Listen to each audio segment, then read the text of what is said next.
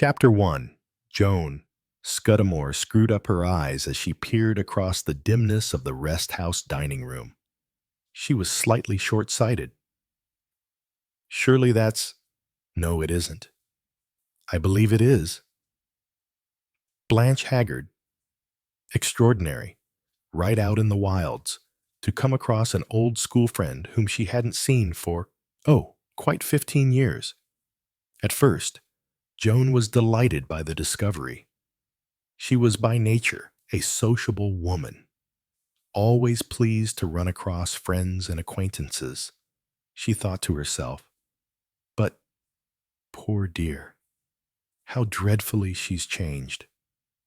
She looks years older, literally years.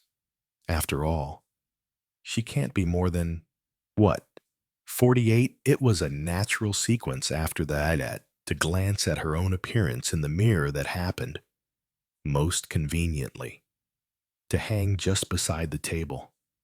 What she saw there put her in an even better humor. Really, thought Joan Scudamore, I've worn very well. She saw a slender, middle-aged woman with a singularly unlined face, brown hair hardly touched with gray, pleasant blue eyes, and a cheerful smiling mouth. The woman was dressed in a neat, cool traveling coat and skirt and carried a rather large bag containing the necessities of travel. Joan Scudamore was traveling back from Baghdad to London by the overland route. She had come up by the train from Baghdad last night.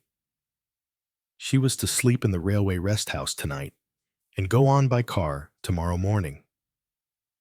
It was the sudden illness of her younger daughter that had brought her post-haste out from England. Her realization of William's, her son-in-law, impracticability, and of the chaos that would arise in a household without efficient control. Well, that was all right now. She had taken charge, made arrangements, the baby, William, Barbara convalescent. Everything had been planned and set in good running order. Thank goodness, thought Joan. I've always had a head on my shoulders. William and Barbara had been full of gratitude. They'd pressed her to stay on, not to rush back, but she had smilingly, albeit with a stifled sigh, refused. For there was Rodney to consider, poor old Rodney stuck in Crayminster, up to his ears in work and with no one in the house to look after his comfort except servants. And after all, said Joan. What are servants? Barbara said. Your servants, Mother, are always perfection. You see to that. She had laughed, but she had been pleased all the same. Because, when all was said and done, one did like appreciation. She had sometimes wondered if her family took a little too much for granted the smooth running of the house and her own care and devotion. Not really that she had any criticism to make. Tony, Avril, and Barbara were delightful children, and she and Rodney had every reason to be proud of their upbringing and of their success in life. Tony was growing oranges out in Rhodesia. Avril, after giving her parents some momentary anxiety, had settled down as the wife of a wealthy and charming stockbroker. Barbara's husband had a good job in the public works department in Iraq. They were all nice-looking, healthy children with pleasant manners. Joan felt that she and Rodney were indeed fortunate, and privately she was of the opinion that some of the credit was to be ascribed to them as parents. After all, they had brought the children up very carefully, taking infinite pains over the choice of nurses and governesses, and later of schools, and always putting the welfare and well-being of the children first. Joan felt a little gentle glow As she turned away from her image in the glass, she thought, well, it's nice to feel one's been a success at one's job. I never wanted a career or anything of that kind. I was quite content to be a wife and mother. I married the man I loved, and he's been a success at his job, and perhaps that's owing to me a bit too. One can do so much by influence. Dear Rodney, and her heart warmed to the thought that soon, very soon, she would be seeing Rodney again. She'd never been away from him for very long before. What a happy, peaceful life they had had together. Well, perhaps peaceful was rather overstating it. Family life was never quite peaceful. Holidays, infectious illnesses, broken pipes in winter. Life really was a series of petty dramas. And Rodney had always worked very hard. Harder perhaps than was good for his health. He'd been badly run down that time 6 years ago. He hadn't, Joan thought with compunction, worn quite as well as she had. He stooped rather, and there was a lot of white in his hair. He had a tired look, too, about the eyes. Still, after all, that was life. And now, with the children married, and the firm doing so well, and the new partner bringing fresh money in, Rodney could take things more easily. He and she would have time to enjoy themselves. They must entertain more, have a week or two in London every now and then. Rodney, perhaps, might take up golf. Yes, really she couldn't think why she hadn't persuaded him to take up golf before. So healthy, especially when he had to do so much office work. Having settled that point in her mind, Mrs. Scudamore looked across the dining room once more at the woman whom she believed to be her former school friend, Blanche Haggard. How she had adored Blanche Haggard. When they were at St. Anne's together, everyone was crazy about Blanche.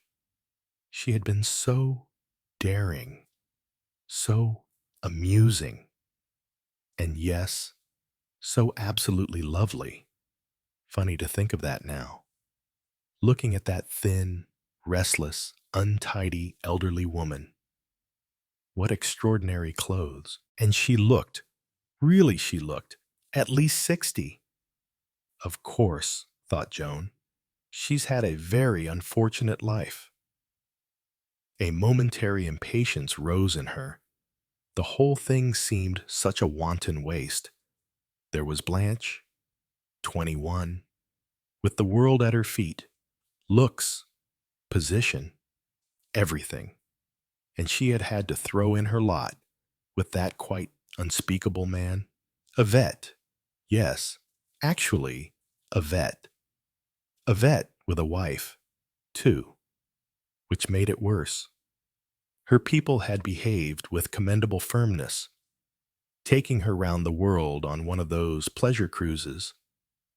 And Blanche had actually got off the boat somewhere, Algiers or Naples, and come home and joined her vet.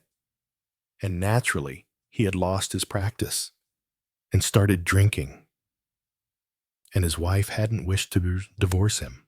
Presently, they'd left Crayminster, and after that, Joan hadn't heard anything of Blanche for years. Not until she'd run across her one day in London at Harrods, where they had met in the shoe department.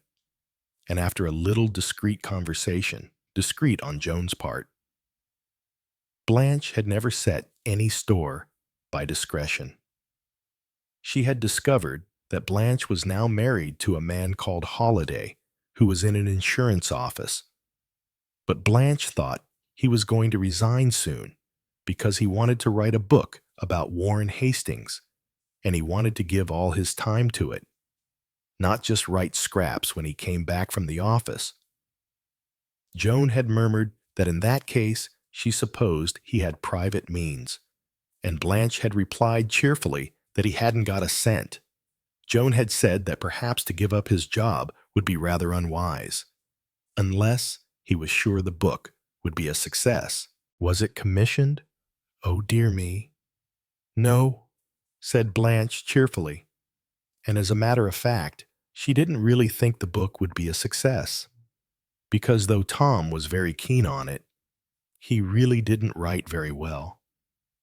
Whereupon Joan had said with some warmth that Blanche must put her foot down, to which Blanche had responded with a stare and a, "But he wants to write. The poor pet. He wants it more than anything." Sometimes, Joan said, one had to be wise for two. Blanche had laughed and remarked that she herself had never even been wise enough for one, thinking that over. Joan felt that it was only too unfortunately true. A year later, she saw Blanche in a restaurant with a peculiar, flashy-looking woman and two flamboyantly artistic men. After that, the only reminder she had had of Blanche's existence was 5 years later, when Blanche wrote and asked for a loan of £50. Her little boy, she said, needed an operation. Joan had sent her 25 and a kind letter asking for details. The response was a postcard with scrawled on it, "Good for you, Joan. I knew you wouldn't let me down," which was gratifying in a way, but hardly satisfactory. After that, silence. And now, here, in a Near Eastern railway rest house, with kerosene lamps flaring and spluttering amidst a smell of rancid mutton fat and paraffin and flit, was the friend of so many years ago, incredibly aged and coarsened and the worse for wear. Blanche finished her dinner first and was on her way out when she caught sight of the other. She stopped dead. Holy Moses, it's Joan. A moment or two later, she had pulled up her chair to the table and the two were chatting together. Presently, Blanche said, "Well, you've worn well, my dear. You look about 30. Where have you been all these years? In cold storage?" "Hardly that.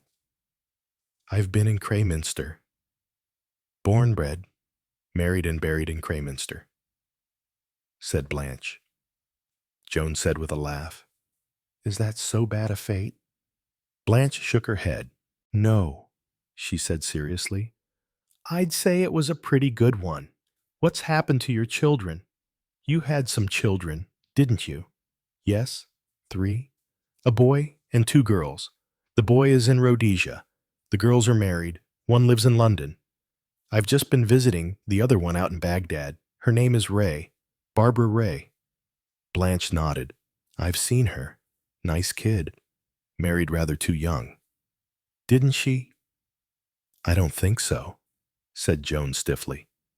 "We all like William very much, and they are happy together." "Yes, they seem to be settling down all right now. The baby has probably been a settling influence. Having a child does sort of steady a girl down." "Not," added Blanche thoughtfully, "that it ever steadied me. I was very fond of those 2 kids of mine, Len and Mary, and yet, when Johnny Pelham came along, I went off with him and left them behind without a second thought." Joan looked at her with disapprobation. "Really, Blanche?" she said warmly. "How could you?" "Rotten of me, wasn't it?" said Blanche. "Of course I knew they'd be all right with Tom. He always adored them. He married a really nice domestic girl. Suited him far better than I ever did. She saw that he had decent meals and mended his underclothes and all that. Dear Tom. He was always a pet. He used to send me a card at Christmas and Easter for years afterwards, which was nice of him. Don't you think?" Joan did not answer. She was too full of conflicting thoughts. The predominant one was wonder that this could be Blanche Haggard, that well-bred, high-spirited girl who had been the star pupil at St. Anne's. This really slatternly woman, with apparently no shame in revealing the more sordid details of her life, and in such common language, too. Why? Blanche Haggard had won the prize for English at St. Anne's. Blanche reverted to a former topic. Fancy little Barbara Ray being your daughter, Joan. That just shows how people get things wrong. Everyone had got it into their heads that she was so unhappy at home that she'd married the first man who asked her in order to escape. How ridiculous. Where do these stories come from? I can't imagine, because I'm pretty sure of one thing, Joan, and that is that you've always been an admirable mother. I can't imagine you being cross or unkind. That's nice of you. Blanche, I think I may say that we've always given our children a very happy home and done everything possible for their happiness. I think it's so important, you know, that one should be friends with one's children. Very nice. If one ever can. Oh, I think you can. It's just a question of remembering your own youth and putting yourself in their place. Joan's charming, serious face was bent a little nearer to that of her former friend. Rodney and I have always tried to do that. Rodney. Let me see. You married a solicitor, didn't you? Of course. I went to their firm at the time when Harry was trying to get a divorce from that awful wife of his. I believe it was your husband we saw, Rodney Scudamore. He was extraordinarily nice and kind, most understanding. And you've stayed put with him all these years. No fresh deals, Joan said rather stiffly. Neither of us have wanted a fresh deal. Rodney and I have been perfectly contented with one another. Of course, you always were as cold as a fish, Joan, but I should have said that husband of yours had quite a roving eye. Really? Blanche? Joan flushed angrily. A roving eye. Indeed. Rodney. And suddenly, discordantly, a thought slipped and flashed sideways across the panorama of Joan's mind. Much as she had noticed a snake flash and slip across the dust-colored track in front of the car only yesterday, a mere streak of writhing green, gone almost before you saw it. And the streak consisted of 3 words, leaping out of space and back into oblivion, the Randolph girl, gone again before she had time to note them consciously. Blanche was cheerfully contrite. Sorry, Joan. Let's come into the other room and have coffee. I always did have a vulgar mind, you know. Oh, no. The protest came quickly to Joan's lips, genuine and slightly shocked. Blanche looked amused. Oh, yes. Don't you remember? Remember the time I slipped out to meet the baker's boy? Joan winced. She had forgotten that incident. At the time, it had seemed daring and, yes, actually romantic. Really a vulgar and unpleasant episode. Blanche, settling herself in a wicker chair and calling to the boy to bring coffee, laughed to herself. Horrid, precocious little piece I must have been. Oh, well, that's always been my undoing. I've always been far too fond of men, and always rotters. Extraordinary. Isn't it first Harry? And he was a bad lot, all right, though frightfully good-looking. And then Tom, who never amounted to much. Though I was fond of him in a way, Johnny Pelham. That was a good time while it lasted. Gerald wasn't much good, either. At this point, the boy brought the coffee, thus interrupting what Joan could not but feel was a singularly unsavory cattle gig. Blanche caught sight of her expression. Sorry, Joan, I've shocked you. Always a bit straight-laced. Weren't you? Oh, I hope I'm always ready to take a broad-minded view. Joan achieved a kindly smile. She added rather awkwardly, I only mean I'm so sorry. For me, Blanche seemed amused by the idea. Nice of you, darling. But don't waste sympathy. I've had lots of fun. Joan could not resist a swift sideways glance. Really? Had Blanche any idea of the deplorable appearance she presented her carelessly dyed hennaed hair, her somewhat dirty, flamboyant clothes, her haggard, lined face? An old woman, an old rattled woman, an old disreputable gypsy of a woman Blanche, her face suddenly growing grave, said soberly, Yes, you're quite right, Joan. You've made a success of your life. And well, I've made a mess of mine. I've gone down in the world and you've gone. No. You've stayed where you were. A St. Anne's girl who's married suitably and always been a credit to the old school. Trying to steer the conversation towards the only ground that she and Blanche had in common now. Joan said, Those were good days, weren't they? So-so. Blanche was careless in her praise. I got bored sometimes. It was all so smug and consciously healthy. I wanted to get out and see the world. Well, her mouth gave a humorous twist. I've seen it. I'll say I've seen it. For the first time, Joan approached the subject of Blanche's presence in the rest house. Are you going back to England? Are you leaving on the convoy tomorrow morning? Her heart sank just a little as she put the question. Really, she did not want Blanche as a traveling companion. A chance meeting was all very well, but she had grave doubts of being able to sustain the pose of friendship all the way across Europe. Reminiscences of the old days would soon wear thin. Blanche grinned at her. No, I'm going the other way, to Baghdad, to join my husband. Your husband. Joan really felt quite surprised that Blanche should have anything so respectable as a husband. Yes, he's an engineer. On the railway. Donovan, his name is. Donovan? Joan shook her head. I don't think I came across him at all. Blanche laughed.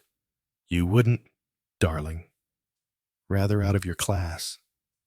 He drinks like a fish anyway, but he's got a heart like a child. And it may surprise you, but he thinks the world of me. So he ought, said Joan, loyally and politely. Good old Joan. Always play the game, don't you? You must be thankful I'm not going the other way. It would break even your Christian spirit to have 5 days of my company. You needn't trouble to deny it. I know what I've become. Coarse in mind and body. That's what you were thinking. Well, there are worse things. Joan privately doubted very much whether there were. It seemed to her that Blanche's decadence was a tragedy of the first water. Blanche went on, Hope you have a good journey, but I rather doubt it. Looks to me as though the rains are starting. If so, you may be stuck for days, miles from anywhere. I hope not. It will upset all my train reservations. Oh well, desert travel is seldom according to schedule. So long as you get across the wadis all right, the rest will be easy. And of course, the drivers take plenty of food and water along. Still, it gets a bit boring to be stuck somewhere with nothing to do but think. Joan smiled. It might be rather a pleasant change. You know, one never has time as a rule to relax at all. I've often wished I could have just 1 week with really nothing to do. I should have thought you could have had that whenever you liked. Oh, no. My dear, I'm a very busy woman in my small way. I'm the secretary of the Country Gardens Association, and I'm on the committee of our local hospital. And there's the Institute and the guides. And I take quite an active part in politics. What with all that, and running the house, and then Rodney and I go out a good deal and have people in to see us. It's so good for a lawyer to have plenty of social background. I always think. And then I'm very fond of my garden and like to do quite a good deal in it myself. Do you know, Blanche, that there's hardly a moment, except perhaps a quarter of an hour before dinner, when I can really sit down and rest. And to keep up with one's reading is quite a task. You seem to stand up to it all pretty well, murmured Blanche, her eyes on the other's unlined face. Well, to wear out is better than to rust out. And I must admit, I've always had marvelous health. I really am thankful for that. But all the same, it would be wonderful to feel that one had a whole day or even 2 days with nothing to do but think. I wonder, said Blanche, what you'd think about. Joan laughed. It was a pleasant, tinkling, little sound. There are always plenty of things to think about. Aren't there? She said. Blanche grinned. One can always think of one's sins. Yes, indeed. Joan assented politely, though, without amusement. Blanche eyed her keenly. Only that wouldn't give you occupation long. She frowned and went on abruptly.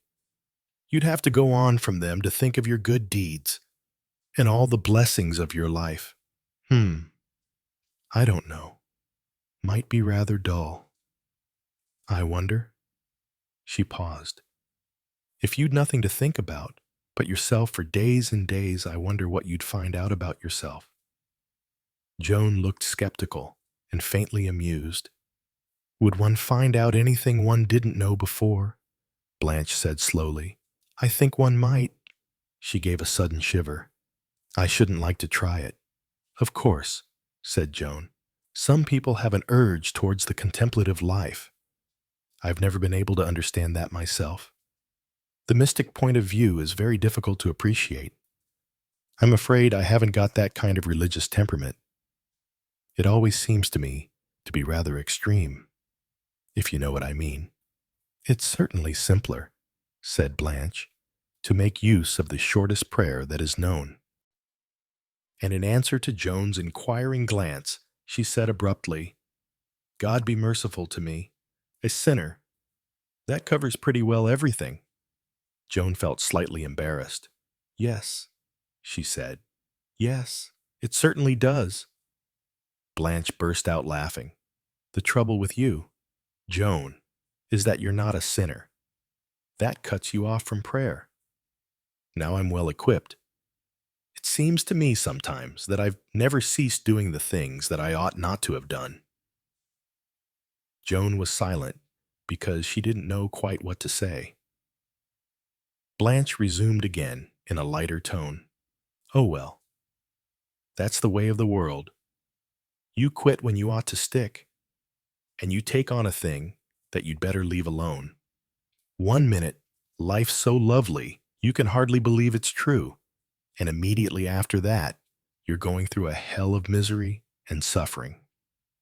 When things are going well, you think they'll last forever, and they never do. And when you're down under, you think you'll never come up and breathe again. That's what life is, isn't it? It was so entirely alien to any conception Joan had of life, or to life as she had known it, that she was unable to make what she felt would be an adequate response. With a brusque movement, Blanche rose to her feet. You're half asleep, Joan.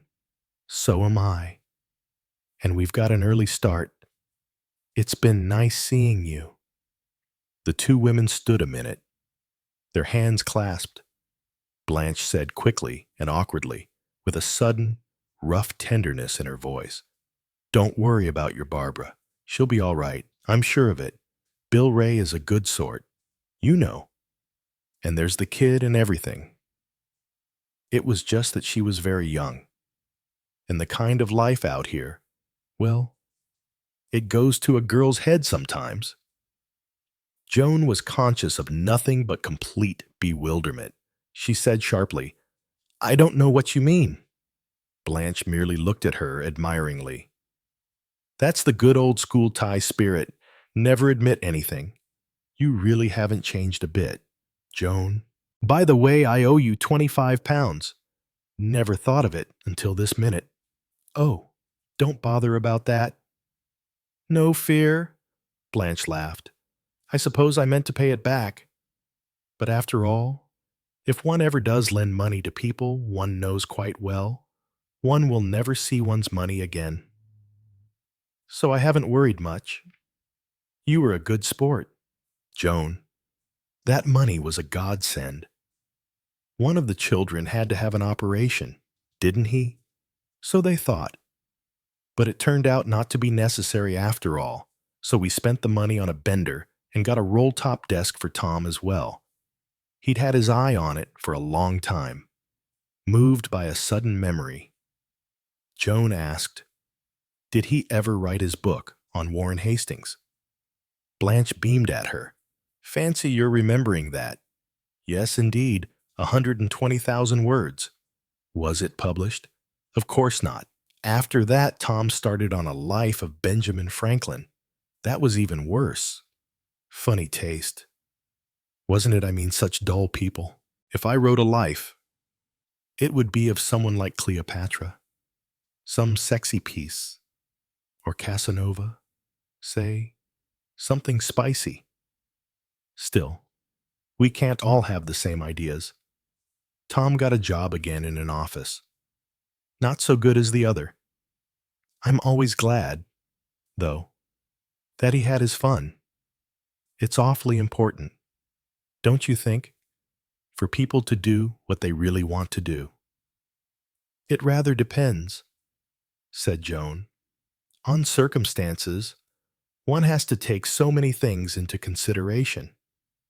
Haven't you done what you wanted to do?"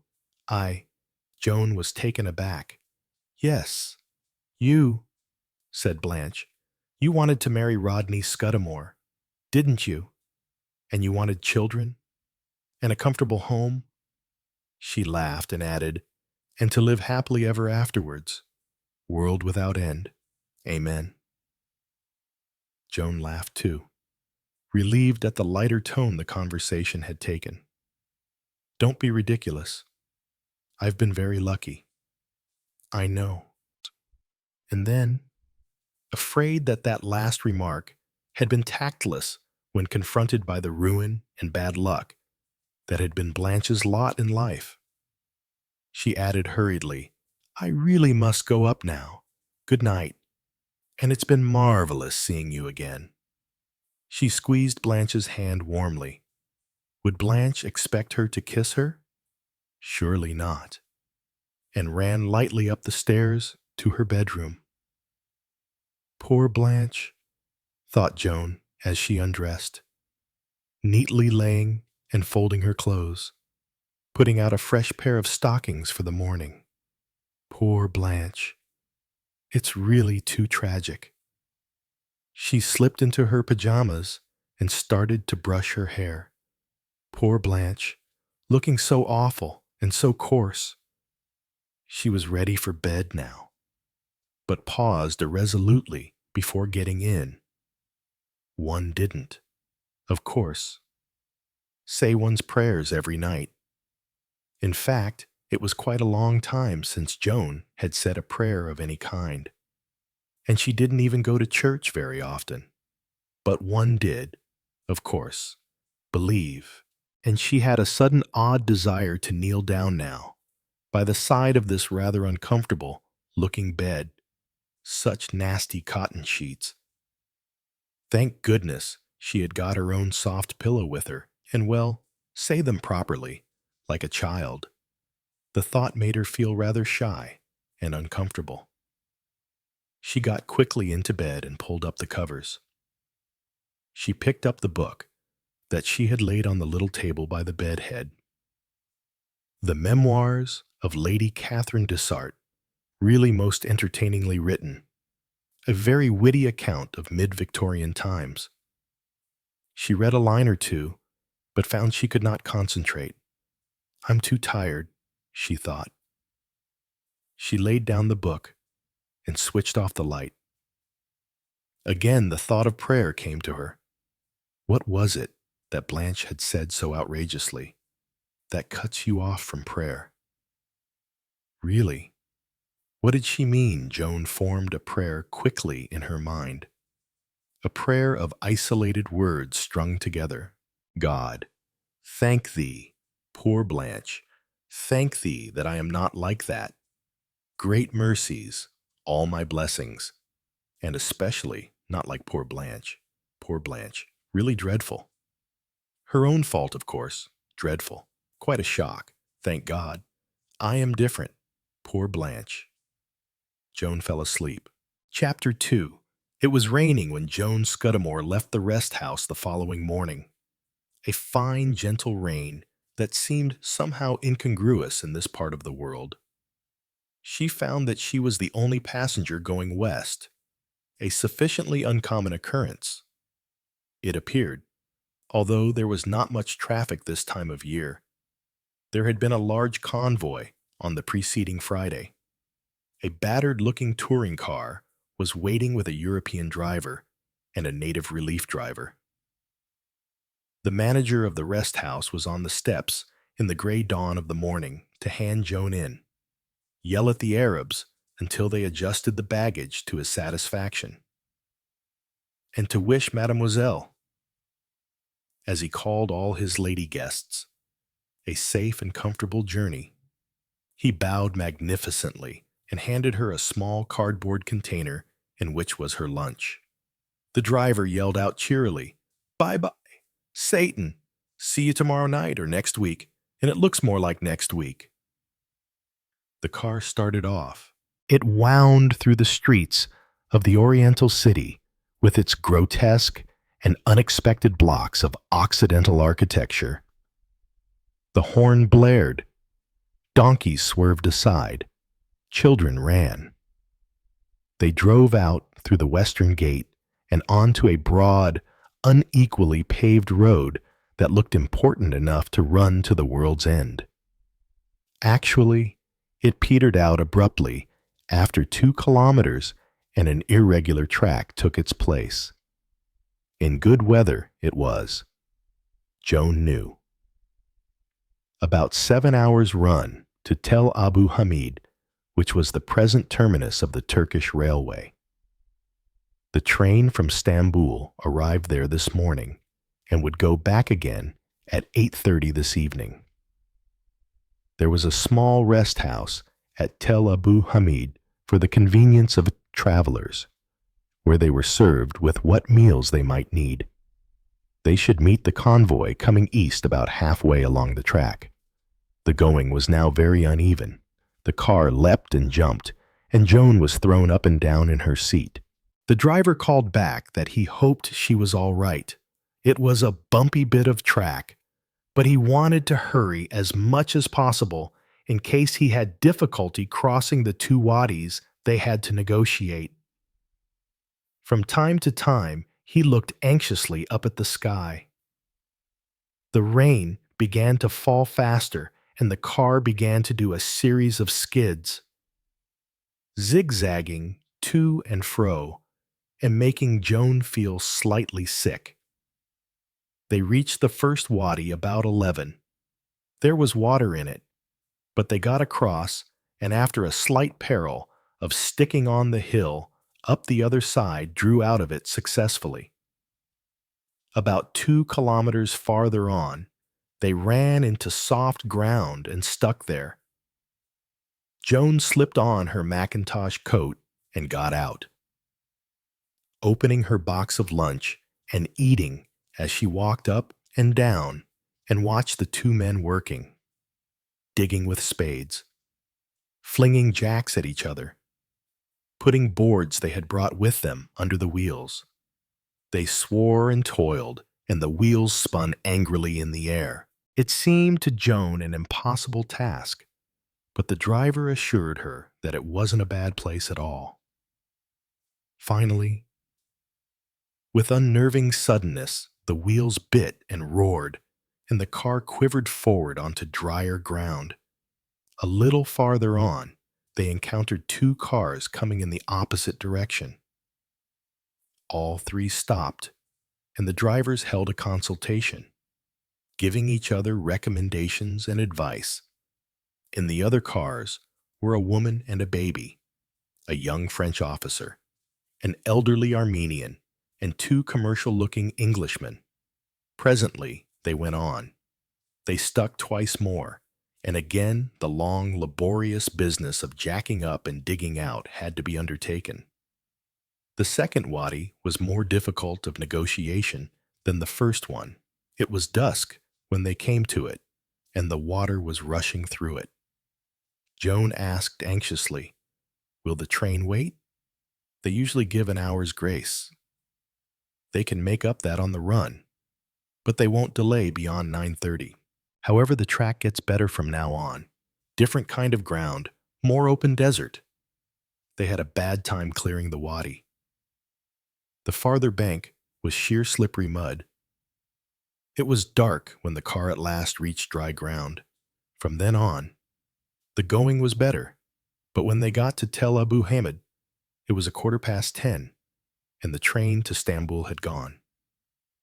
Joan was so completely done up that she hardly noticed her surroundings. She stumbled into the rest house dining room with its trestle tables, refused food, but asked for tea, and then went straight to the dimly lit, bleak room with its 3 iron beds and taking out bare necessaries. She tumbled into bed and slept like a log. She awoke the next morning her usual cool, competent self. She sat up in bed and looked at her watch. It was 9:30. She got up, dressed, and came out into the dining room.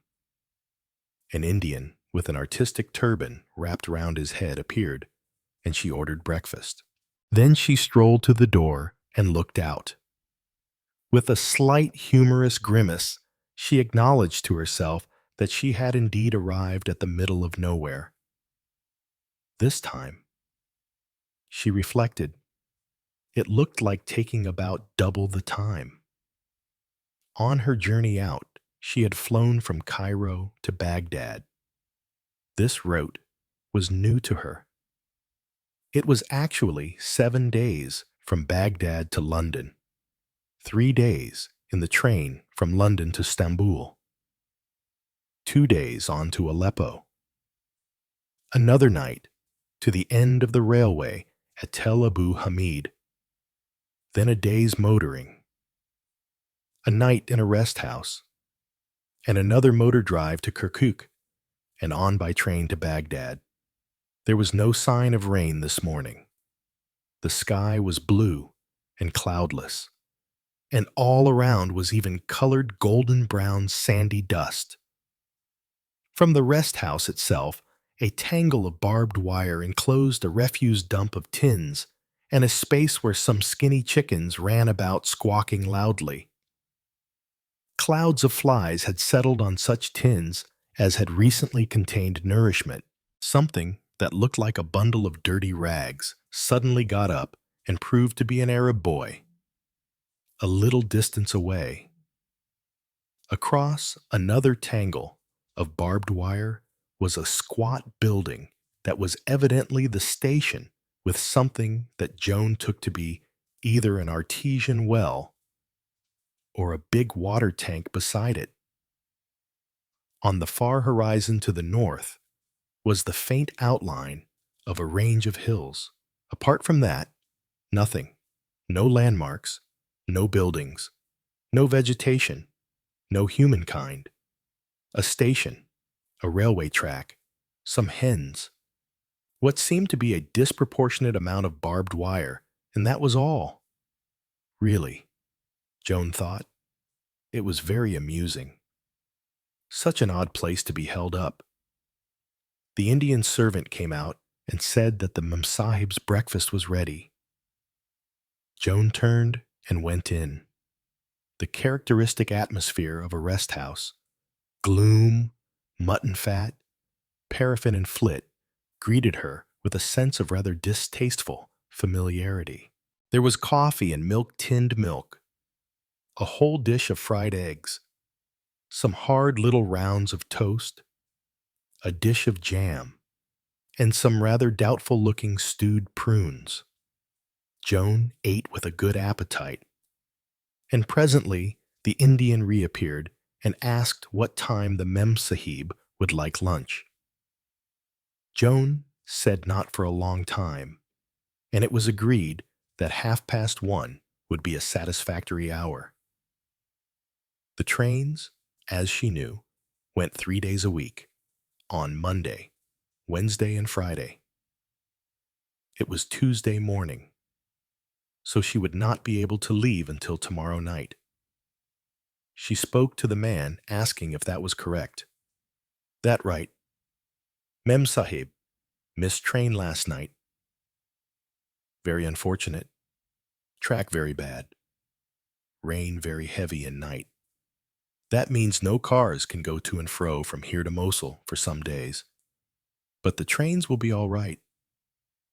Joan was not interested in the Mosul track. Oh yes. Train come all right tomorrow morning.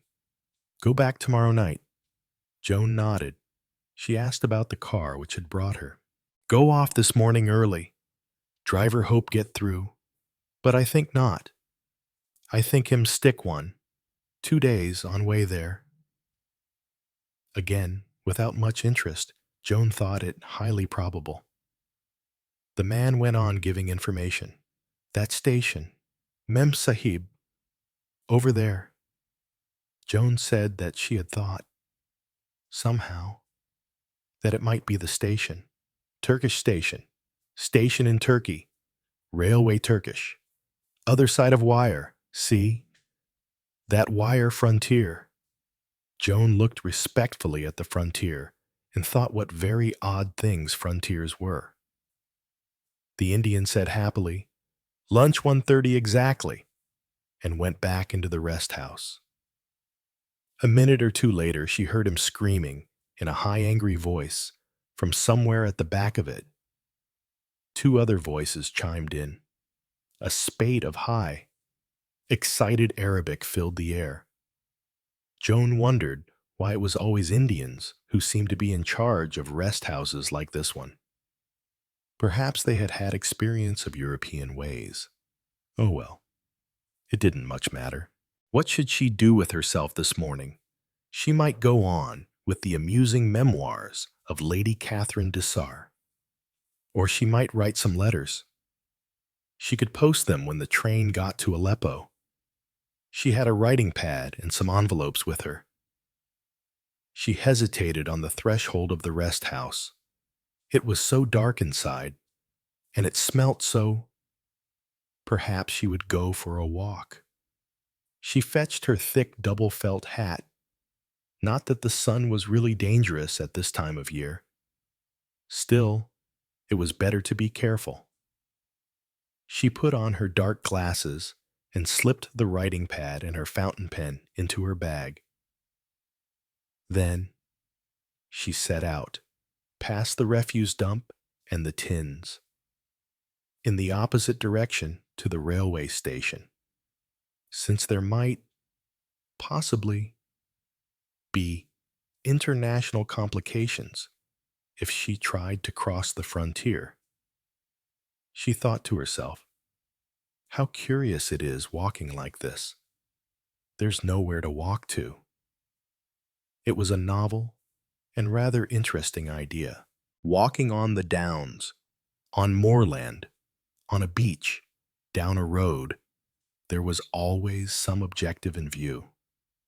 Over that hill, to that clump of trees, to that patch of heather, down this lane to the farm, along the high road to the next town, by the side of the waves to the next cove. But here it was from, not to. Away from the rest house, that was all.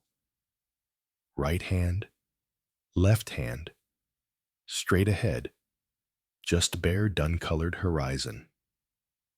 She strolled along, not too briskly. The air was pleasant. It was hot, but not too hot. A thermometer, she thought, would have registered 70. And there was a very faint breeze. She walked for about 10 minutes before turning her head. The rest house and its sordid accompaniments had receded in a very accommodating manner. From here it looked quite pleasant. Beyond it, the station looked like a little cairn of stones. Joan smiled and strolled on. Really, the air was delicious. There was a purity in it, a freshness, no staleness here, no taint of humanity or civilization. Sun and sky and sandy earth, that was all. Something a little intoxicating in its quality. Joan took deep breaths into her lungs. She was enjoying herself.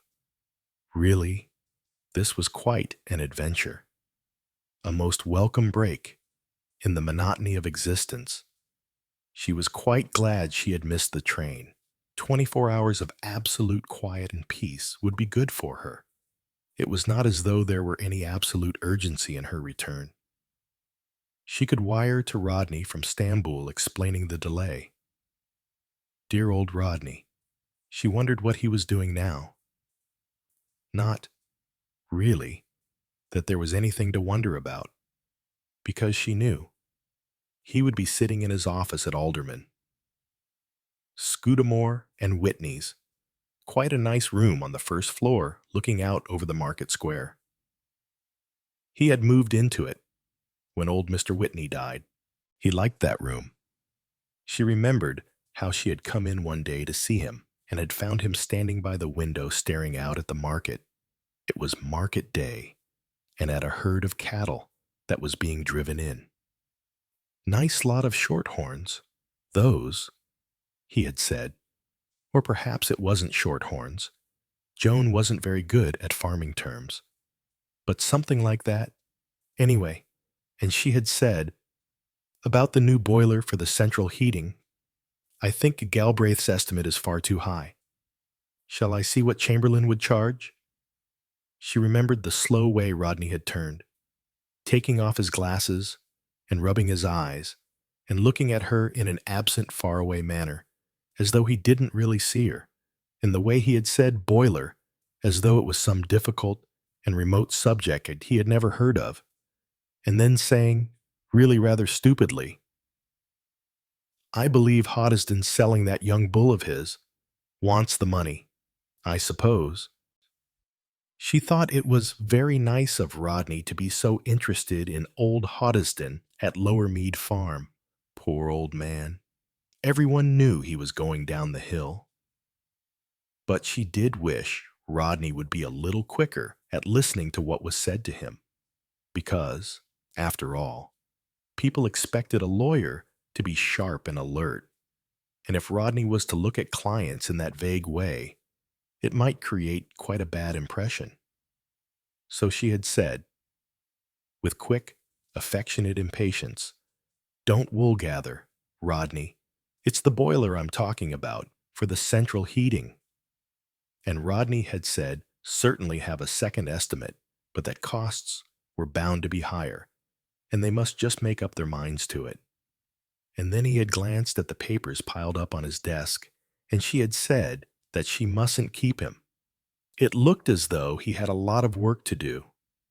Rodney smiled and said that as a matter of fact, he had got a lot of work piled up, and he'd been wasting time already watching the market. That's why I like this room, he said. I look forward to Fridays. Listen to him now. And he had held up his hand, and she had listened and heard a good deal of mooing and lowing. Really a very confused and rather ugly noise of cattle and sheep. But Rodney, funnily enough, seemed to like it. He stood there, his head a little on one side, smiling. Oh well, it would not be market day today. Rodney would be at his desk with no distractions, and her fears about clients thinking Rodney vague had been quite unfounded. He was by far the most popular member of the firm. Everyone liked him, which was half the battle in a country solicitor's practice. And but for me, thought Joan proudly, he'd have turned the whole thing down. Her thoughts went to that day when Rodney had told her about his uncle's offer. It was an old-fashioned, flourishing family business, and it had always been understood that Rodney should go into it after he had passed his law exams. But Uncle Harry's offer of a partnership, and on such excellent terms, was an unexpectedly happy occurrence. Joan had expressed her own delight and surprise and had congratulated Rodney warmly before she noticed that Rodney didn't seem to be sharing in her sentiments. He had actually uttered the incredible words. "If I accept," she had exclaimed dismayed. "But Rodney—" Clearly she remembered the white-set face he had turned to her. She hadn't realized before what a nervous person Rodney was. His hands picking up blades of turf were trembling. There was a curious, pleading look in his dark eyes. He said, "I hate office life. I hate it." Joan was quick to sympathize. "Oh, I know, darling. It's been awfully stuffy and hard work and just sheer grind. Not even interesting. But a partnership is different. I mean, you'll have an interest in the whole thing. In contracts, leases, messuages, covenants, whereas, insomuch as heretofore, some absurd legal rigmarole he had trotted out, his mouth laughing, his eyes sad and pleading so hard with her, and she loved Rodney so much. But it's always been understood that you'd go into the firm. Oh, I know. But how was I to guess I'd hate it so? But, I mean, what else? What do you want to do?" And he had said, very quickly and eagerly, the words pouring out in a rush, "I want to farm. There's little mead coming into the market. It's in a bad state. Horley's neglected it. But that's why one could get it cheap. And it's good land. Mark you." And he had hurried on, outlining plans, talking in such technical terms that she had felt quite bewildered, for she herself knew nothing of wheat or barley, or the rotation of crops, or of pedigreed stocks or dairy herds.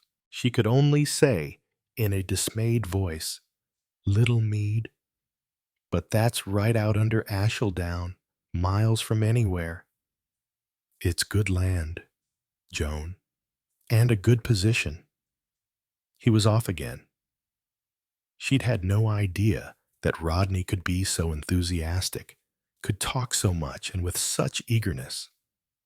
She said doubtfully, "But, darling, would you ever make a living out of it?" "A living? Oh, yes, a bare living anyway." "That's what I mean. People always say there's no money in farming." "Oh, there isn't.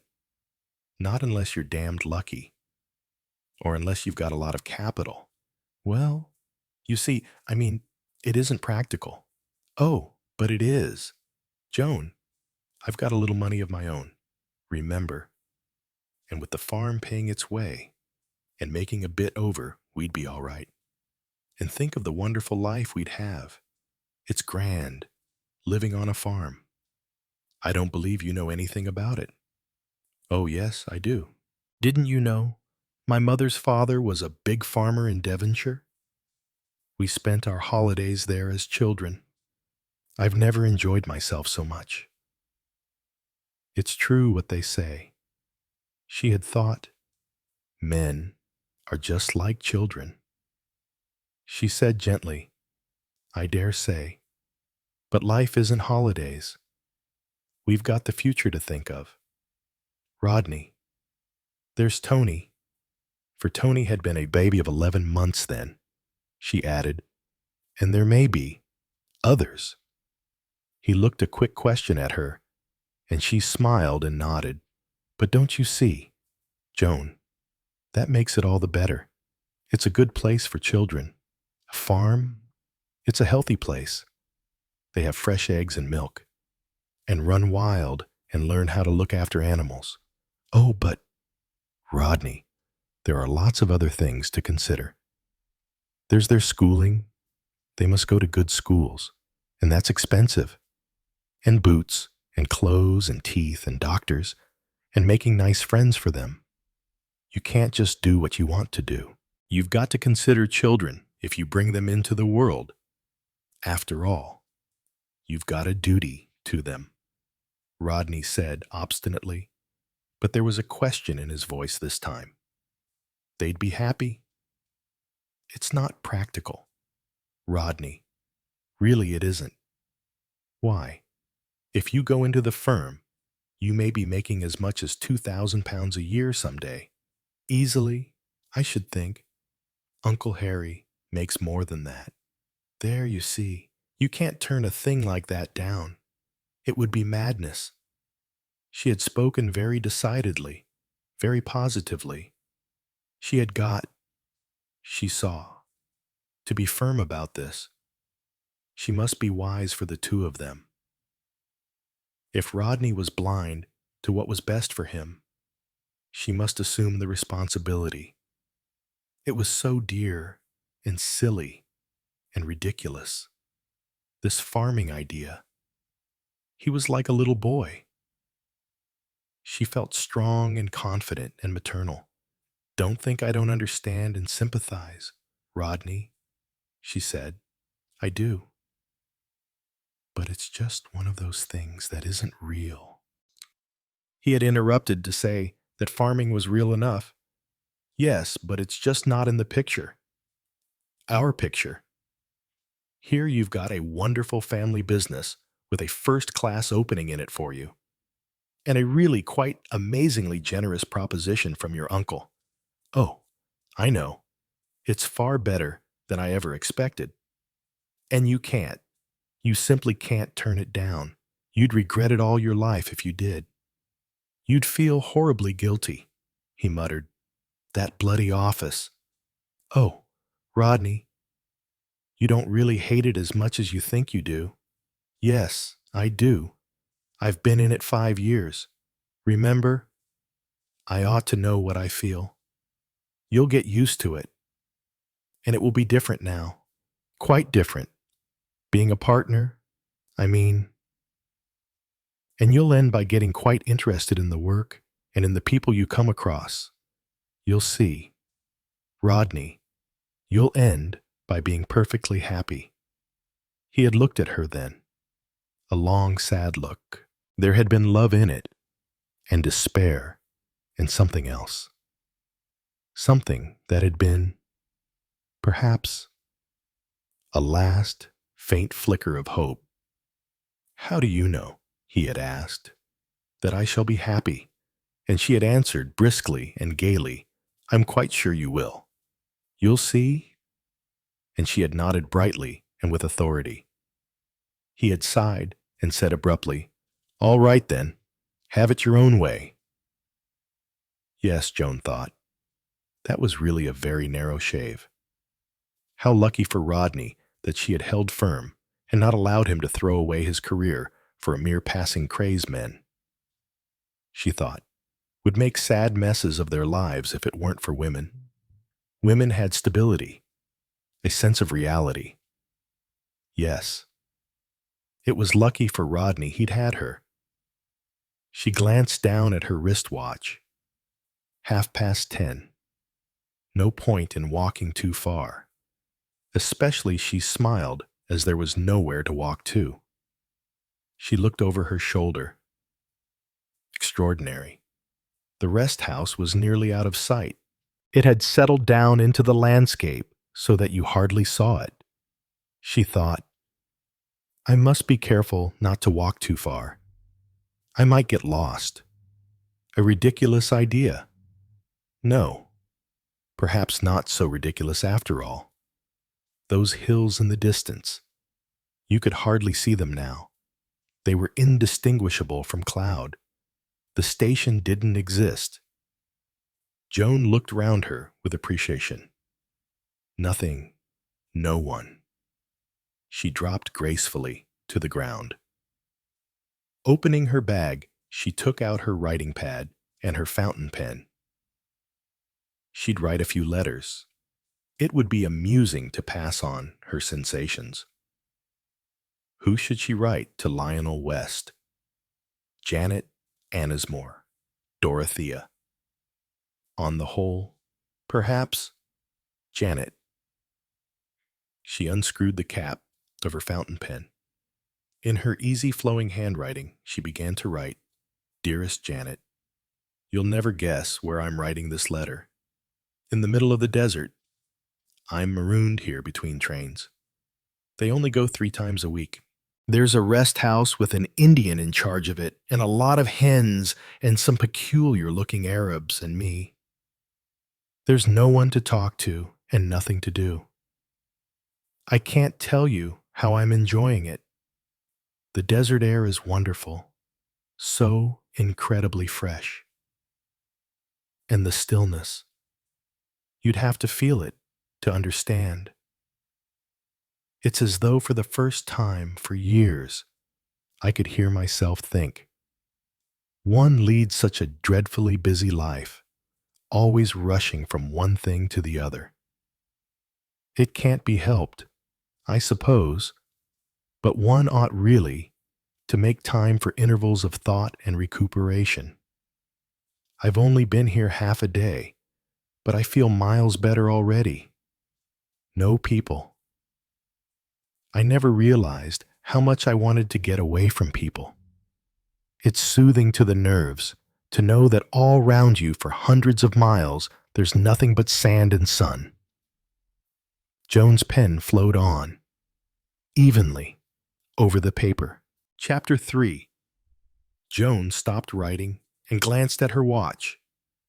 12:15. She had written 3 letters, and her pen had now run out of ink. She noted, too, that she had nearly finished her writing pad, rather annoying. That there were several more people she could have written to. Although, she mused, there was a certain sameness in writing after a while. The sun and the sand, and how lovely it was to have time to rest and think. All quite true. But one got tired of trying to phrase the same facts slightly differently each time. She yawned. The sun had really made her feel quite sleepy. After lunch, she would lie on her bed and have a sleep. She got up and strolled slowly back towards the rest house. She wondered what Blanche was doing now. She must have reached Baghdad. She had joined her husband. The husband sounded rather a dreadful kind of man. Poor Blanche. Dreadful to come down in the world like that, if it hadn't been for that very good-looking young vet, Harry Marston.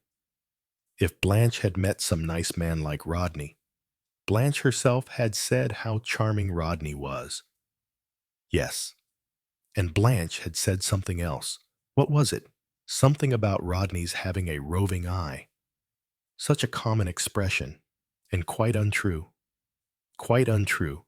Rodney had never once, the same thought as before, but not so snake-like in its rapidity, passed across the surface of Joan's mind. The Randolph girl. Really, thought Joan indignantly, walking suddenly just a little faster as though to outpace some unwelcome thought. I can't imagine why I keep thinking of the Randolph girl. It's not as though Rodney... there's nothing in it. Nothing at all. It was simply that Myrna Randolph was that kind of a girl. A big, dark, luscious-looking girl. A girl who, if she took a fancy to a man, didn't seem to have any reticence about advertising the fact.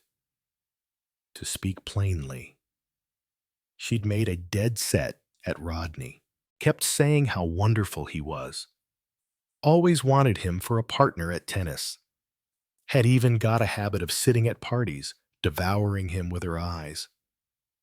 Naturally, Rodney had been a little flattered. Any man would have been. In fact, it would have been quite ridiculous if Rodney hadn't been flattered and pleased by the attentions of a girl years younger than he was and one of the best-looking girls in the town. Joan thought to herself, if I hadn't been clever and tactful about the whole thing. She reviewed her conduct with a gentle glow of self-approbation. She had handled the situation very well indeed. The light touch. Your girlfriend's waiting for you. Rodney, don't keep her waiting. Myrna Randolph, of course. Oh, yes. She is. Darling. Really, she makes herself quite ridiculous sometimes. Rodney had grumbled. I don't want to play tennis with the girl. Put her in that other set. Now don't be ungracious. Rodney, you must play with her. That was the right way to handle things.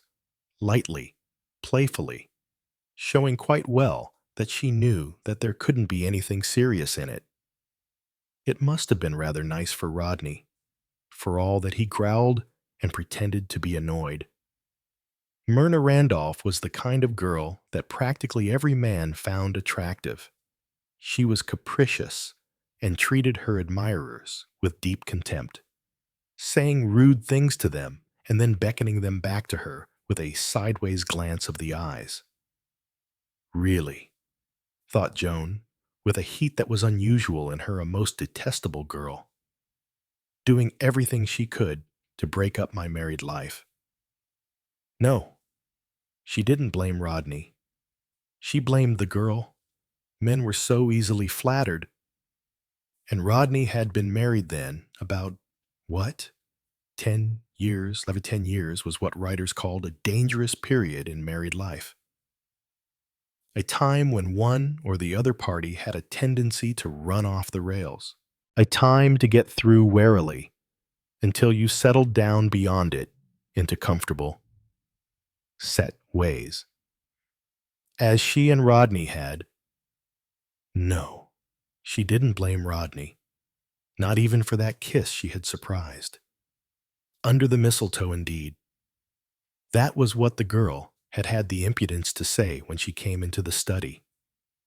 We're christening the mistletoe, Mrs. Scudamore. Hope you don't mind.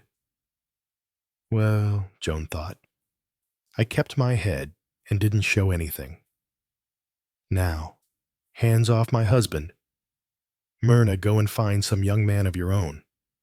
And she had laughingly chivied Myrna out of the room, taking it all as a joke. And then Rodney had said, Sorry, Joan, but she's an attractive wench, and it's Christmas time. He had stood there smiling at her, apologizing, but not looking really sheepish or upset. It showed that the thing hadn't really gone far, and it shouldn't go any farther. She had made up her mind to that. She had taken every care to keep Rodney out of Myrna Randolph's way. Ami Tremaine, and the following Easter, Myrna had got engaged to the Arlington boy. So really, the whole incident amounted to exactly nothing at all. Perhaps there had been just a little fun in it for Rodney. Poor old Rodney. He really deserved a little fun.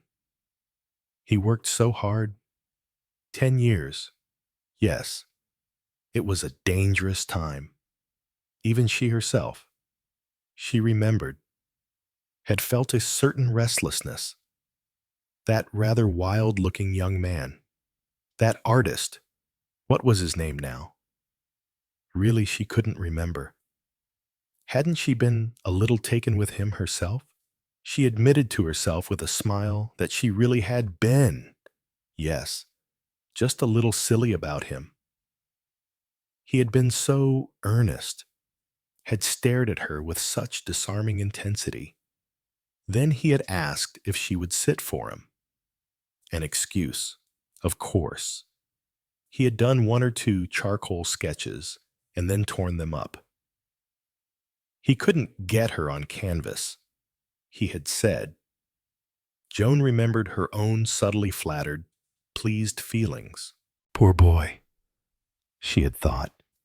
I'm afraid he really is getting rather fond of me. Yes, that had been a pleasant month, though the end of it had been rather disconcerting, not at all according to plan. In fact, it just showed that Michael Calloway, that was his name, of course, was a thoroughly unsatisfactory sort of person. They had gone for a walk together, she remembered, in Haling Woods, along the path where the Medaway comes twisting down from the summit of Ashledown. He had asked her to come in a rather gruff, shy voice.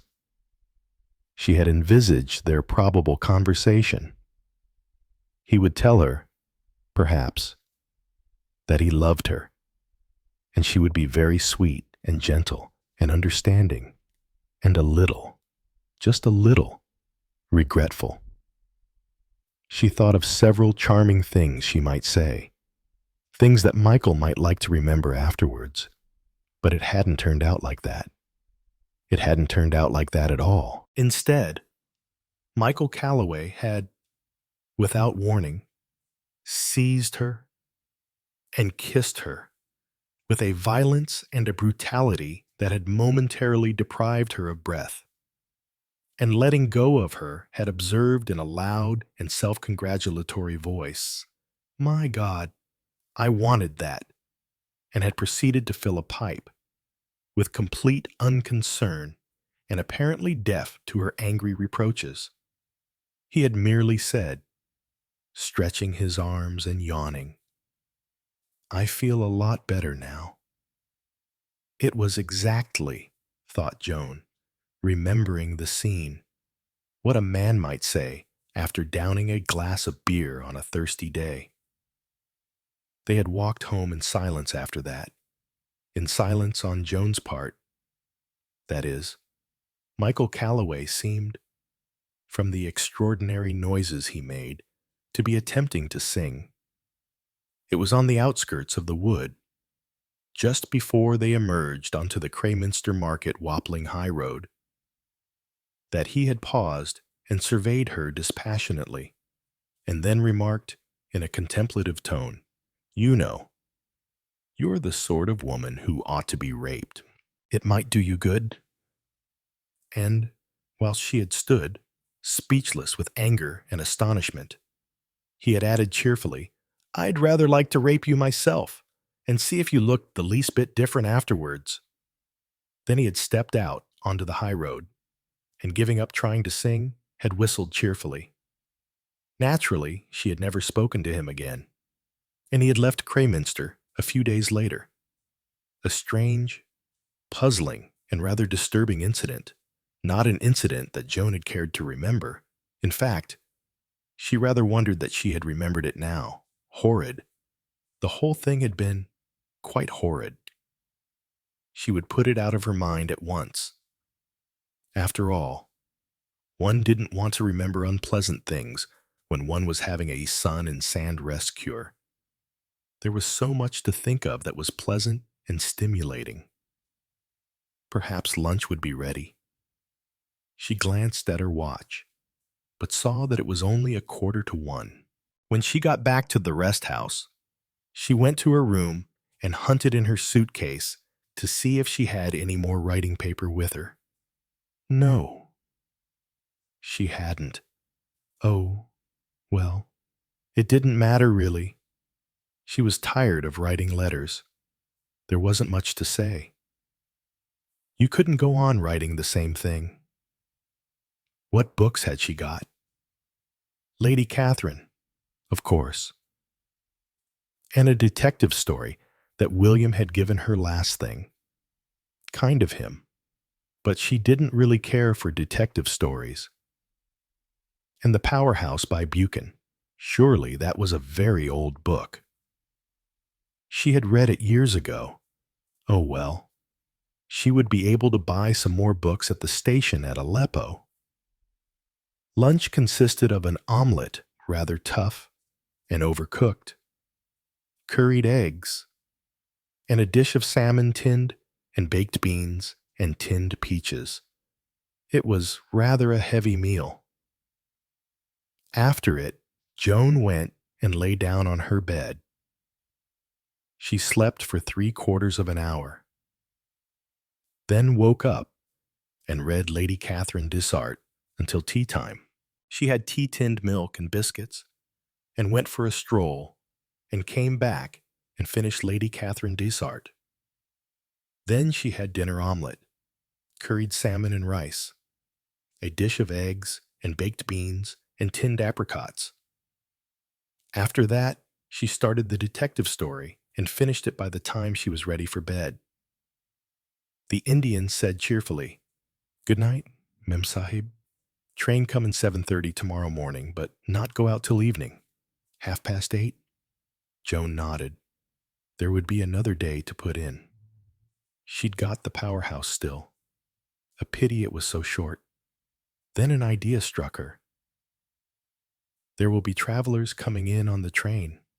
Oh, but they go straight off to Mosul, I suppose. The man shook his head. Not tomorrow. I think no cars arrive today.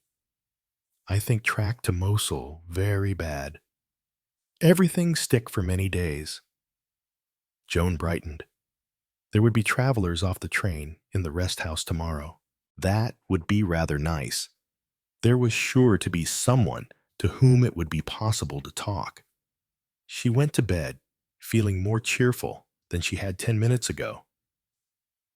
She thought, there's something about the atmosphere of this place. I think it's that dreadful smell of rancid fat. It quite depresses one. She awoke the next morning at 8 o'clock and got up and dressed. She came out into the dining room. One place only was laid at the table.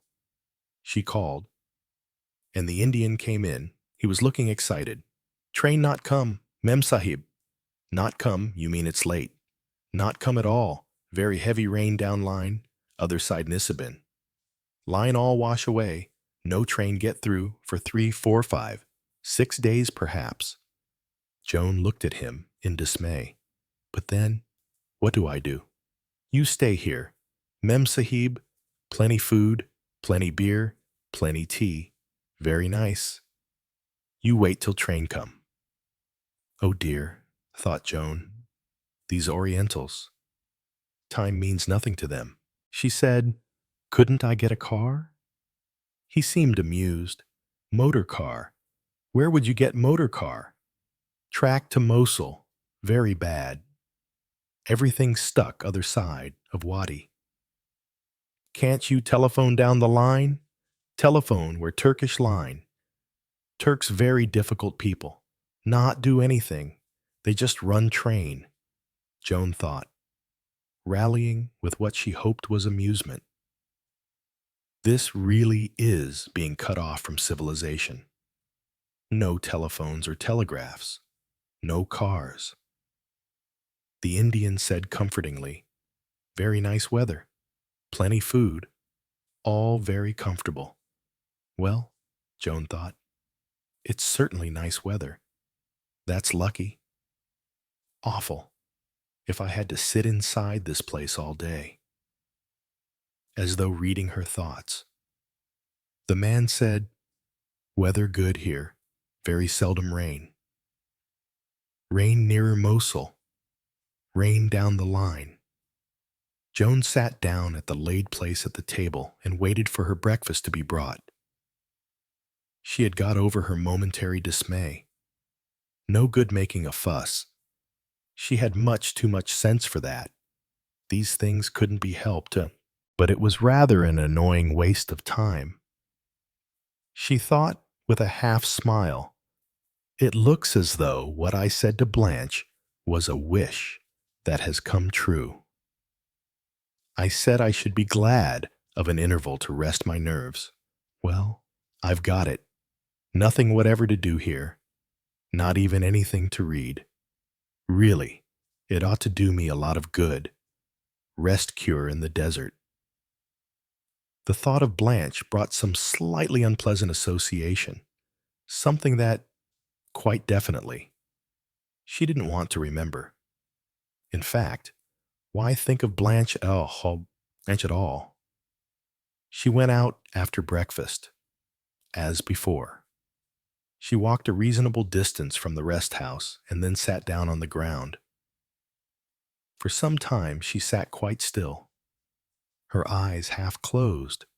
Wonderful, she thought, to feel this peace and quiet oozing into her. She could simply feel the good it was doing her, the healing air, the lovely warm sun, the peace of it all. She remained so for a little longer. Then she glanced at her watch. It was 10 minutes past 10. She thought, the morning is passing quite quickly. Supposing she were to write a line to Barbara. Really, it was extraordinary that she hadn't thought of writing to Barbara yesterday instead of those silly letters to friends in England. She got out the pad and her pen. Darling Barbara, she wrote, I'm not having a very lucky journey. Missed Monday night's train, and now I'm held up here for days apparently. It's very peaceful and lovely sunshine, so I'm quite happy. She paused. What to say next? Something about the baby, or William. What on earth could Blanche have meant?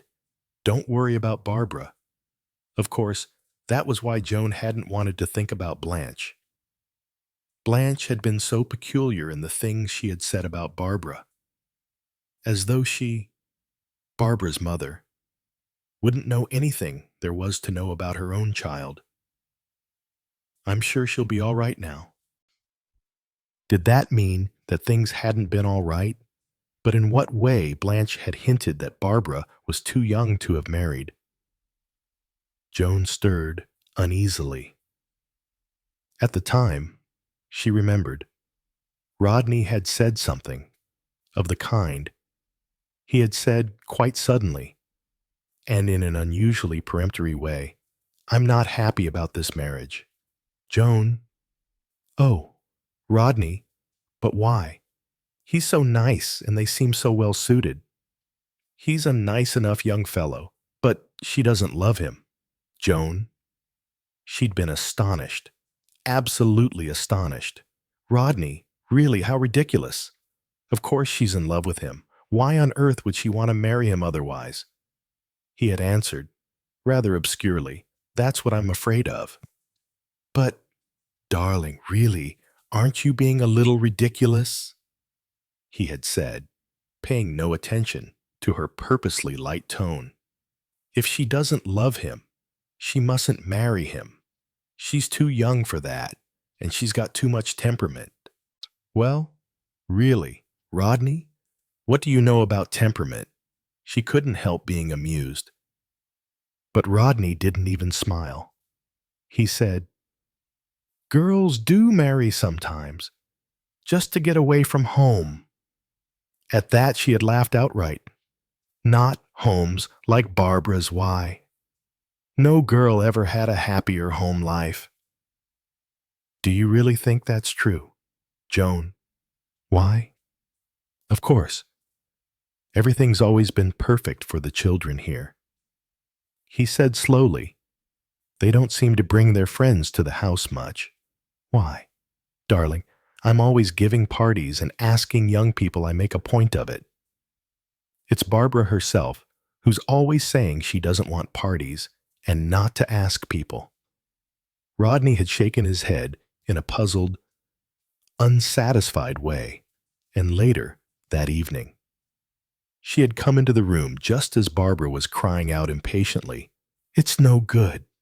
Daddy, I've got to get away. I can't stand it any longer. And don't tell me to go and take a job somewhere, because I should hate that. What's all this? Joan said. After a pause, A very slight pause. Barbara had explained, a mutinous flush on her cheek. Just Daddy thinking he knows best. He wants me to be engaged for years. I've told him I can't stand that, and I want to marry William and go away to Baghdad. I think it will be wonderful out there. Oh dear, said Joan anxiously. I wish it wasn't so far away. I'd like to have you under my eye, as it were. Oh, Mother, I know, darling, but you don't realize how young you are, how inexperienced. I should be able to help you so much if you were living somewhere not too far away. Barbara had smiled and had said, well, it looks as though I shall have to paddle my own canoe without the benefit of your experience and wisdom. And as Rodney was going slowly out of the room, she had rushed after him and had suddenly flung her arms round his neck, hugging him and saying, Darling Dads, darling, darling, darling. Really, thought Joan, the child is becoming quite demonstrative. But it showed, at any rate, how entirely wrong Rodney was in his ideas. Barbara was just reveling in the thought of going out east with her William, and very nice it was to see two young things in love and so full of plans for the future. Extraordinary that an idea should have got about Baghdad that Barbara had been unhappy at home. But it was a place that seemed absolutely full of gossip and rumors, so much so that one hardly liked to mention anyone. Major Reed, for instance. She herself had never met Major Reed, but he had been mentioned quite often in Barbara's letters home. Major Reed had been to dinner. They were going shooting with Major Reed. Barbara was going for the summer months up to Arkansas. She and another young married woman had shared a bungalow, and Major Reed had been up there at the same time. They had had a lot of tennis. Come later, Barbara and he had won the mixed doubles at the club, so it had really been quite natural for Joan to ask brightly about Major Reed. She had heard so much about him, she said, that she was really longing to see him. It was quite ludicrous, the embarrassment her question had caused. Barbara had turned quite white, and William had gone red, and after a minute or two he had grunted out in a very odd voice, "We don't see anything of him now." His manner had been so forbidding that she really hadn't liked to say anything more. But afterwards, when Barbara had gone to bed, Joan reopened the subject, saying smilingly that she seemed to have put her foot in it. She'd had an idea that Major Reed was quite an intimate friend. William got up and tapped his pipe against the fireplace. "Oh, I don't know," he said vaguely. "We did a bit of shooting together and all that, but we haven't seen anything of him for a long time now." It wasn't, Joan thought, very well done. She had smiled to herself. Men were so transparent. She was a little amused at William's old-fashioned reticence. He probably thought of her as a very prim, straight-laced woman, a regular mother-in-law. "I see," she said. "Some scandal." "What do you mean?" William had turned on her quite angrily. "My dear boy." Joan smiled at him. "It's quite obvious from your manner. I suppose you found out something about him and had to drop him." "Oh, I shan't ask questions. These things are very painful." "I know." William said slowly, "Yes, yes, you're right. They are painful. One takes people so much at their own valuation," said Joan, "and then when one finds out that one has been mistaken in them, it's all so awkward and unpleasant. He's cleared out of this country. That's one good thing. said William. Gone to East Africa. And suddenly Joan remembered some scraps of conversation overheard one day at the Audiobook Club. Something about Nobby Reed going to Uganda. A woman had said, "Poor Nobby. It's really not his fault that every little idiot in the place runs after him." And another, older, woman had laughed spitefully and said, "He takes a lot of trouble with them. Dewy innocence. That's what Nobby likes, the unsophisticated bride. And I must say, he has a wonderful technique. He can be terribly attractive. The girl always thinks he's passionately in love with her. That's usually the moment when he's just thinking of passing on to the next one." "Well," said the first woman, "we shall all miss him. He's so amusing." The other laughed. "There's a husband or two who won't be sorry to see him go. As a matter of fact, very few men like him. He's certainly made this place too hot to hold him." Then the second woman had said, "Hush," and lowered her voice, and Joan hadn't heard any more.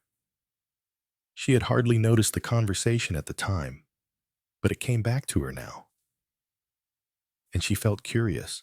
If William didn't want to talk about it, perhaps Barbara might be less reticent.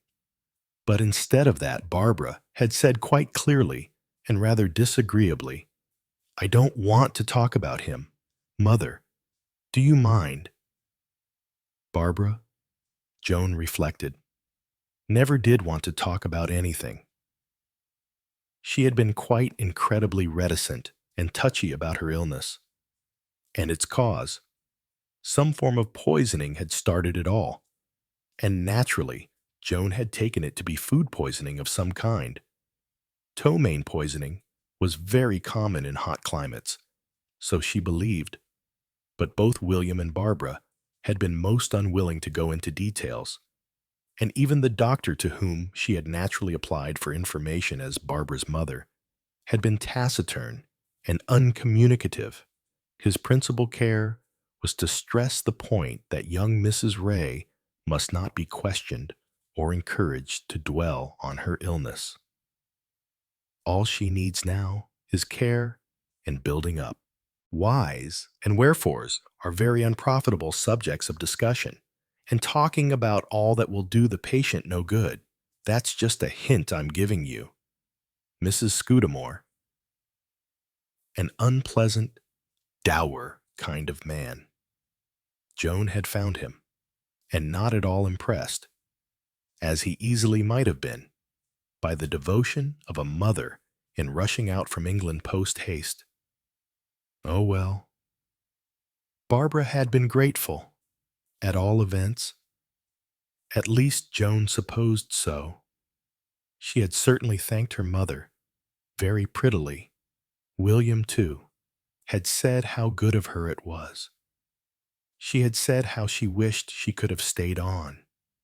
And William had said, yes, he wished so too. And she had said now they mustn't press her, because it was really too tempting, and she'd love to have a winter in Baghdad. But after all, there was Barbara's father to consider, and it wouldn't be fair on him.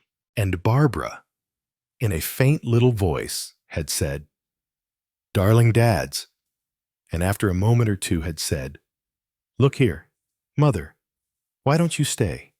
"You must think of your father, darling," Barbara said, in that rather curious, dry voice she used sometimes that she was thinking of him. But Joan said, no, she couldn't leave poor dear Rodney to servants. There was a moment, a few days before her departure, when she had almost changed her mind. She might, at any rate, stay another month. But William had pointed out so eloquently the uncertainties of desert travel, if she left it too late in the season, that she had been quite alarmed and had decided that it was best to stick to her original plan. After that, William and Barbara had been so nice to her that she almost changed her mind again. But not quite. Though really, however late in the season she had left it, nothing could be much worse than this. Joan looked at her watch again. 5 minutes to 11. One seemed to be able to think a great deal in quite a short space of time. She rather wished she'd brought the powerhouse out here with her, though perhaps, as it was the only thing she had to read, it was wise to keep it back. Something in reserve. 2 hours to put in before lunchtime. She had said she would have lunch at 1 o'clock today. Perhaps she had better walk on a little. Only, it seemed rather silly, just walking aimlessly with nowhere particular to walk to. And the sun was quite hot. Oh well. How often she had wished she could have just a little time to herself, to think things out. Now, if ever, was her opportunity. What things were there that she had wanted to think out so urgently? Joan searched her mind, but they seemed mostly to have been matters of local importance, remembering where she had put this, that, or the other, deciding how to arrange the servants' summer holidays, planning the redecorating of the old schoolroom. All these things seemed now rather remote and unimportant. November was rather far in advance to plan the servants' holidays, and besides, she had to know when Whitsuntide was, and that needed next year's almanac. She could, however, decide about the schoolroom. The walls, a light shade of beige and oatmeal covers with some nice bright cushions. Yes, that would do very well. 10 minutes past 11. Redecorating and doing up the schoolroom hadn't taken long. Joan thought vaguely, if I'd only known, I could have brought along some interesting book on modern science and discoveries, something that would explain things like the quantum theory. And then she wondered what had put the quantum theory into her head, and thought to herself, of course, the covers and Mrs. Shurston. For she remembered that she had once been discussing the vexed questions of chintzes or cretons for drawing-room covers with Mrs. Shurston, the bank manager's wife. And right in the middle of it, Mrs. Shurston had said in her abrupt way, I do wish I was clever enough to understand the quantum theory. It's such a fascinating idea, isn't it? Energy all done up in little parcels. Joan had stared at her, for she really couldn't see what scientific theories had to do with chintzes, and Mrs. Shurston had got rather red and said, Stupid of me, but you know the way things come into your head quite suddenly. And it is an exciting idea, isn't it? Joan hadn't thought the idea particularly exciting, and the conversation had ended there. But she remembered quite well Mrs. Shurston's own cretonne, or rather hand-printed linen covers, a design of leaves in browns and grays and reds. She had said, These are very unusual. Were they very expensive? And Mrs. Shurston had said yes, they were. And she had added that she had got them because she loved woods and trees, and the dream of her life was to go somewhere like Burma or Malaya, where things grew really fast, she had added in an anxious tone, and making a rather clumsy gesture with her hands to express impatience. Those linens, reflected Joan now, must have cost at least 18 6 a yard, a fantastic price for those days. One ought, by realizing what Captain Shurston gave his wife for housekeeping and furnishing, to have had at least an inkling of what was to come out later. She herself had never really liked the man. She remembered sitting in his office at the bank, discussing the reinvestment of some shares. Shurston opposite her, behind his desk, a great big breezy man exuding bonhomie, a rather exaggeratedly social manner. I'm a man of the world, dear lady, he seemed to be saying. Don't think of me as just a money machine. I'm a tennis player, a golfer, a dancer, a bridge player. The real me is the chap you meet at a party, not the official who says no further overdraft. A great overblown windbag, thought Joan indignantly. Crooked, always crooked. Even then, he must have started on his falsification of the books, or whatever the swindle was. And yet nearly everyone had liked him, had said what a good sort old Shurston was. Not at all the usual type of bank manager. Well, that was true enough. The usual type of bank manager doesn't embezzle bank funds. Well, Leslie Shurston had, at any rate, got her hand-printed linen covers out of it all. Not that anyone had ever suggested that an extravagant wife had led to Shurston's dishonesty. You only had to look at Leslie Shurston to see that money meant nothing particularly to her. Always wearing shabby green tweeds and grubbing around in her garden or tramping through the countryside. She never bothered much about the children's clothes, either.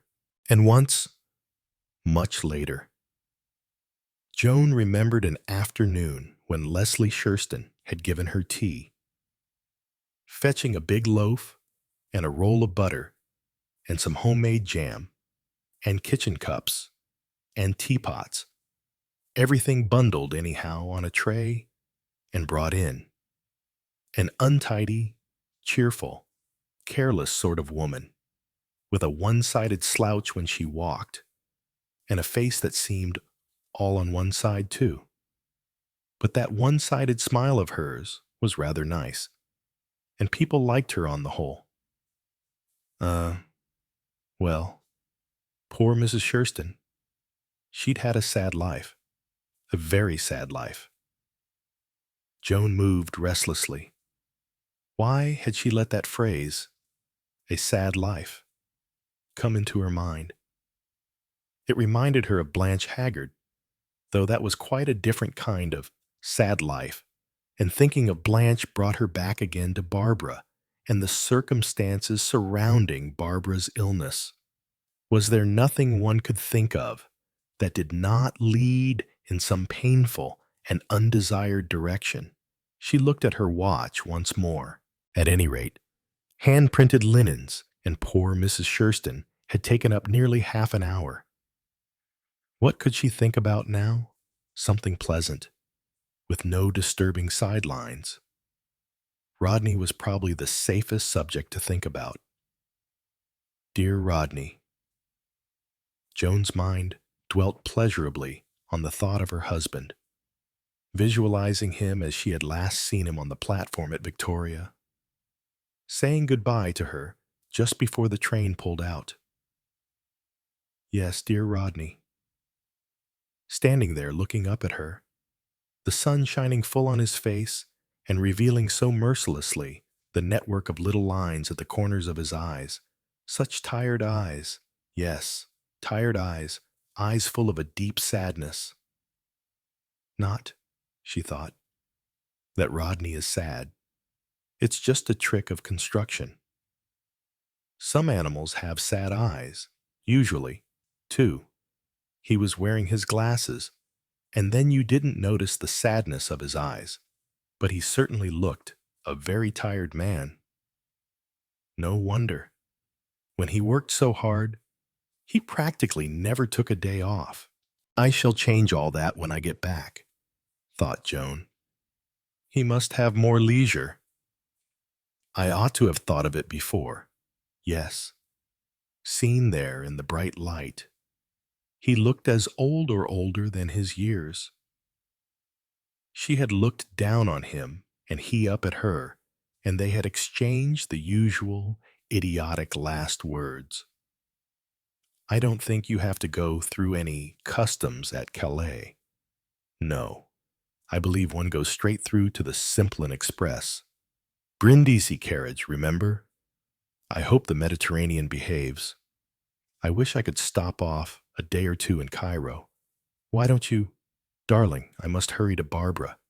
It's only a weekly air service. Of course, I forgot. A whistle blew. He smiled up at her. Take care of yourself, little Joan. Goodbye. Don't miss me too much. The train started with a jerk. Joan drew her head in. Rodney waved, then turned away. On an impulse, she leaned out again. He was already striding up the platform. She felt a sudden thrill at seeing that well-known back. How young he looked suddenly. His head thrown back, his shoulders squared. It gave her quite a shock. She had an impression of a young, carefree man striding up the platform. It reminded her of the day she had first met Rodney Scudamore. She had been introduced to him at a tennis party, and they had gone straight on to the court. He had said, "Shall I play at the net?" And it was then that she had looked after him as he strode up to take his place at the net, and thought what a very attractive back he had. The easy, confident way he walked, the set of his head and neck. Suddenly, she had been nervous. She had served 2 lots of double faults running, and had felt all hot and bothered. And then Rodney had turned his head and smiled at her encouragingly. That kind, friendly smile of his, and she had thought, what a very attractive young man. And she had proceeded straight away to fall in love with him. Looking out from the train, watching Rodney's retreating back until the sight of it was blotted out by the people on the platform. She relived that summer's day so many years ago. It was as though the years had fallen away from Rodney, leaving him once more an eager, confident young man. As though the years had fallen away. Suddenly, in the desert, with the sun pouring down on her, Joan gave a quick, uncontrollable shiver. She thought, no, I don't want to go on. I don't want to think about this. Rodney, striding up the platform, his head thrown back, the tired sag of his shoulders all gone. A man who had been relieved of an intolerable burden. Really, what was the matter with her? She was imagining things, inventing them. Her eyes had played a trick on her. Why hadn't he waited to see the train pull out? Well, why should he? He was in a hurry to get through what business he had to do in London. Some people didn't like to see trains go out of stations, bearing away someone they loved. Really, it was impossible that anyone could remember so clearly, as she did, exactly how Rodney's back had looked.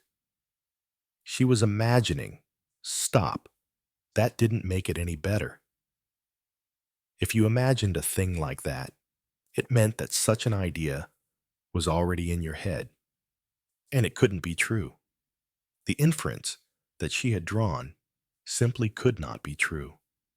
She was saying to herself, wasn't she that Rodney was glad she was going away? And that simply couldn't be true. Chapter 4. Joan arrived back at the rest house, definitely overheated. Unconsciously, she had increased her pace so as to get away from that last unwelcome thought. The Indian looked at her curiously and said, Mem Sahib walk very fast. Why walk fast? Plenty time here. Oh God, thought Joan. Plenty time indeed. The Indian and the rest house and the chickens and the tins and the barbed wire were all definitely getting on her nerves. She went on into her bedroom and found the powerhouse. At any rate, she thought, it's cool in here and dark. She opened the powerhouse and began to read. By lunchtime, she had read half of it. There was omelet for lunch and baked beans round it. And after it, there was a dish of hot salmon with rice and tinned apricots. Joan did not eat very much. Afterwards, she went to her bedroom and lay down. If she had a touch of the sun from walking too fast in the heat, a sleep would do her good. She closed her eyes, but sleep did not come. She felt particularly wide awake and intelligent. She got up and took 3 aspirins and lay down again. Every time she shut her eyes, she saw Rodney's back going away from her up the platform. It was insupportable. She pulled aside the curtain to let in some light and got the powerhouse. A few pages before the end, she dropped asleep. She dreamt that she was going to play in a tournament with Rodney. They had difficulty in finding the balls, but at last they got to the court. When she started to serve, she found that she was playing against Rodney and the Randolph girl. She served nothing but double faults. She thought, Rodney will help me. But when she looked for him, she could not find him. Everyone had left, and it was getting dark. I'm all alone, thought Joan. I'm all alone. She woke up with a start. I'm all alone, she said aloud. The influence of the dream was still upon her.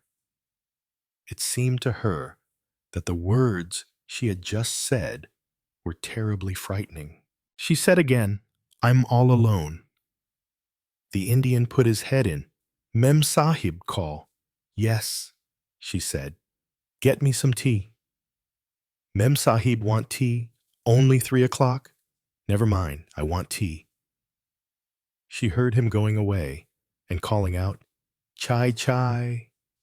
She got up from the bed and went over to the fly-spotted mirror. It was reassuring to see her own normal, pleasant-looking face. I wonder, said Joan, addressing her reflection, whether you can be going to be ill. You're behaving very oddly. Perhaps she had got a touch of the sun. When the tea came, she was feeling quite normal again. In fact, the whole business was really very funny. She, Joan Scudamore, indulging in nerves. But, of course, it wasn't nerves. It was a touch of the sun. She wouldn't go out again until the sun was well down. She ate some biscuits and drank 2 cups of tea. Then she finished the powerhouse. As she closed the book, she was assailed by a definite qualm. She thought, now I've got nothing to read. Nothing to read. No writing materials. No sewing with her. Nothing at all to do. But wait for a problematical train that mightn't come for days. When the Indian came in to clear tea away, she said to him, What do you do here? He seemed surprised by the question. I look after travelers. Mem Sahib, I know. She controlled her impatience. But that doesn't take you all your time. I give them breakfast, lunch, tea. No, I don't mean that. You have helpers. Arab boy, very stupid, very lazy, very dirty. I see to everything myself. Not trust boy. He bring bath water, throw away bath water. He help cook. There are 3 of you. Then you, the cook, the boy. You must have a lot of time when you aren't working. Do you read? Read. Read what? Books. I not read. Then what do you do when you're not working? I wait till time do more work.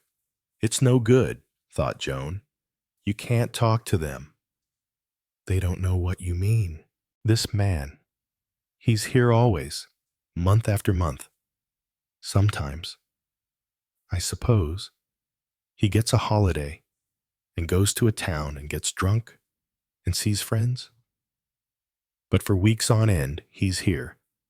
Of course, he's got the cook and the boy. The boy lies in the sun and sleeps when he isn't working. Life's as simple as that for him. They're no good to me. Not any of them. All the English this man knows is eating and drinking and in nice weather. The Indian went out. Joan strolled restlessly about the room. I mustn't be foolish. I must make some kind of plan, arrange a course of thinking for myself. I really must not allow myself to get, well, rattled.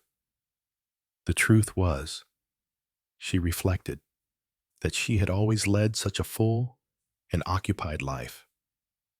So much interest in it. It was a civilized life. And if you had all that balance and proportion in your life, it certainly left you rather at a loss when you were faced with the barren uselessness of doing nothing at all. The more useful and cultured a woman you were, the more difficult it made it. There were some people, of course, even at home, who often sat about for hours doing nothing. Presumably they would take to this kind of life quite happily. Even Mrs. Shurston, though as a rule she was active and energetic enough for two, had occasionally sat about doing nothing. Usually when she was out for walks, she would walk with terrific energy and then drop down suddenly on a log of wood or a patch of heather and just sit there staring into space.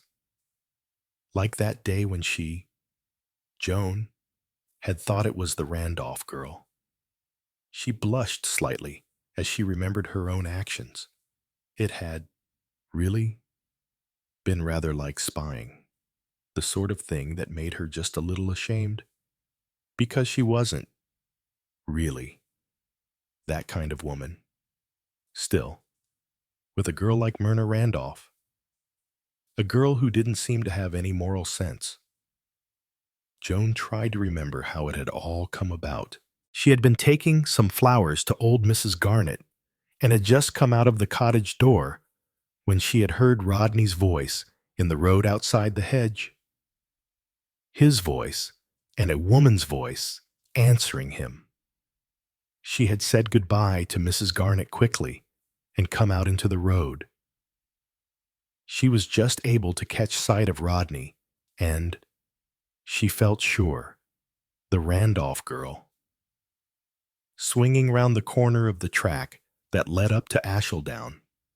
No, she wasn't very proud of what she had done then, but she had felt, at the time, that she had to know. It wasn't exactly Rodney's fault. Everyone knew what Myrna Randolph was. Joan had taken the path that went up through Hayling Wood and had come out that way onto the bare shoulder of Ashledown, and at once she had caught sight of them. Two figures sitting there motionless, staring down over the pale, shining countryside below.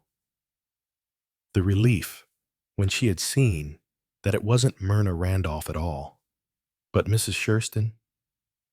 They weren't even sitting close together. There were 4 feet at least between them. Really? A quite ridiculous distance, hardly friendly. But then Leslie Shurston wasn't really a very friendly person. Not, that is, a demonstrative one. And she certainly could not be regarded as a siren. The mere idea would have been ludicrous. No, she had been out on one of her tramps, and Rodney had overtaken her and with his usual friendly courtesy had accompanied her. Now, having climbed up Ashledown Ridge, they were resting for a while and enjoying the view before going back again. Astonishing, really, the way that neither of them moved nor spoke. Not, she thought, very companionable. Oh well, presumably they both had their own thoughts. They felt, perhaps, that they knew each other well enough not to have to bother to talk or to make conversation. For by that time, the Scudamores had got to know Leslie Shurston very much better. The bombshell of Shurston's defalcations had burst upon a dismayed Krayminster, and Schurston himself was by now serving his prison sentence. Rodney was the solicitor who had acted for him at the trial and who also acted for Leslie. He had been very sorry for Leslie. Left with 2 small children and no money. Everybody had been prepared to be sorry for poor Mrs. Schurston, and if they had not gone on being quite so sorry, that was entirely Leslie Schurston's own fault. Her resolute cheerfulness had rather shocked some people. She must, I think, Joan had said to Rodney, be rather insensitive. He had replied brusquely that Leslie Schurston had more courage than anyone he had ever come across. Joan had said, "Oh, yes, courage. But courage isn't everything." "Isn't it?" Rodney had said. He'd said it rather queerly. Then he'd gone off to the office. Courage was a virtue one would certainly not deny to Leslie Schurston. Faced with the problem of supporting herself and 2 children, and with no particular qualifications for the task, she had managed it. She'd gone to work at a market gardener's until she was thoroughly conversant with the trade, accepting in the meantime a small allowance from an aunt, and living with the children in rooms. Thus, when Schurston had come out of prison, he'd found her established in a different part of the world altogether, growing fruit and vegetables for the market. He'd driven the truck in and out from the nearby town, and the children had helped, and they'd managed somehow to make not too bad a thing of it. There was no doubt that Mrs. Schurston had worked like a Trojan, and it was particularly meritorious because she must, at that time, have begun to suffer a good deal of pain from the illness that eventually killed her. Oh well, thought Joan. Presumably she loved the man. Schurston had certainly been considered a good-looking man and a favorite with women. He looked rather different when he came out of prison. She, Joan, had only seen him once, but she was shocked by the change in him. Shifty-eyed, deflated, still boastful, still attempting to bluff and bluster, a wreck of a man. Still, his wife had loved him and stuck by him, and for that Joan respected Leslie Schurston. She had, on the other hand, considered that Leslie had been absolutely wrong about the children. That same aunt who had come to the rescue financially when Schurston was convicted had made a further offer when he was due to come out of prison. She would, she said, adopt the younger boy, and an uncle, persuaded by her, would pay the school fees of the elder boy, and she herself would take them both for the holidays. They could take the uncle's name by deed poll, and she and the uncle would make themselves financially responsible for their future. Leslie Schurston had turned this offer down unconditionally, and in that Joan thought she had been selfish. She was refusing for her children a much better life than she could give them, and one free from any taint of disgrace. However much she loved her boys, she ought, Joan thought, and Rodney agreed with her, to think of their lives before her own. But Leslie had been quite unyielding, and Rodney had washed his hands of the whole matter, he supposed. He had said with a sigh that Mrs. Schurston knew her own business best. Certainly, Joan thought. She was an obstinate creature, walking restlessly up and down the rest house floor. Joan remembered Leslie Schurston as she had looked that day sitting on Ashledown Ridge, sitting hunched forward, her elbows on her knees, her chin supported on her hands, sitting curiously still, looking out across the farmland and the plow to where slopes of oaks and beeches in Little Haveringwood were turning golden red. She and Rodney sitting there, so quiet, so motionless, staring in front of them. Quite why she did not speak to them or join them, Joan hardly knew. Perhaps it was the guilty consciousness of her suspicions of Myrna Randolph. Anyhow, she had not spoken to them. Instead, she had gone quietly back into the shelter of the trees and had taken her way home. It was an incident that she had never liked very much to think about, and she had certainly never mentioned it to Rodney. He might think she had ideas in her head. Ideas about him and Myrna Randolph. Rodney walking up the platform at Victoria. Oh, goodness. Surely she wasn't going to begin that all over again. What on earth had put that extraordinary notion into her head that Rodney, who was and always had been devoted to her, was enjoying the prospect of her absence? As though you could tell anything by the way a man walked, she would simply put the whole ridiculous fancy out of her mind. She wouldn't think any more about Rodney. Not if it made her imagine such curious and unpleasant things. Up to now, she'd never been a fanciful woman. It must be the sun. Chapter 5. The afternoon and evening passed with interminable slowness. Joan didn't like to go out in the sun again until it was quite low in the sky. So she sat in the rest house. After about half an hour, she felt it unendurable to sit still in a chair. She went into the bedroom and began to unpack her cases and repack them. Her things, so she told herself, were not properly folded. She might as well make a good job of it. She finished the job neatly and expeditiously. It was 5 o'clock. She might safely go out now, surely. It was so depressing in the rest house. If only she had something to read, or even, thought Joan desperately, a wire puzzle. Outside, she looked with distaste at the tins and the hens and the barbed wire. What a horrible place this was. Utterly horrible. She walked, for a change, in a direction parallel with the railway line and the Turkish frontier. It gave her a feeling of agreeable novelty. But after a quarter of an hour, the effect was the same. The railway line, running a quarter of a mile to her right, gave her no feeling of companionship. Nothing but silence, silence and sunlight. It occurred to Joan that she might recite poetry.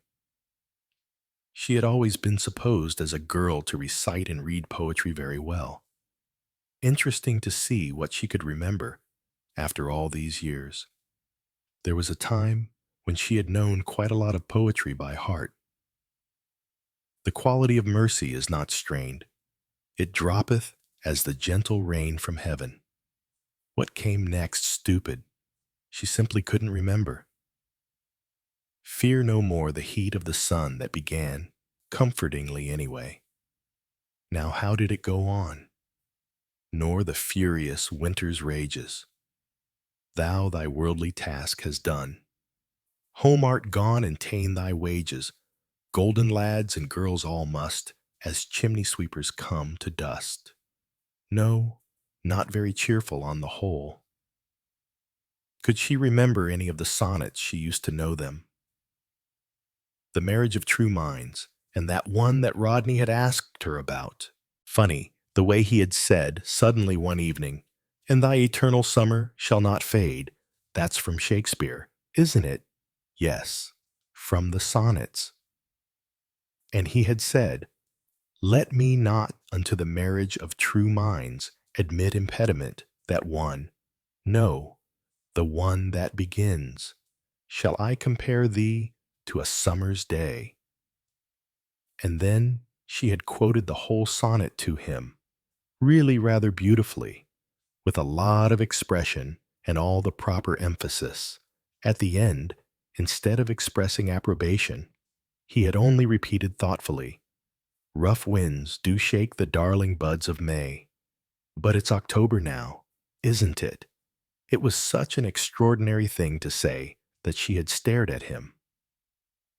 Then he had said, "Do you know the other one? The one about the marriage of true minds?" "Yes." She paused a minute and then began. "Let me not to the marriage of true minds admit impediments.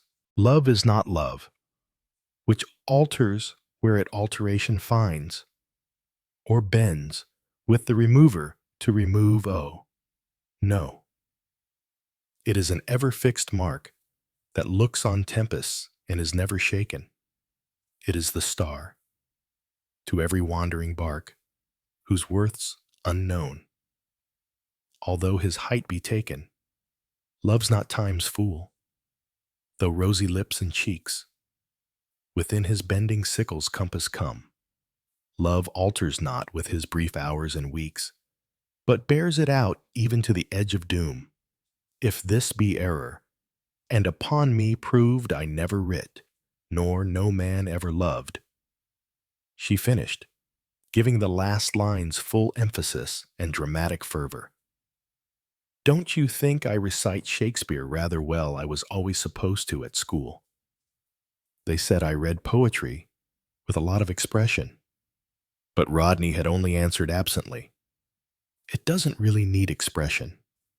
Just the words will do." She had sighed and murmured, "Shakespeare is wonderful, isn't he?" And Rodney had answered, "What's really so wonderful is that he was just a poor devil like the rest of us." Rodney, what an extraordinary thing to say. He had smiled at her. Then, as though waking up, "Is it getting up?" He had strolled out of the room, murmuring as he went, "Rough winds do shake the darling buds of May, and summer's lease hath all too short a date." Why on earth, she wondered, had he said, "But it's October now"? What could he have been thinking about? She remembered that October, a particularly fine and mild one. Curious. Now she came to think of it. The evening that Rodney had asked her about the sonnets had been the actual evening of the day when she had seen him sitting with Mrs. Shurston on Ashledown. Perhaps Mrs. Shurston had been quoting Shakespeare, but it wasn't very likely. Leslie Shurston was not, she thought, at all an intellectual woman. It had been a wonderful October that year. She remembered quite plainly. A few days later, Rodney asking her in a bewildered tone, "Ought this thing to be out this time of year?" He was pointing to a rhododendron, one of the early flowering ones that normally bloom in March or the end of February. It had a rich blood-red blossom, and the buds were bursting all over it. "No," she had told him. "Spring is the time, but sometimes they do come out in autumn if it's unusually mild and warm." He had touched one of the buds gently with his fingers and had murmured under his breath, "The darling buds of May." "March," she told him, "not May." "It's like blood," he said, "heart's blood." How unlike Rodney, she thought, to be so interested in flowers. But after that, he had always liked that particular rhododendron. She remembered how, many years later, he had worn a great bud of it in his buttonhole. Much too heavy, of course, and it had fallen out as she knew it would. They'd been in the churchyard, of all extraordinary places, at the time.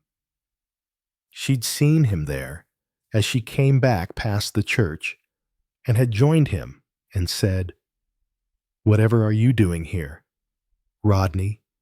He had laughed and said, "Considering my latter end, and what I'll have put on my tombstone, not granite chips, I think they're so genteel, and certainly not a stout marble angel."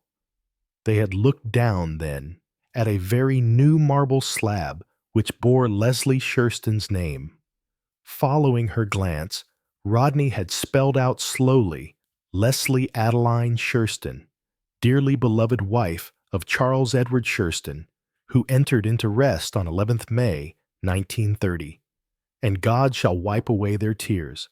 Then, after a moment's pause, he had said, "Seems damn silly to think of Leslie Shurston under a cold slab of marble like that. And only a congenital idiot like Shurston would ever have chosen that text. I don't believe Leslie ever cried in her life," Joan had said, feeling just a little shocked, and rather as though she was playing a slightly blasphemous game. What would you choose? For her, I don't know. Isn't there something in the Psalms? In thy presence is the fullness of joy. Something like that. I really meant for yourself. Oh, for me. He thought for a minute or two, smiled to himself. The Lord is my shepherd. He leadeth me in green pastures. That will do very well for me. It sounds rather a dull idea of heaven. I've always thought, what's your idea of heaven, Joan? Well, not all the golden gates and that stuff. Of course, I like to think of it as a state where everyone is busy helping, in some wonderful way, to make this world, perhaps, more beautiful and happier.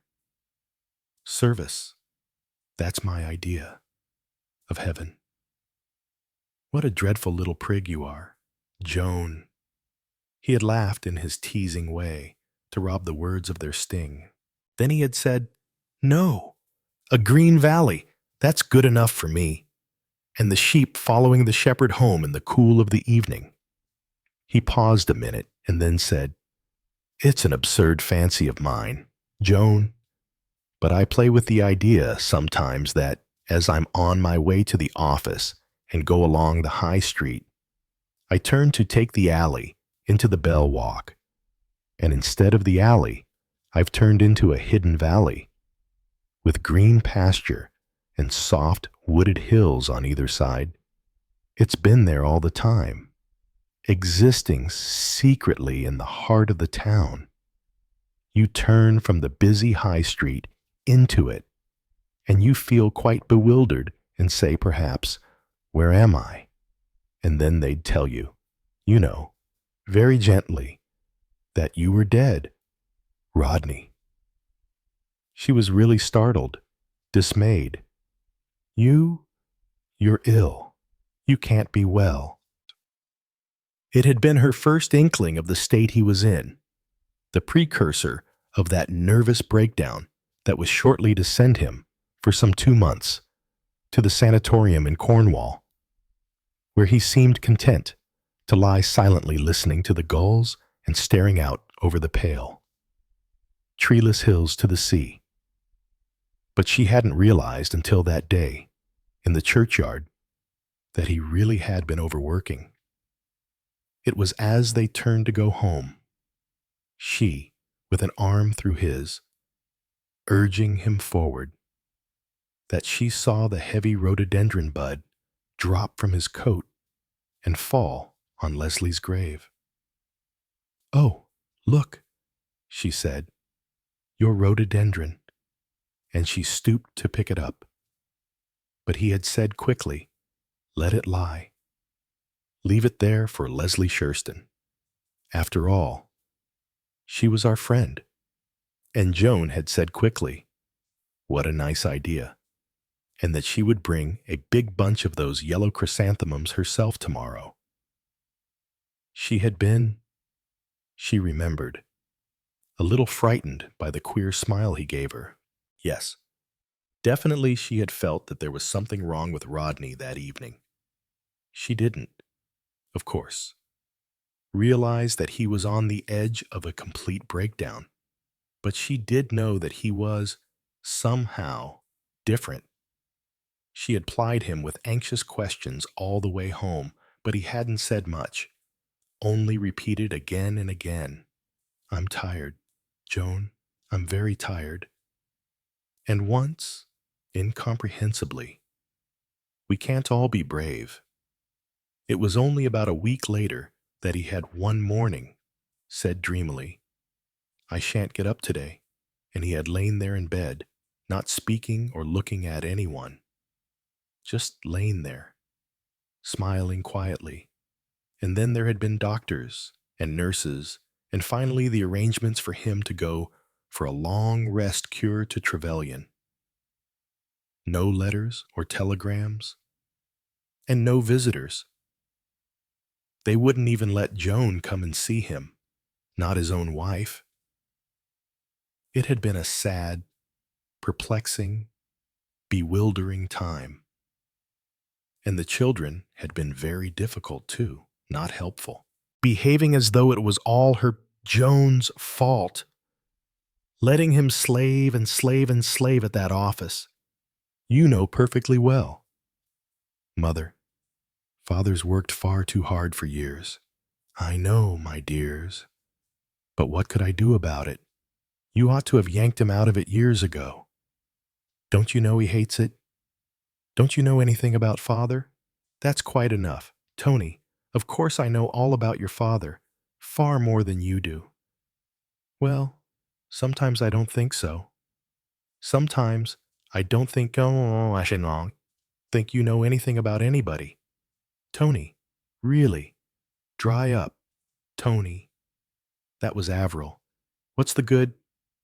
Avril was always like that, dry, unemotional, affecting a cynicism and a detached outlook beyond her years. Avril, Joan sometimes thought despairingly, had really no heart at all. She disliked caresses and was always completely unaffected by appeals to her better self. Darling Daddy, it was a wail from Barbara, younger than the other two, more uncontrolled in her emotions. It's all your fault, Mother. You've been cruel to him. Cruel, always. Barbara. Joan quite lost patience. What do you think you're talking about? If there is one person who comes first in this house, it's your father. How do you think you could all have been educated and clothed and fed if your father hadn't worked for you? He's sacrificed himself for you. That's what parents have to do, and they do it without making any fuss about it. Let me take this opportunity of thanking you, Mother, said Avril, for all the sacrifices you have made for us. Joan looked at her daughter doubtfully. She suspected Avril's sincerity. But surely the child couldn't be so impertinent. Tony distracted her attention. He was asking gravely, "It's true, isn't it, that Father once wanted to be a farmer?" A farmer, no. Of course he didn't. Oh, well, I believe years ago. Just a kind of boyish fancy. But the family have always been lawyers. It's a family firm, and really quite famous in this part of England. You ought to be very proud of it, and glad that you're going into it. But I'm not going into it. Mother, I want to go to East Africa and farm. Nonsense, Tony. Don't let's have this silly nonsense all over again. Of course you're going into the firm. You're the only son. I'm not going to be a lawyer. Mother, Father knows, and he's promised me. She stared at him, taken aback, shaken by his cool certainty. Then she sank into a chair. Tears came to her eyes. So unkind. All of them. Browbeating her like this. I don't know what's come over you all. Talking to me like this. If your father were here. I think you're all behaving very unkindly. Tony had muttered something and, turning, had slouched out of the room. Avril, in her dry voice, said, Tony's quite set on being a farmer, Mother. He wants to go to an agricultural college. It seems quite batty to me. I'd much rather be a lawyer if I was a man. I think the law is jolly interesting. I never thought, sobbed Joan, that my children could be so unkind to me. Avril had sighed deeply. Barbara, still sobbing hysterically in a corner of the room, had called out, "I know Daddy will die. I know he will. And then we'll be all alone in the world. I can't bear it. Oh, I can't bear it." Avril sighed again, looking with distaste from her frenziedly sobbing sister to her gently sobbing mother. "Well," she said, "if there isn't anything I can do." And with that, she had quietly and composedly left the room, which was exactly like Avril.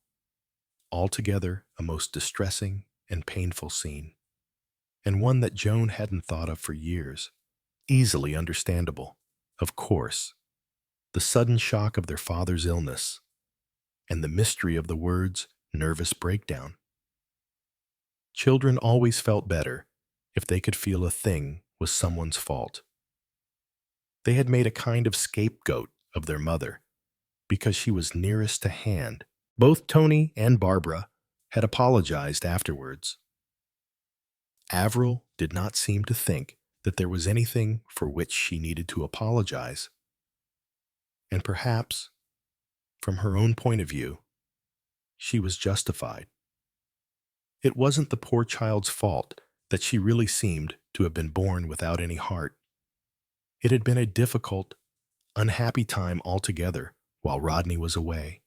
The children had sulked and been bad-tempered. As far as possible, they had kept out of her way, and that had made her feel curiously lonely. It was, she supposed, the effect of her own sadness and preoccupation. They all loved her dearly, as she knew. Then, too. They were all at difficult ages. Barbara at school still, Avril a gawky and suspicious 18.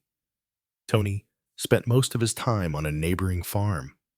Annoying that he should have got this silly idea about farming into his head, and very weak of Rodney to have encouraged him.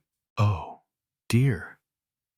Joan had thought, "It seems too hard that I should always have to do all the unpleasant things. When there are such nice girls at Miss Harley's, I really cannot think why Barbara has to make friends with such undesirable specimens. I shall have to make it quite plain to her that she can only bring girls here that I approve of, and then I suppose there will be another row, and tears and sulks. Avril, of course, is no help to me, and I do hate that funny, sneering way she has of talking. It sounds so badly to outside people." Yes, thought Joan. Bringing up children was a thankless and difficult business. One didn't really get enough appreciation for it. The tact one had to use, and the good humor, knowing exactly when to be firm and when to give way. Nobody really knows, thought Joan, what I had to go through that time when Rodney was ill. Then she winced slightly, for the thought brought up a memory of a remark uttered caustically by Dr. McQueen to the effect that during every conversation, sooner or later, somebody says, "Nobody knows what I went through at that time." Everybody had laughed and said that it was quite true. Well, thought Joan, wriggling her toes uneasily in her shoes because of the sand that had got in, it's perfectly true. Nobody does know what I went through at that time. Not even Rodney. For when Rodney had come back, in the general relief, everything had swung back to normal, and the children had been their own cheerful, amiable selves again. Harmony had been restored, which showed, Joan thought, that the whole thing had really been due to anxiety. Anxiety had made her lose her own poise. Anxiety had made the children nervous and bad-tempered. A very upsetting time altogether, and why she had got to select those particular incidents to think about now, when what she wanted was happy memories and not depressing ones. She really couldn't imagine. It had all started. What had it started from? Of course, trying to remember poetry. Though really could anything be more ridiculous, thought Joan, than to walk about in a desert spouting poetry. Not that it mattered, since there wasn't anybody to see or hear. There wasn't anybody. No. She adjured herself. No. You must not give way to panic. This is all silliness. Sheer nerves. She turned quickly and began to walk back towards the rest house. She found that she was forcing herself not to break into a run. There was nothing to be afraid of in being alone. Nothing at all. Perhaps she was one of those people who suffered from what was the word? Not claustrophobia. That was the terror of confined spaces, the thing that was the opposite of that. It began with an A. The fear of open spaces. The whole thing could be explained scientifically. But explaining it scientifically, though reassuring, didn't at the moment actually help. Easy to say to yourself that the whole thing was perfectly logical and reasonable, but not so easy to control the curious odds and ends of thoughts that popped in and out of your head, for all the world like lizards popping out of holes. Myrna Randolph, she thought, like a snake. These other things like lizards, open spaces, and all her life she'd lived in a box. Yes, a box with toy children and toy servants and a toy husband. No, Joan, what are you saying? How can you be so silly? Your children are real enough. The children were real. And so were Cook and Agnes. And so was Rodney. Then perhaps, thought Joan, I'm not real. Perhaps I'm just a toy wife and mother. Oh dear. This was dreadful. Quite incoherent she was getting. Perhaps if she said some more poetry, she must be able to remember something. And aloud, with disproportionate fervor, she exclaimed, "From you have I been absent in the spring." She couldn't remember how it went on. She didn't seem to want to.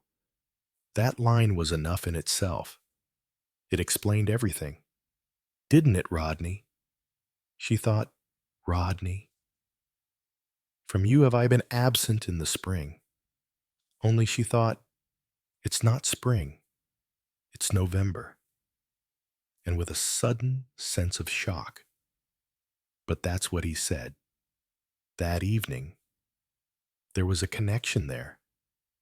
A clue to something that was waiting for her, hiding behind the silence. Something from which she now realized she wanted to escape. But how could you escape with lizards popping out of holes all round? So many things one mustn't let oneself think of. Barbara and Baghdad and Blanche, all bees. How very curious. And Rodney on the platform at Victoria. And Avril and Tony and Barbara, all being so unkind to her. Really? Joan was exasperated with herself. Why didn't she think of the pleasant things? So many delightful memories. So many. So very many. Her wedding dress. Such a lovely oyster shell satin. Avril in her bassinet, all trimmed with muslin and pink ribbons. Such a lovely fair baby, and so well behaved. Avril had always been a polite, well-mannered child. You bring them up so beautifully, Mrs. Scudamore. Yes, a satisfactory child. Avril, in public, at any rate, in private life given to interminable argument, and with a disconcerting way of looking at you, as though she wondered what you were really like. Not at all the sort of way a child ought to look at its mother. Not, in any sense of the word, a loving child. Tony, too, had always done her credit in public, though he was incurably inattentive and vague over things. Barbara was the only difficult child in the family, given to tantrums and storms of tears. Still, on the whole, they were three very charming, nice-mannered, well-brought-up children. A pity children had to grow up and start being difficult, but she wouldn't think of all that. Concentrate on them in their childhood. Avril at dancing class in her pretty pink silk frock.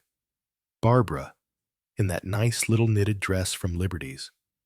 Tony in those cheery patterned rompers that Nanny made so cleverly.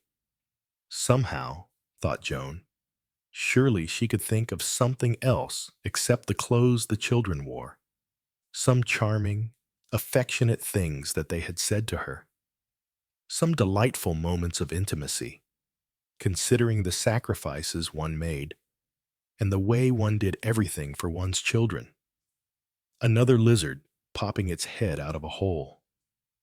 Avril inquiring politely, and with that air of reasonableness that Joan had learned to dread. What do you really do for us? Mother, you don't bathe us, do you? No. And you don't give us our dinners? Or brush our hair? Nanny does all that. And she puts us to bed and gets us up. And you don't make our clothes. Nanny does that, too. And she takes us for walks. Yes, dear. I employ Nanny to look after you. That is to say, I pay her wages. I thought Father paid her wages. Doesn't Father pay for all the things we have? In a way, dear. But it's all the same thing.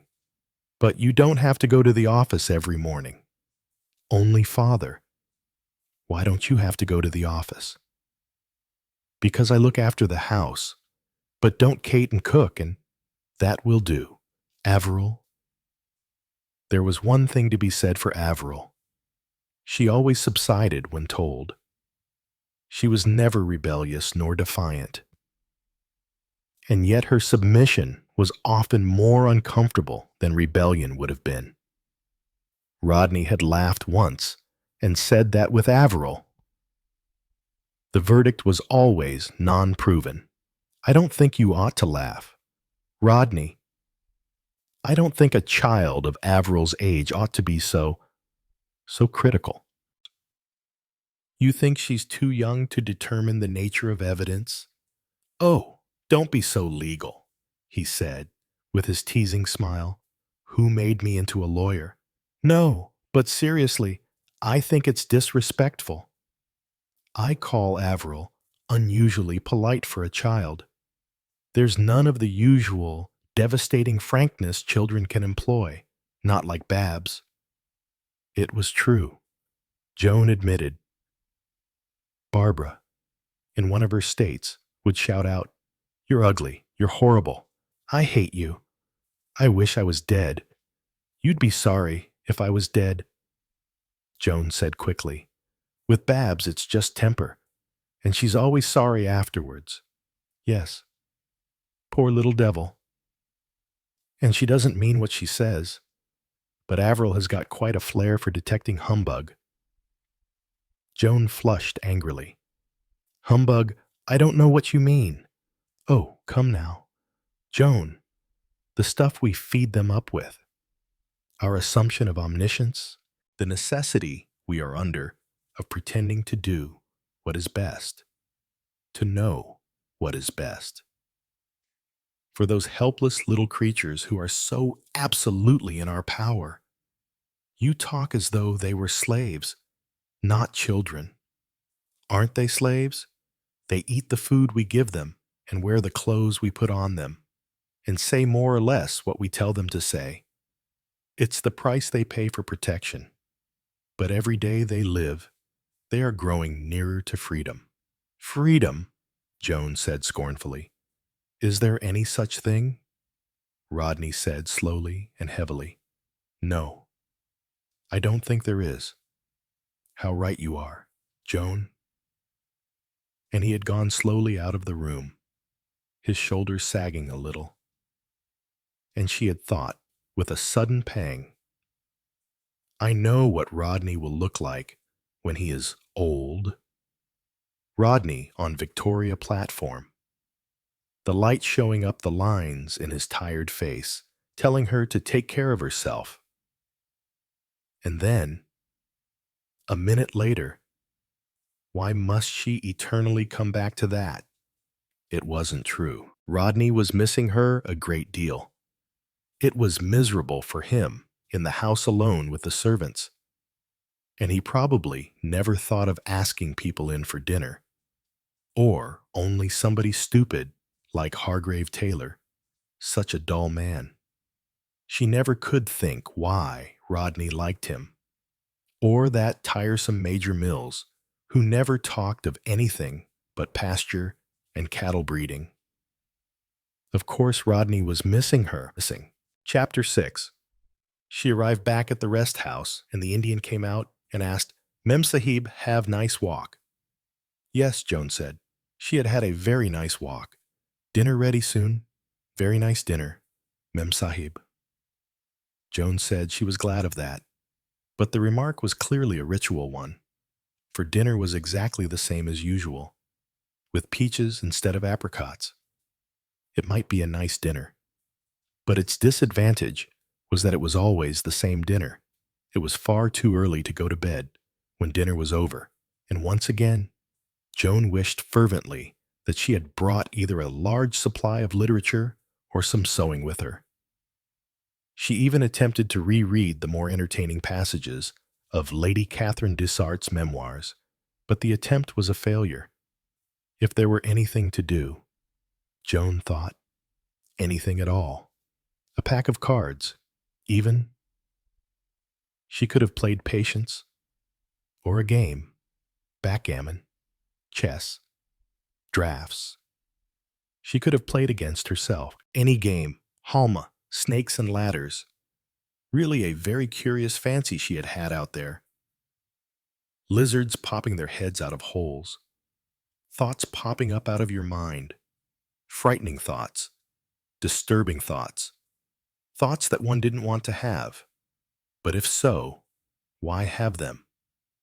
After all, one could control one's thoughts. Or couldn't one?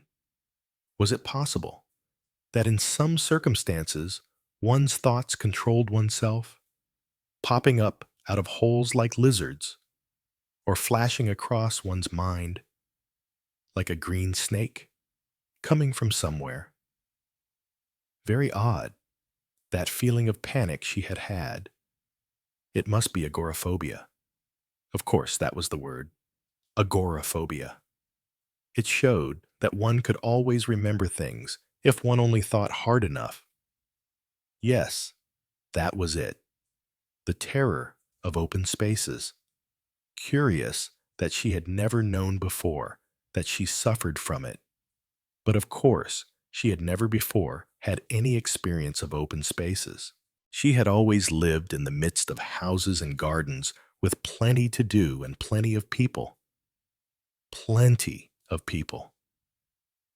That was the thing. If only there was someone here to talk to. Even Blanche. Funny to think how she had been appalled by the possibility that Blanche might be making the journey home with her. Why? It would have made all the difference in the world to have had Blanche here. They could have talked over the old days at St. Anne's. How very long ago that seemed. What was it Blanche had said? You've gone up in the world, and I've gone down? No. She had qualified it afterwards. She had said, You've stayed where you were. A St. Anne's girl who's been a credit to the school. Was there really so little difference in her since those days? Nice to think so. Well, nice in a way, but in another way, not so nice. It seemed rather stagnant somehow. What was it Miss Gilby had said on the occasion of the leave-taking talk? Miss Gilby's leave-taking talks to her girls were famous. a recognized institution of St. Anne's. Joan's mind swept back over the years, and the figure of her old headmistress loomed immediately into her field of vision with startling clarity. The large, aggressive nose, the pince nez, the mercilessly sharp eyes with their compelling gaze, the terrific majesty of her progress through the school, slightly preceded by her bust, a restrained, disciplined bust that had about it only majesty and no suggestion of softness. A terrific figure, Miss Gilby, justly feared and admired, and who could produce just as frightening an effect on parents as on pupils. No denying it. Miss Gilby was St. Anne's Joan, saw herself entering that sacred room, with its flowers, its Medici prints, its implications of culture, scholarship, and social graces. Miss Gilby, turning majestically from her desk. "Come in, Joan. Sit down, dear child." Joan had sat down as indicated in the cretonne-covered armchair. Miss Gilby had removed her pince-nez, had produced suddenly an unreal and distinctly terrifying smile. "You are leaving us, Joan, to go from the circumscribed world of school into the larger world which is life. I should like to have a little talk with you before you go, in the hope that some words of mine may be a guide to you in the days that are to come. Yes, Miss Gilby, here, in these happy surroundings, with young companions of your own age, you have been shielded from the perplexities and difficulties which no one can entirely avoid in this life. Yes, Miss Gilby, you have, I know, been happy here. Yes, Miss Gilby, and you have done well here. I am pleased with the progress you have made. You have been one of our most satisfactory pupils." Slight confusion. "Oh, I'm glad, Miss Gilby. But life opens out before you now with fresh problems, fresh responsibilities." The talk flowed on. At the proper intervals, Joan murmured, "Yes, Miss Gilby." She felt slightly hypnotized. It was one of Miss Gilby's assets in her career to possess a voice that was, according to Blanche Haggard, orchestral in its compass, starting with the mellowness of a cello, administering praise in the accents of a flute, deepening to warning in the tones of a bassoon. Then to those girls of marked intellectual prowess, the exhortation to a career was proclaimed in terms of brass. To those of more domestic caliber, the duties of wifehood and motherhood were mentioned in the muted notes of the violin. Not until the end of the discourse did Miss Gilby, as it were, speak pizzicato. "And now, just a special word. No lazy thinking, Joan, my dear. Don't just accept things at their face value, because it's the easiest way, and because it may save you pain. Life is meant to be lived, not glossed over, and don't be too pleased with yourself. Yes, no, Miss Gilby, because, just entre nous, that is a little your failing, isn't it, Joan? Think of others, my dear, and not too much of yourself, and be prepared to accept responsibility." And then on to the grand orchestral climax. Life, Joan, must be a continual progress, a rising on the stepping stones of our dead selves to higher things. Pain and suffering will come. They come to all. Even our Lord was not immune from the sufferings of our mortal life. As he knew the agony of Gethsemane, so you will know it. And if you do not know that, Joan, then it will mean that your path has veered far from the true way. Remember this when the hour of doubt and travail comes.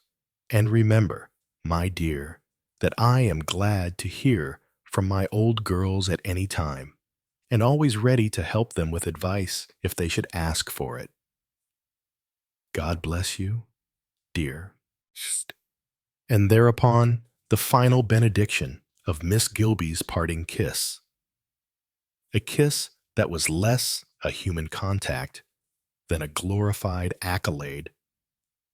Joan, slightly dazed, was dismissed. She returned to her dormitory to find Blanche Haggard, wearing Mary Grant's pince-nez, and with a pillow stuffed down the front of her gym tunic, giving an orchestral recital to an enraptured audience. "You are going," boomed Blanche, "from this happy world of school into the larger, more perilous world of life. Life opens out before you with its problem, its responsibilities." Joan joined the audience. The applause grew as Blanche worked up to her climax. "To you, Blanche Haggard, I say but one word. Discipline. Discipline your emotions. Practice self-control. Your very warmth of heart may prove perilous. Only by strict discipline can you attain the heights. You have great gifts, my dear. Use them well. You have a lot of faults. Blanche, a lot of faults. But they are the faults of a generous nature, and they can be corrected. Life, Blanche's voice rose to a shrill falsetto, is a continual progress. Rise on the stepping stones of our dead selves. See Wordsworth. Remember the old school, and remember that Aunt Gilby gives advice and help at any time if a stamped addressed envelope is enclosed. Blanche paused. But to her surprise, neither laughter nor applause greeted the pause. Everyone looked as though turned into marble, and all heads were turned to the open doorway where Miss Gilby stood majestically, pince-nez in hand. If you are thinking of taking up a stage career, Blanche, I believe there are several excellent schools of dramatic art where they would teach you proper voice control and elocution. You seem to have some talents in that direction. Kindly return that pillow to its proper place at once." And with that, she moved swiftly away. "Whew," said Blanche. "The old Tartar, pretty sporting of her. But she does know how to make you feel small." Yes, thought Joan, Miss Gilby had been a great personality. She had finally retired from St. Anne's just a term after Avril had been sent there. The new headmistress had lacked her dynamic personality, and the school had started to go down in consequence. Blanche had been right. Miss Gilby had been a Tartar, but she had known how to make herself felt, and she had certainly, Joan reflected, been quite right about Blanche. Discipline. That was what Blanche had needed in her life. Generous instincts. Yes, possibly, but self-control had been notably lacking. Still, Blanche was generous. That money, for instance, the money that Joan had sent her, Blanche hadn't spent it on herself. It had bought a roll-top desk for Tom Holliday. A roll-top desk was the last thing in the world that Blanche would have wanted. A warm-hearted, kindly creature. Blanche. And yet she had left her children, gone off callously, and deserted the two little creatures she herself had brought into the world. It just showed that there were people who had simply no maternal instinct whatsoever. One's children, thought Joan, should always come first. She and Rodney had always agreed on that. Rodney was really very unselfish, if it was put to him. That is, in the right way. She had pointed out to him, for instance, that nice sunny dressing room of his really ought to be the children's day nursery, and he had agreed quite willingly to move into the little room overlooking the stable yard. Children should have all the sun and light there was. She and Rodney had really been very conscientious parents, and the children had really been very satisfactory, especially when they were quite small. Such attractive, handsome children, much better brought up than the Shurston boys, for instance. Mrs. Shurston never seemed to mind what those children looked like, and she herself seemed to join them in the most curious activities. Crawling along the ground as a red Indian, uttering wild whoops and yells, and once, when they were attempting a reproduction of a circus, giving a most lifelike imitation of a sea lion. The fact was, Joan decided that Leslie Shurston herself had never properly grown up. Still, she'd had a very sad life. Poor woman. Joan thought of the time when she had so unexpectedly run across Captain Shurston in Somerset. She had been staying with friends in that part of the world and had had no idea the Shurstons were living there. She had come face to face with Captain Shurston as he emerged so typical from the local pub. She had not seen him since his release, and it was really quite a shock to see the difference from the old days of the jaunty, confident bank manager. That curiously deflated look that big aggressive men got when they had failed in the world. The sagging shoulders, the loose waistcoat, the flabby cheeks, the quick, shifty look of the eyes. To think that anyone could ever have trusted this man. He was taken aback by meeting her, but he rallied well, and greeted her with what was a painful travesty of his old manner. "Well, well, well, Mrs. Scudamore. The world is indeed a small place. And what brings you to Skipton Haines?" Standing there, squaring his shoulders, endeavoring to put into his voice the old heartiness and self-assurance. It was a pitiful performance, and Joan had, in spite of herself, felt quite sorry for him. How dreadful to come down in the world like that, to feel that at any moment you might come across someone from the old life, someone who might refuse even to recognize you. Not that she had any intention herself of behaving that way. Naturally, she was quite prepared to be kind. Shurston was saying, "You must come back and see my wife. You must have tea with us. Yes, yes, dear lady. I insist." And the parody of his old manner was so painful that Joan, albeit rather unwillingly, allowed herself to be piloted along the street, Shurston continuing to talk in his new, uneasy way. He'd like her to see their little place, at least not so little, quite a good acreage. Hard work, of course, growing for the market, anemones, and apples were their best line. Still talking, he unlatched a somewhat dilapidated gate that needed painting, and they walked up a weedy drive. Then they saw Leslie, her back bent over the anemone beds. "Look who's here," Shurston called, and Leslie had pushed her hair back from her face and had come over and said this was a surprise. Joan had noticed at once how much older Leslie looked and how ill. There were lines carved by fatigue and pain on her face, but otherwise, she was exactly the same as usual, cheerful and untidy, and terrifically energetic. As they were standing there talking, the boys arrived home from school, charging up the drive with loud howls and rushing at Leslie, butting at her with their heads, shouting out "Mum! Mum! Mum!" And Leslie, after enduring the onslaught for some minutes, suddenly said, in a very peremptory voice, "Quiet, visitors."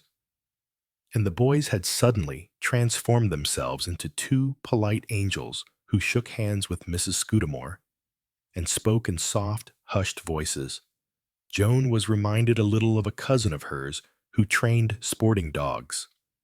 On the word of command, the dogs would sit, dropping to their haunches, or on another word, dash wildly for the horizon. Leslie's children, she thought, seemed trained much on the same plan. They went into the house, and Leslie went to get tea with the boys, helping her, and presently it came in on a tray, with the loaf and the butter and the homemade jam, and the thick kitchen cups, and Leslie and the boys laughing. But the most curious thing that happened was the change in Shurston. That uneasy, shifty, painful manner of his vanished. He became suddenly the master of the house and the host, and a very good host. Even his social manner was in abeyance. He looked suddenly happy, pleased with himself and with his family. It was as though, within these four walls, the outer world and its judgment ceased to exist for him. The boys clamored for him to help them with some carpentry they were doing.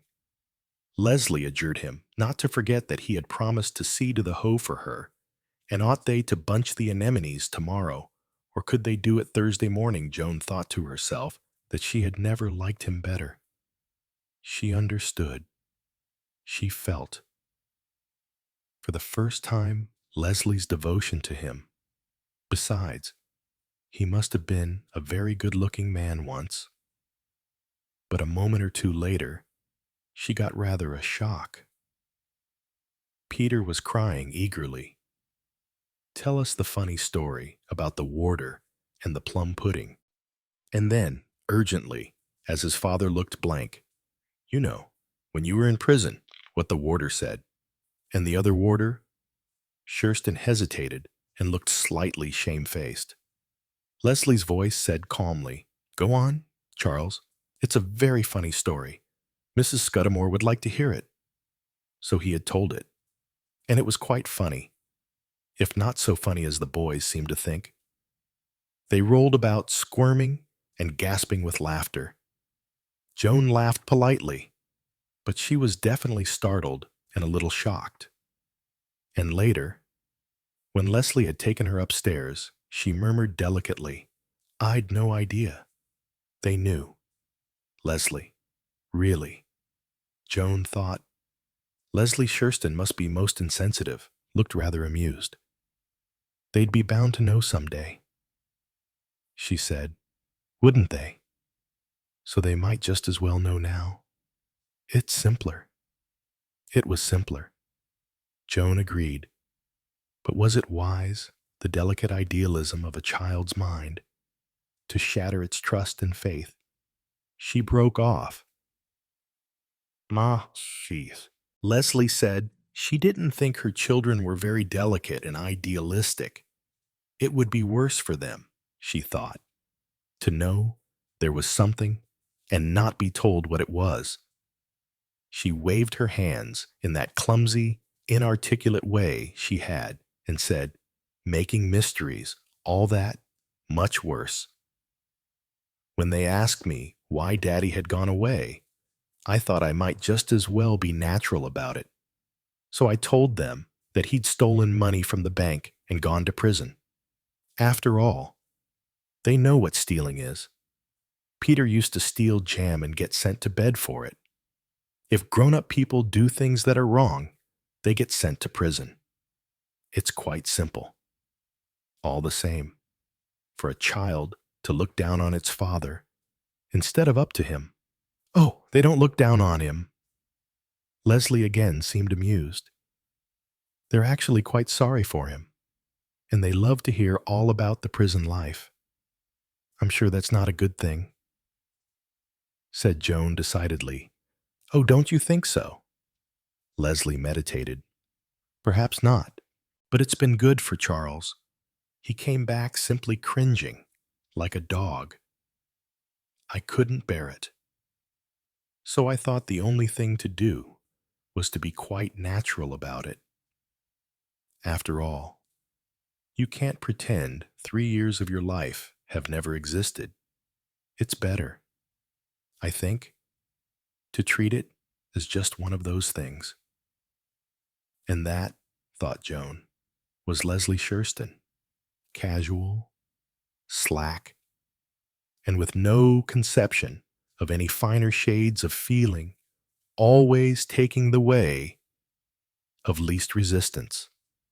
Still, give her her due. She had been a loyal wife. Joan had said kindly, "You know, Leslie, I really think you have been quite splendid. The way you have stuck to your husband and worked so hard to keep things going while he was, away. Rodney and I often say so." What a funny one-sided smile the woman had. Joan hadn't noticed it until this minute. Perhaps her praise had embarrassed Leslie. It was certainly in rather a stiff voice that Leslie asked, "How is Rodney?" "Very busy. The poor lamb. I'm always telling him he ought to take a day off now and again," Leslie said. "That's not so easy. I suppose in his job, like mine, it's pretty well full-time. There aren't many possible days off."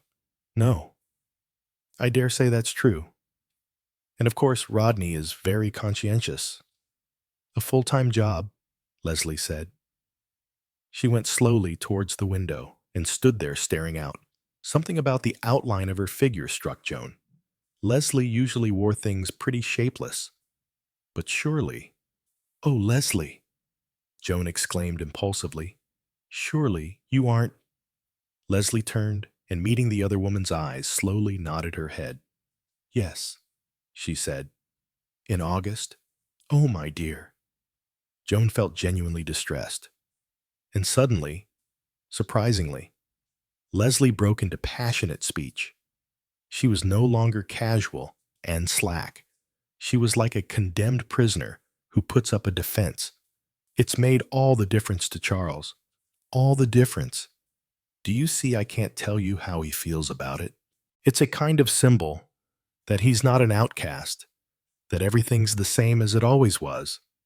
He's even tried to stop drinking since he's known." So impassioned was Leslie's voice that Joan hardly realized until afterwards the implication of the last sentence.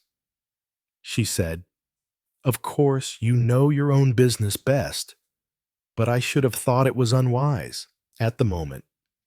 "Financially, you mean?" Leslie laughed. "Oh, we'll weather the storm. We grow pretty well all we eat anyway. And, you know, you don't look very strong." "Strong, I'm terribly strong. Too strong. Whatever kills me won't kill me easily, I'm afraid." And she had given a little shiver, as though, even then, she had had some strange prevision of disease and racking pain. And then they had gone downstairs again, and Shurston had said he would walk with Mrs. Scudamore to the corner and show her the short-cut across the fields. And, turning her head as they went down the drive, she saw Leslie and the boys all tangled up and rolling over and over on the ground with shrieks of wild mirth. Leslie, rolling about with her young, quite like an animal, thought Joan with slight disgust, and then bent her head attentively to listen to what Captain Shurston was saying. He was saying in rather incoherent terms that there never was, never had been, never would be, any woman like his wife. You've no idea. Mrs. Scudamore, what she's been to me. No idea. Nobody could. I'm not worthy of her. I know that." Joan observed with alarm that the easy tears were standing in his eyes. He was a man who could quickly become maudlin, always the same, always cheerful, seems to think that everything that happens is interesting and amusing, and never a word of reproach. Never a word. But I'll make it up to her. I swear I'll make it up to her. It occurred to Joan that Captain Shurston could best show his appreciation by not visiting the Anchor and Bell too frequently. She very nearly said so.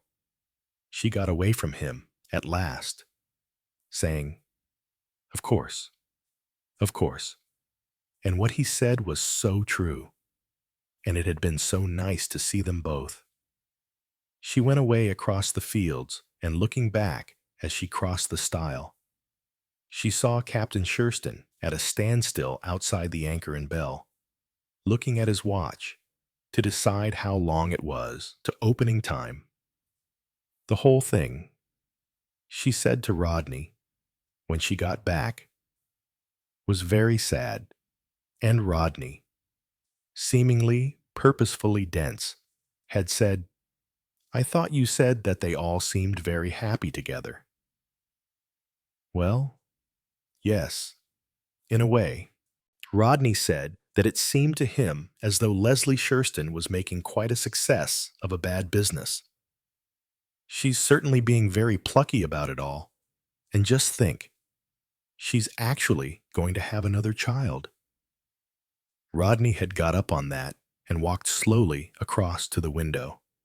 He had stood there looking out, very much. Now she came to think of it. As Leslie had stood, he said, after a minute or two, "When August," she said, "I think it's extremely foolish of her." "Do you? My dear, just consider. They're living hand to mouth as it is. A young baby will be an added complication." He said slowly, "Leslie's shoulders are broad. Well, she'll crack up if she tries to take on too much. She looks ill now. She looked ill when she left here. She looks years older, too. It's all very well to say that this will make all the difference to Charles Shurston." "Is that what she said?" "Yes, she said it had made all the difference," Rodney said thoughtfully. "That's probably true. Shurston is one of those extraordinary people who live entirely on the esteem in which other people hold them. When the judge passed sentence on him, he collapsed just like a pricked balloon. It was quite pitiful, and at the same time, quite disgusting. I should say the only hope for Shurston is to get back, somehow or other, his self-respect. It will be a full-time job. Still, I really do think that another child—" Rodney interrupted her. He turned from the window, and the white anger of his face startled her. "She's his wife, isn't she? She'd only got 2 courses open to her. To cut loose entirely and take the kids, or to go back and damn well be a wife to him. That's what she's done. And Leslie doesn't do things by halves." And Joan had asked if there was anything to get excited about, and Rodney replied, "Certainly not." But he was sick and tired of a prudent, careful world that counted the cost of everything before doing it, and never took a risk. Joan said she hoped he didn't talk like that to his clients. And Rodney grinned and said, "No fear. He always advised them to settle out of court, Chapter 7. It was, perhaps, natural that Joan should dream that night of Miss Gilby. Miss Gilby in a solar topee, walking beside her in the desert and saying in an authoritative voice, "You should have paid more attention to lizards. Joan, your natural history is weak." To which, of course, she had replied, "Yes, Miss Gilby." And Miss Gilby had said, "Now don't pretend you don't know what I mean. Joan, you know perfectly well. Discipline, my dear." Joan woke up, and for a moment or two thought herself back at St. Anne's. It was true, the rest house was not unlike a school dormitory. The bareness, the iron beds, the rather hygienic-looking walls. Oh dear, thought Joan, another day to get through. What was it Miss Gilby had said in her dream? Discipline? Well, there was something in that. It had really been very foolish of her the day before to get into that queer state all about nothing. She must discipline her thoughts. Arrange her mind systematically. Investigate once and for all this agoraphobia idea. Certainly she felt quite all right now. Here in the rest house, perhaps it would be wiser not to go out at all. But her heart sank at the prospect. All day in the gloom, with the smell of mutton fat and paraffin and flit, all day with nothing to read, nothing to do. What did prisoners do in their cells? Well, of course they had exercise, and they sewed mailbags or something like that. Otherwise, she supposed, they would go mad. But there was solitary confinement. That did send people mad. Solitary confinement, day after day, week after week. Why? She felt as though she had been here for weeks. And it was, how long? 2 days. 2 days incredible. What was that line of Omar Khayyam's, myself with yesterday's 10,000 years? Something like that. Why couldn't she remember anything properly? No, not again. Trying to remember and recite poetry hadn't been a success. Not at all a success. The truth is, there was something very upsetting about poetry. It had a poignancy, a way of striking through to the spirit.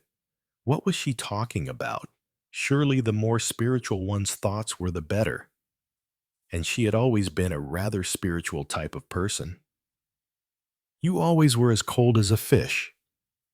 Why should Blanche's voice come cutting through to her thoughts, a very vulgar and uncalled for remark? Really, just like Blanche. Well, she supposed that that was what it must seem like to someone like Blanche, someone who allowed themselves to be torn to pieces by their passions. You couldn't really blame Blanche for being coarse. She was simply made that way. It hadn't been noticeable as a girl because she had been so lovely and so well bred. But the coarseness must always have been there underneath. Cold as a fish indeed. Nothing of the kind. It would have been a good deal better for Blanche if she had been a little more fish-like in temperament herself. She seemed to have led the most deplorable life. Really quite deplorable. What had she said? One can always think of one's sins. Poor Blanche. But she had admitted that that wouldn't give Joan occupation long. She did realize, then, the difference between herself and Joan. She had pretended to think that Joan would soon get tired of counting her blessings. True, perhaps. That one did tend to take one's blessings for granted. What was it she had said after that? Something rather curious. Oh, yes. She had wondered what, if you had nothing to do but think about yourself for days and days. You might find out about yourself. In a way, rather an interesting idea. In fact, quite an interesting idea. Only Blanche had said that she, herself, wouldn't like to try it. She had sounded, almost, afraid. I wonder, thought Joan, if one would make any discoveries about oneself. Of course, I'm not used to thinking of myself. I've never been a self-centered sort of woman. I wonder, thought Joan, how I appear to other people. I don't mean in general. I mean in particular. She tried to remember any instances of things people had said to her. Barbara. For instance, oh, your servants, mother, are always perfection. You see to that? Quite a tribute, in a way, showing that her children did consider her a good manager and housewife. And it was true. She did run her house well and efficiently, and her servants liked her, at least. They did what she told them. They weren't Perhaps very sympathetic if she had a headache or wasn't feeling well. But then she hadn't encouraged them on those lines. And what was it that that very excellent cook had said when she had given her notice? Something about not being able to go on forever without any appreciation. Something quite ridiculous. Always being told when a thing's wrong, ma'am, and never a word of praise when it's right. Well, it takes the heart out of you. She had answered coldly. Surely you realize, cook, that if nothing is said, it is because everything is all right and perfectly satisfactory. That may be, ma'am, but it's disheartening. After all, I'm a human being, and I did take a lot of trouble over that Spanish ragout you asked for, though it was a lot of trouble, and I'm not one that cares for made-up dishes myself. It was quite excellent. Cook, yes, ma'am. I thought it must have been as you finished it all in the dining room. But nothing was said, Joan said impatiently. Don't you think you are being rather silly? After all, you are engaged to do the cooking at a very good salary. Oh, the wages are quite satisfactory, ma'am. And therefore, the understanding is that you are a sufficiently good cook. If anything is not satisfactory, I mention it. You do indeed, ma'am. And apparently, you resent the fact it's not that, ma'am. But I think we'd best say no more about it, and I'll leave at the end of my month. Servants, thought Joan, were very unsatisfactory. So full of feelings and resentments, they all adored Rodney, of course, simply because he was a man. Nothing was ever too much trouble to do for the master. And Rodney would sometimes come out with the most unexpected knowledge concerning them. Don't pitch into Edna, he would say surprisingly. Her young man's taken up with another girl, and it's thrown her right out of gear. That's why she's dropping things, and handing the vegetables twice, and forgetting everything. How on earth do you know, Rodney? She told me this morning. Very extraordinary that she should talk to you about it. Well, I asked her what was wrong, as a matter of fact. I noticed her eyes were red, as though she had been crying. Rodney, thought Joan, was an unusually kind person. She had said to him once, I should think that with your experience as a lawyer, you would get tired of human tangles. And he had answered, thoughtfully, yes, one might think so, but it doesn't work that way. I suppose a country family solicitor sees more of the seamy side of human relationships than almost anybody else, except a doctor. But it only seems to deepen one's pity for the whole human race. So vulnerable, so prone to fear and suspicion and greed, and sometimes so unexpectedly unselfish and brave. That is, perhaps the only compensation there is, the widening of one's sympathies. It had been on the tip of her tongue to say, compensation. What do you mean? But for some reason, she hadn't said it. Better not, she thought. No. Better to say nothing.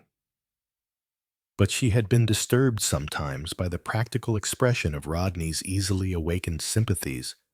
The question, for instance, of old Hoddesden's mortgage. She had learned about that, not from Rodney, but from the garrulous wife of Hoddesden's nephew. And she had come home seriously perturbed. Was it true that Rodney had advanced the money out of his private capital? Rodney had looked vexed. He had flushed and answered heatedly, Who's been talking? She told him, and then said, Why couldn't he borrow the money in the ordinary way? Security isn't good enough. from the strictly business point of view. It's difficult to raise mortgages on farmland just now. Then why on earth are you lending it? Oh, I shall be all right. Hoddesdon's a good farmer, really. It's lack of capital and 2 bad seasons that have let him down. The fact remains that he's in a bad way and has to raise money. I really can't feel that this is good business. Rodney, and quite suddenly and unexpectedly, Rodney had lost his temper. Did she understand the first thing? He had asked her about the plight that farmers all over the country were in. Did she realize the difficulties, the obstacles, the short-sighted policy of the government? He had stood there pouring out a welter of information concerning the whole agricultural position of England, passing from that to a warm, indignant description of old Hoddesdon's particular difficulties. It might happen to anyone, no matter how intelligent and hard-working he was. It might have happened to me if I'd been in his position. It's lack of capital to begin with, and bad luck following on. And anyway, if you don't mind my saying so, it isn't your business. Joan, I don't interfere with your management of the house and the children. That's your department. This is mine. She had been hurt, quite bitterly hurt. To take such a tone was most unlike Rodney. It was really the nearest they had come to having a quarrel. And all over that tiresome old Hoddesdon, Rodney was besotted about the stupid old man. On Sunday afternoons, he would go out there and spend the afternoon walking round with Hoddesdon and come back full of information about the state of the crops and cattle diseases and other totally uninteresting subjects of conversation. He even used to victimize their guests with the same kind of talk. Why? Joan remembered how at a garden party she had noticed Rodney and Mrs. Shurston sitting together on one of the garden seats, with Rodney talking. So much so that she had wondered what on earth he had been talking about and had gone up to them, because really, he seemed so excited. And Leslie Shurston was listening with such apparently tense interest. And apparently, all he was talking about were dairy herds and the necessity of keeping up the level of pedigree stock in this country. Hardly a subject that could be of any interest to Leslie Shurston, who had no particular knowledge of or interest in such matters. Yet she had been listening with apparently deep attention, her eyes on Rodney's eager, animated face. Joan had said lightly, "Really, Rodney, you mustn't bore poor Mrs. Shurston with such dull things." For that had been where the Shurstons first came to Crayminster, and before they knew them very well. The light had died out of Rodney's face, and he had said, apologetically to Leslie, "I'm sorry." And Leslie Shurston had said quickly and abruptly, in the way she always spoke, "You're wrong. Mrs. Scudamore, I found what Mr. Scudamore was saying very interesting." And there had been a gleam in her eye which had made Joan say to herself, "Really, I believe that woman has got quite a temper." And the next thing that had happened was that Myrna Randolph had come up, just a little out of breath, and had exclaimed, "Rodney, darling, you must come and play in this set with me. We're waiting for you." And with that charming, imperious manner that only a really good-looking girl can get away with, she had stretched out both hands, pulled Rodney to his feet, and smiling up into his face, had simply swept him away to the tennis court. Whether Rodney had wanted to or not, she had walked beside him.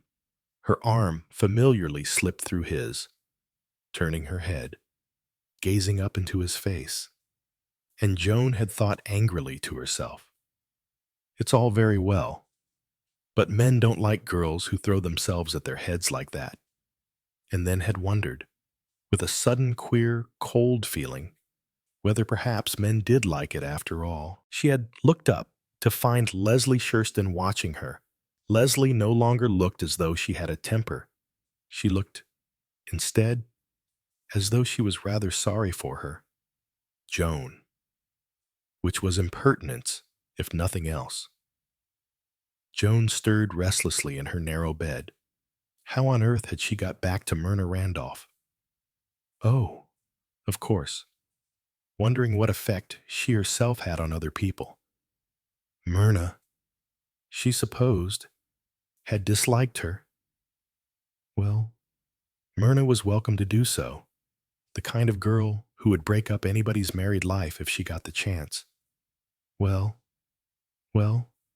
no need getting hot and bothered about that now. She must get up and have breakfast. Perhaps they could poach an egg for her as a change. She was so tired of leathery omelets. The Indian, however, seemed impervious to the suggestion of a poached egg.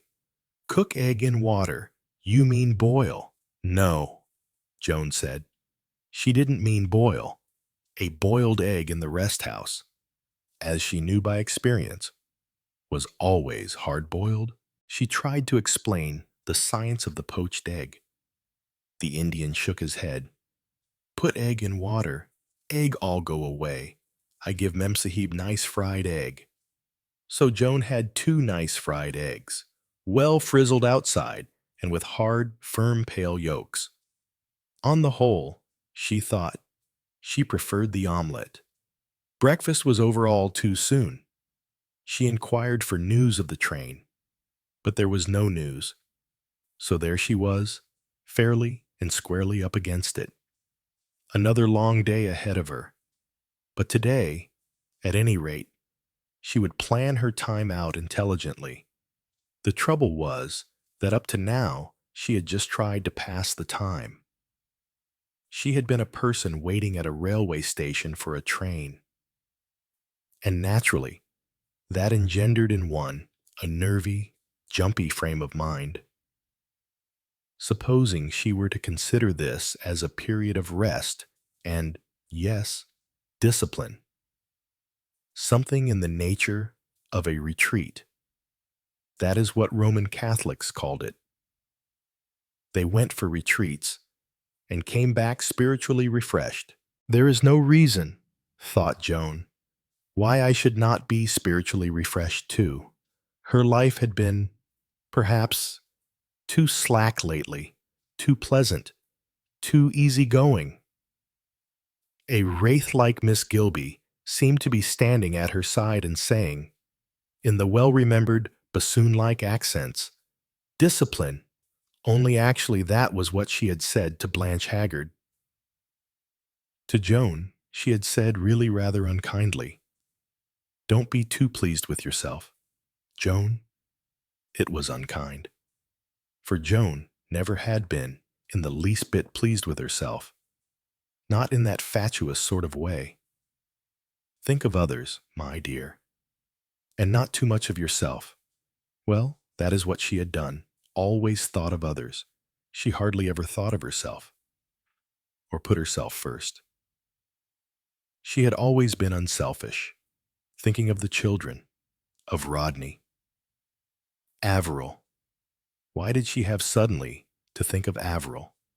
Why see so clearly her elder daughter's face, with its polite, slightly scornful smile? Averil, there was no doubt of it, had never appreciated her mother properly. The things she said sometimes, quite sarcastic things, were really most irritating. Not exactly rude, but, well, but what? That look of quiet amusement, those raised eyebrows, the way Averil would stroll gently out of a room.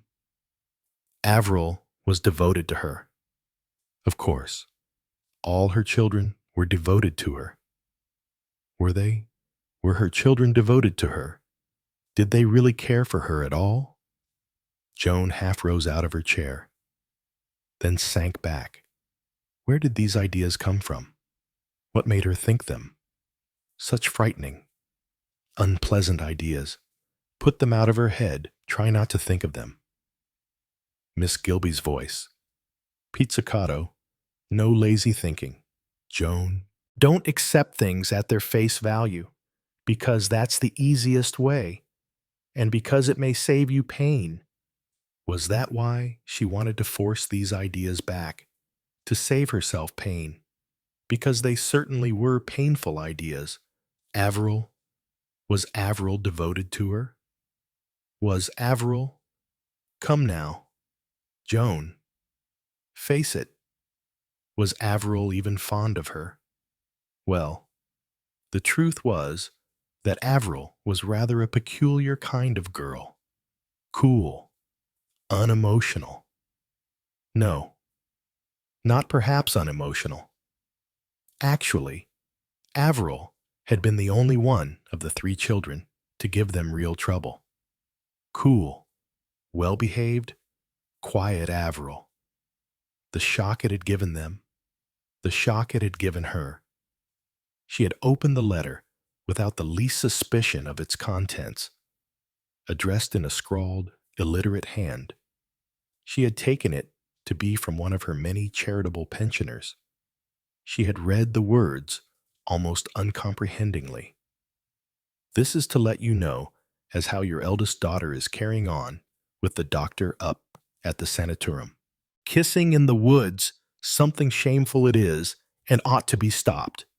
Joan stared at the dirty sheet of paper with a definite feeling of nausea. What an abominable, what a disgusting thing. She had heard of anonymous letters. She had never received one before. Really. It made one feel quite sick. Your eldest daughter, Averill. Averill, of all people in the world. Carrying on disgusting phrase with the doctor up at the sanatorum, Dr. Cargill. That eminent, distinguished specialist who had made such a success of his tubercular treatment. A man at least 20 years older than Averill. A man with a charming invalid wife. What rubbish. What disgusting rubbish.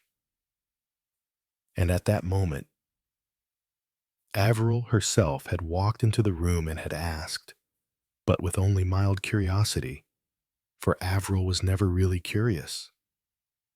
Is anything the matter, Mother? Joan, the hand that held the letter shaking, had hardly been able to reply. I don't think I had better even show it to you. Averill, it's too disgusting. Her voice had trembled. Averill, raising those cool, delicate eyebrows of hers in surprise, said, something in a letter. Yes, about me. You'd better not even see it. Dear. But Averill, walking across the room, had quietly taken the letter out of her hand, had stood there a minute reading it, then had handed it back, and had said in a reflective, detached voice, yes, not very nice. Nice. It's disgusting. Quite disgusting. People should be punished by law for telling such lies, Averill said quietly. It's a foul letter, but it's not a lie. The room had turned a somersault and revolved round and round. Joan had gasped out, What do you mean? What can you mean? You needn't make such a fuss. Mother, I'm sorry this has come to you this way, but I suppose you would have been bound to know sooner or later. You mean it's true, that you and Dr. Cargill? Yes. Averill had just nodded her head. But it's wicked. It's disgraceful. A man of that age, a married man, and a young girl like you, Averill said impatiently. You needn't make a kind of village melodrama out of it. It's not in the least like that. It's all happened very gradually. Rupert's wife is an invalid, has been for years. We've simply come to care for each other. That's all. That's all. Indeed. Joan had plenty to say. and said it. Avril merely shrugged her shoulders and let the storm play round her. In the end, when Joan had exhausted herself, Avril remarked, "I can quite appreciate your point of view, Mother. I dare say I should feel the same in your place, though I don't think I should have said some of the things you've chosen to say, but you can't alter facts. Rupert and I care for each other, and although I'm sorry, I really don't see what you can do about it. Do about it. I shall speak to your father at once." Poor father. Must you really worry him about it? I'm sure he'll know just what to do. He really can't do anything at all, and it will simply worry him dreadfully. That had been the beginning of a really shattering time. Avril, at the heart of the storm, had remained cool and apparently unperturbed, but also completely obdurate. Joan had repeated to Rodney again and again, "I can't help feeling it's all a pose on her part." It's not as though Avril were given to really strong feelings of any kind. But Rodney had shaken his head. "You don't understand Avril. With Avril, it is less her senses than her mind and heart. When she loves so deeply that I doubt if she will ever quite get over it." "Oh, Rodney, I really do think that is nonsense. After all, I know Avril better than you do. I'm her mother." "That doesn't mean that you really know the least thing about her. Avril has always understated things from choice. No, perhaps from necessity.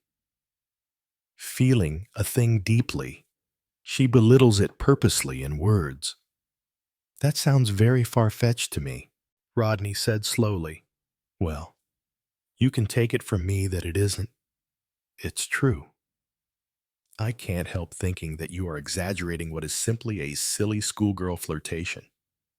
She's been flattered and likes to imagine." Rodney had interrupted her. "Joan, my dear, it's no good trying to reassure yourself by saying things that you yourself don't believe. Avril's passion for Cargill is serious. Then it's disgraceful of him. Absolutely disgraceful. Yes, that's what the world will say, all right. But put yourself in the poor devil's place. A wife who's a permanent invalid, and all the passion and beauty of Avril's young, generous heart offered to you on a platter.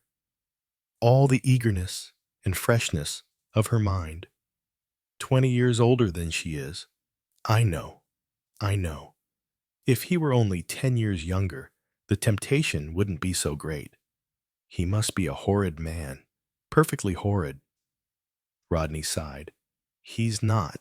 He's a fine and very humane man. A man with an intense enthusiastic love for his profession. A man who has done outstanding work.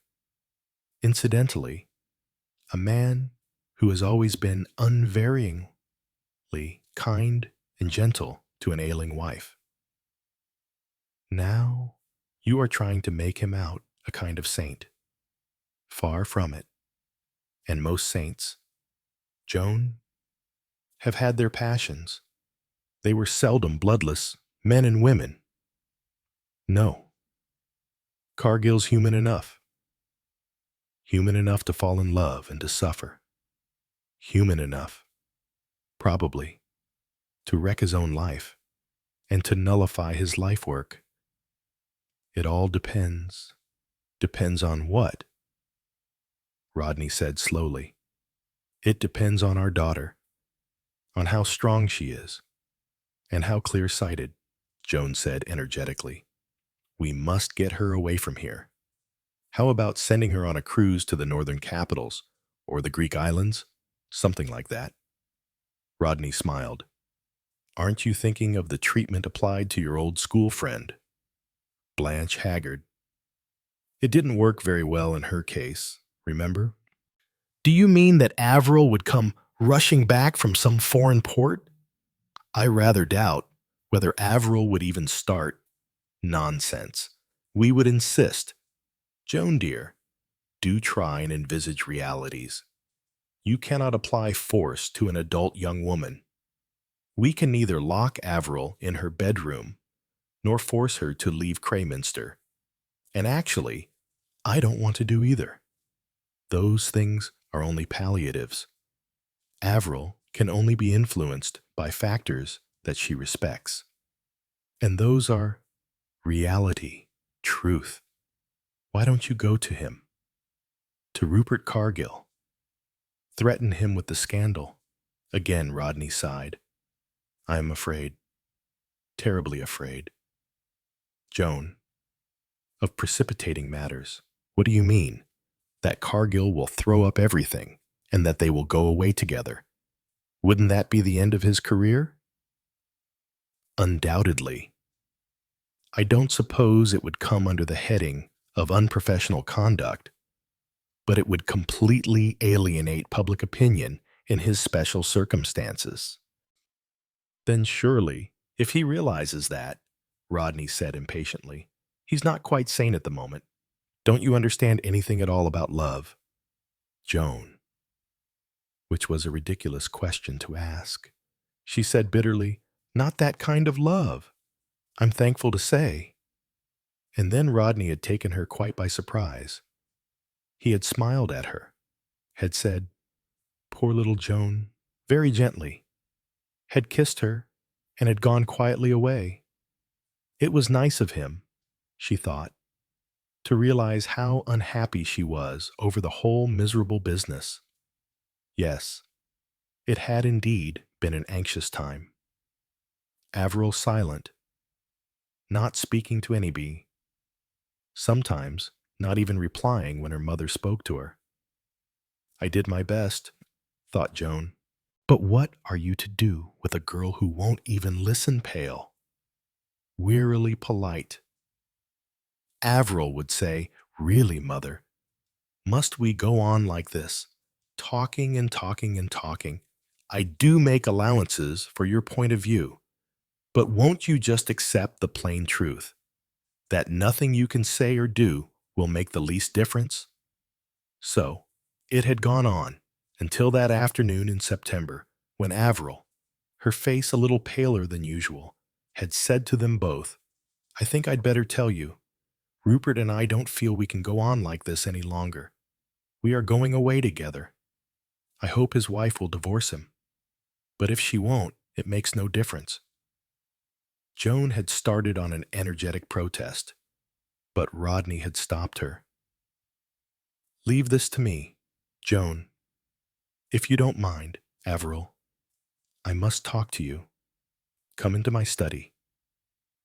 Avril had said with a very faint smile, quite like a headmaster, aren't you? Father, Joan burst out. I'm Avril's mother. I insist. Please, Joan, I want to talk to Avril alone. Would you mind leaving us? There had been so much quiet decision in his tone that she had half turned to leave the room. It was Avril's low, clear voice that stopped her. Don't go away, mother. I don't want you to go away. Anything father says to me, I'd rather he said in front of you. Well, at least that showed, thought Joan, that being a mother had some importance. What a very odd way Avril and her father had of looking at each other. A wary, measuring, unfriendly way, like two antagonists on the stage. Then Rodney smiled slightly and said, I see. Afraid. Avril's answer came cool and slightly surprised. I don't know what you mean. Father, Rodney said, with sudden irrelevance, a pity you weren't a boy. Avril, there are times when you are quite uncannily like your great-uncle Henry. He had a wonderful eye for the best way to conceal the weakness in his own case, or to expose the weakness of his opponent's case. Avril said quickly, There isn't any weakness in my case. Rodney said deliberately, I shall prove to you that there is. Joan exclaimed sharply. Of course you are not going to do anything so wicked or so foolish. Avril, your father and I will not allow it. And at that Avril had smiled, just a little, and had looked not at her mother, but at her father, offering as it were her mother's remark to him.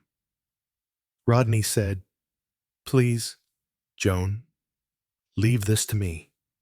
I think, said Avril, that mother is perfectly entitled to say just what she thinks. Thank you, Avril, said Joan. I am certainly going to do so. My dear child, you must see that what you propose is quite out of the question. You are young and romantic, and you see everything in quite a false light. What you do on an impulse now, you will bitterly regret later. And think of the sorrow you will cause your father and me. Have you thought of that? I'm sure you don't want to cause us pain. We have always loved you so dearly. Avril listened quite patiently, but she did not reply. She had never taken her eyes from her father's face. When Joan finished, Avril was still looking at Rodney, and there was still a faint, slightly mocking smile on her lips. Well, father, she said, have you anything to add? Not to add, said Rodney, but I have something of my own to say. Avril looked at him inquiringly.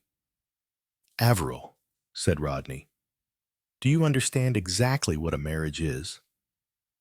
Avril's eyes opened slightly. She paused and then said, Are you telling me that it is a sacrament? No, said Rodney. I may consider it as a sacrament, or I may not. What I am telling you is that marriage is a contract. Oh, said Avril. She seemed a little, just a little, taken aback. Marriage, said Rodney, is a contract entered into by two people, both of adult years, in the full possession of their faculties, and with a full knowledge of what they are undertaking. It is a specification of partnership, and each partner binds himself and herself specifically to honor the terms of that contract, that is, to stand by each other in certain eventualities, in sickness and in health, for richer, for poorer, for better, for worse. Because those words are uttered in a church, and with the approval and benediction of a priest, they are nonetheless a contract, just as any agreement entered into between two people in good faith is a contract. Because some of the obligations undertaken are not enforceable in a court of law, they are nonetheless binding on the persons who have assumed them. I think you will agree that, equitably, that is so. There was a pause, and then Avril said, That may have been true once.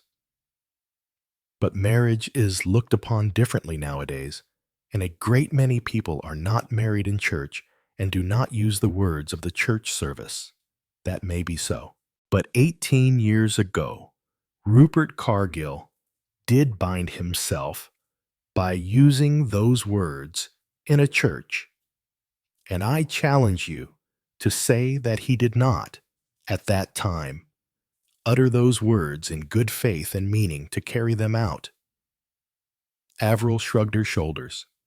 Rodney said, Will you admit that, although not legally enforceable, Rupert Cargill did enter into such a contract with the woman who is his wife?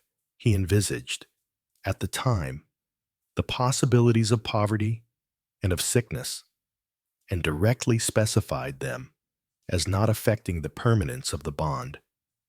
Avril had gone very white. She said, I don't know where you think you are getting by all this. I want an admission from you that marriage is, apart from all sentimental feeling and thinking, an ordinary business contract. Do you admit that? Or don't you? I'll admit it. And Rupert Cargill proposes to break that contract with your connivance. Yes, with no regard for the due rights and privileges of the other party to the contract. She will be all right. It's not as though she were so terribly fond of Rupert. All she thinks of is her own health and— Rodney interrupted her sharply. I don't want sentiment from you, Averill. I want an admission of fact. I'm not sentimental. You are. You have no knowledge at all of Mrs. Cargill's thoughts and feelings. You are imagining them to suit yourself. All I want from you is the admission that she has rights. Averill flung her head back. Very well. She has rights. Then you are now quite clear exactly what it is you are doing. Have you finished, Father? No. I have one more thing to say. You realize, don't you, that Cargill is doing very valuable and important work? That his methods in treating tuberculosis have met with such striking success that he is a very prominent figure in the medical world, and that, unfortunately, a man's private affairs can affect his public career. That means that Cargill's work, his usefulness to humanity, will be seriously affected, if not destroyed, by what you are both proposing to do. Averill said, Are you trying to persuade me that it's my duty to give Rupert up so that he can continue to benefit humanity? There was a faint sneer in her voice. No, said Rodney. I'm thinking of the poor devil himself.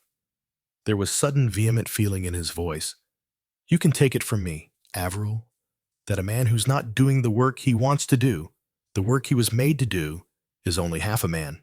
I tell you, as surely as I'm standing here, that if you take Rupert Cargill away from his work and make it impossible for him to go on with that work, the day will come when you will have to stand by and see the man you love unhappy, unfulfilled, old before his time, tired and disheartened, only living with half his life. And if you think your love, or any woman's love, can make up to him for that, then I tell you plainly that you're a damn sentimental little fool. He stopped. He leaned back in his chair. He passed his hand through his hair. Averill said, You say all this to me, but how do I know? She broke off and began again. How do I know that it's true? I can only say that it's what I believe to be true, and that it is what I know of my own knowledge. I'm speaking to you, Averill, as a man, as well as a father. Yes, said Averill. I see, Rodney said, and his voice was tired now and sounded muffled. It's up to you, Averill, to examine what I have told you, and to accept or reject it. I believe you have courage and clear-sightedness. Averill went slowly towards the door. She stopped with her hand on the handle and looked back. Joan was startled by the sudden, bitter vindictiveness of her voice when she spoke. Don't imagine, she said, that I shall ever be grateful to you. Father, I think I hate you. And she went out and closed the door behind her. Joan made a motion to go after her, but Rodney stopped her with a gesture. Leave her alone, he said. Leave her alone. Don't you understand? We've won. Chapter 8. And that, Joan reflected, had been the end of that. Averill had gone about, very silent, answering in monosyllables when she was spoken to, never spoke if she could help it. She had got thinner and paler.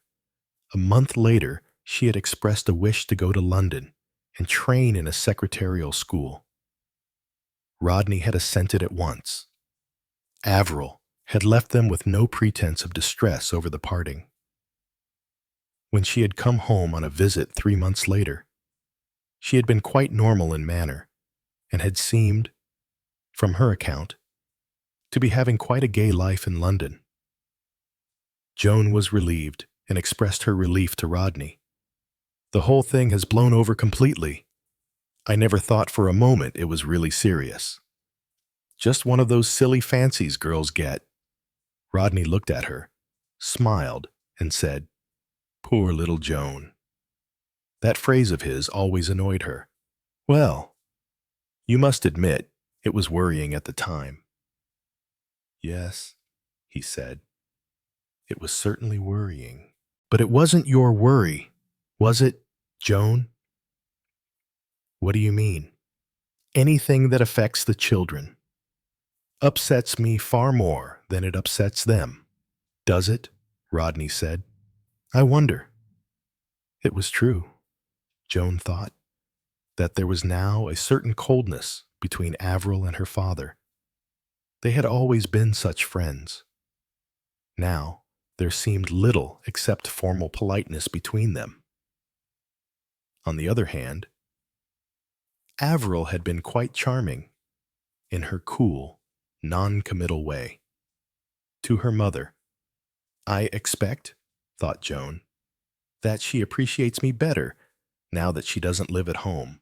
She herself certainly welcomed Avril's visits. Avril's cool, good sense seemed to ease things in the household. Barbara was now grown up and was proving difficult. Joan was increasingly distressed by her younger daughter's choice of friends. She seemed to have no kind of discrimination. There were plenty of nice girls in Crayminster. But Barbara, out of sheer perversity, it seemed, would have none of them. "They're so hideously dull, Mother." "Nonsense. Barbara, I'm sure both Mary and Allison are charming girls, full of fun." "They're perfectly awful. They wear snoods." Joan had stared, bewildered. "Really? Barbara, what do you mean? What can it matter?" "It does. It's a kind of symbol." "I think you're talking nonsense." "Darling, there's Pamela Grayling. Her mother used to be a great friend of mine. Why not go about with her a bit more?" "Oh, Mother, she's hopelessly dreary, not amusing a bit." "Well, I think they're all very nice girls." "Yes, nice and deadly." "And what does it matter what you think? That's very rude, Barbara. Well, what I mean is, you don't have to go about with them. So it's what I think matters. I like Betty Earle and Primrose Dean, but you always stick your nose in the air when I bring them to tea. Well, frankly, darling, they are rather dreadful. Betty's father runs those awful Carabank tours and simply hasn't got an H. He's got lots of money, though. Money isn't everything, Barbara. The whole point is, Mother, can I choose my own friends? Or can't I? Of course you can, Barbara. But you must let yourself be guided by me. You are very young still. That means I can't. It's pretty sickening the way I can't do a single thing I want to do. This place is an absolute prison house." And it was just then that Rodney had come in and had said, "What's a prison house?" Barbara cried out. "Home is." And instead of taking the matter seriously, Rodney had simply laughed and had said teasingly, "Poor little Barbara, treated like a black slave." Well, I am quite right, too. I approve of slavery for daughters. And Barbara had hugged him and said breathlessly, "Darling dads, you are so, so ridiculous. I never can be annoyed with you for long." Joan had begun indignantly, "I should hope not." But Rodney was laughing, and when Barbara had gone out of the room, he had said, "Don't take things too seriously, Joan. Young fillies have to kick up their heels a bit. But these awful friends of hers, A momentary phase of liking the flamboyant. It will pass. Don't worry, Joan. Very easy. Joan had thought indignantly. To say, don't worry. What would happen to them all if she didn't worry Rodney was far too easygoing, and he couldn't possibly understand a mother's feelings. Yet trying as Barbara's choice of girlfriends had been, it was as nothing to the anxiety occasioned by the men she seemed to like. George Harmon and that very objectionable young Wilmore. Not only a member of the rival solicitor's firm, a firm that undertook the more dubious legal business of the town, but a young man who drank too much, talked too loudly, and was too fond of the racetrack. It was with young Wilmore that Barbara had disappeared from the town hall on the night of the Christmas charity dance and had reappeared 5 dances later, sending a guilty but defiant glance towards where her mother was sitting. They had been sitting out, it seemed, on the roof, a thing that only fast girls did. So Joan told Barbara, and it had distressed her very much. Don't be so Edwardian, Mother. It's absurd. I'm not at all Edwardian. And let me tell you, Barbara, a lot of the old ideas about chaperonage are coming back into favor.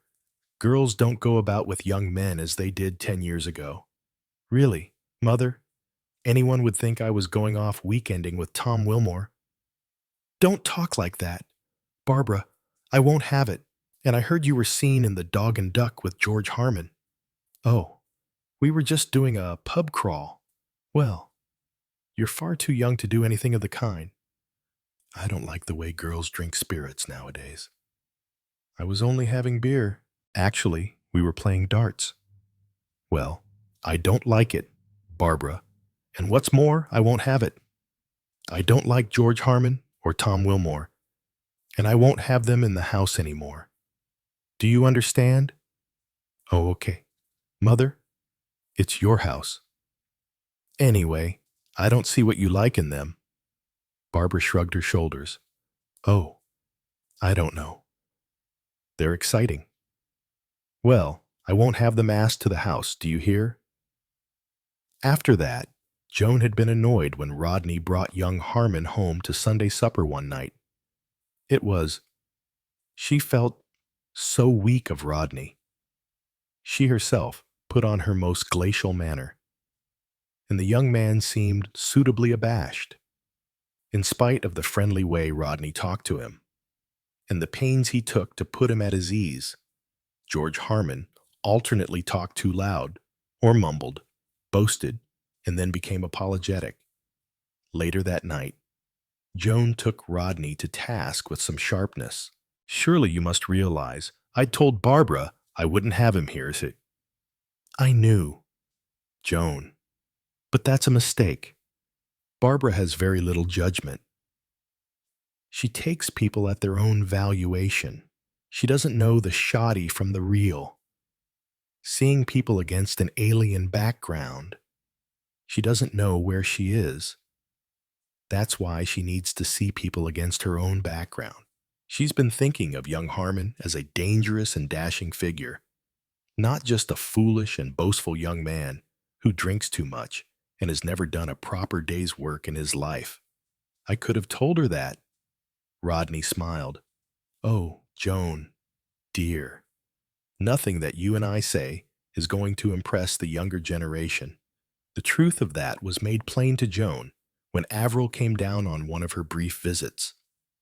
This time, it was Tom Wilmore who was being entertained. Against Avril's cool, critical distaste, Tom did not show to advantage. Afterwards, Joan caught a snatch of conversation between the sisters. Boss, you don't like him, Avril.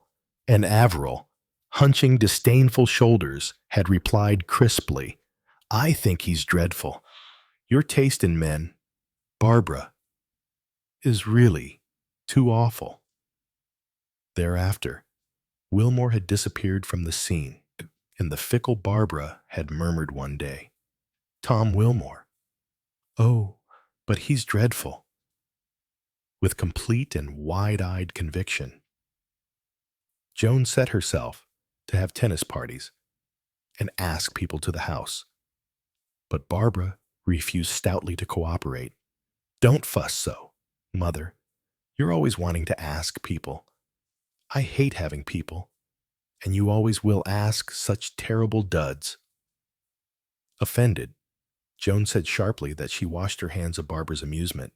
"I'm sure I don't know what you want. I just want to be let alone." Barbara was really a most difficult child, Joan said sharply to Rodney. Rodney agreed, a little frown between his eyes. "If she would only just say what she wants," Joan continued. "She doesn't know herself. She's very young, Joan. But that's just why she needs to have things decided for her. No, my dear. She's got to find her own feet. Just let her be. Let her bring her friends here if she wants to. But don't organize things. That's what seems to antagonize the young." So like a man, Joan thought, with some exasperation. All for leaving things alone and being vague. Poor, dear Rodney. He always had been rather vague. Now, she came to think of it. It was she who had to be the practical one. And yet everyone said that he was such a shrewd lawyer. Joan remembered an evening when Rodney had read from the local paper an announcement of George Harmon's marriage to Primrose Dean, and had added with a teasing smile, "An old flame of yours, eh, Babs?" Barbara had laughed with considerable amusement. "I know. I was awfully keen on him. He really is pretty dreadful. Isn't he, I mean? He really is. I always thought him a most unprepossessing young man. I couldn't imagine what you saw in him. No more can I now." Barbara, at 18, spoke detachedly of the follies of 17. "But really, you know, Dads, I did think I was in love with him. I thought Mother would try to part us, and then I was going to run away with him. And if you or Mother stopped us, then I made up my mind I should put my head in the gas oven and kill myself." Quite the Juliet touch, with a shade of disapproval. Barbara said, "I meant it. Daddy, after all, if you can't bear a thing, you just have to kill yourself." And Joan, unable to bear keeping silent any longer, broke in sharply, "Don't say such wicked things. Barbara, you don't know what you're talking about. I forgot you were there. Mother, of course, you wouldn't ever do a thing like that. You'd always be calm and sensible, whatever happened. I should hope so indeed." Joan kept her temper with a little difficulty. She said to Rodney, when Barbara had left the room, "You shouldn't encourage the child in such nonsense." "Oh, she might as well talk it out of her system." "Of course. She'd never really do any of these dreadful things she talks about." Rodney was silent, and Joan looked at him in surprise. "Surely you don't think—" "No, no, not really. Not when she's older, when she's got her balance. But Barbara is very unstable emotionally. Joan, we might as well face it. It's all so ridiculous. Yes, to us, who have a sense of proportion, but not to her. She's always in deadly earnest. She can't see beyond the mood of the moment. She has no detachment and no humor. Sexually, she is precocious. Really, Rodney, you make things sound like one of those horrid cases in the police court. Horrid cases in the police court concern living human beings, remember? Yes, but nicely brought up girls like Barbara don't what, Joan? Must we talk like this?" Rodney sighed. "No, no, of course not.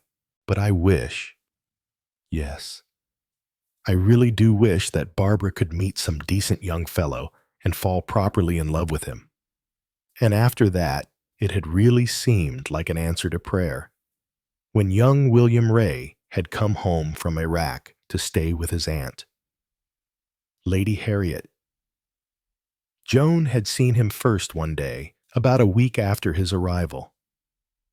He had been ushered into the drawing room one afternoon when Barbara was out.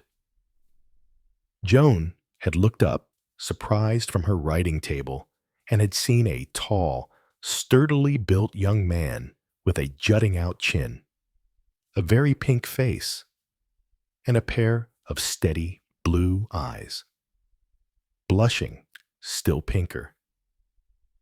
Bill Ray had mumbled to his caller that he was Lady Harriet's nephew, and that he had called to return Miss Scudamore's racket, which she had left behind the other day. Joan pulled her wits together and greeted him graciously. Barbara was so careless, she said, left her things all over the place.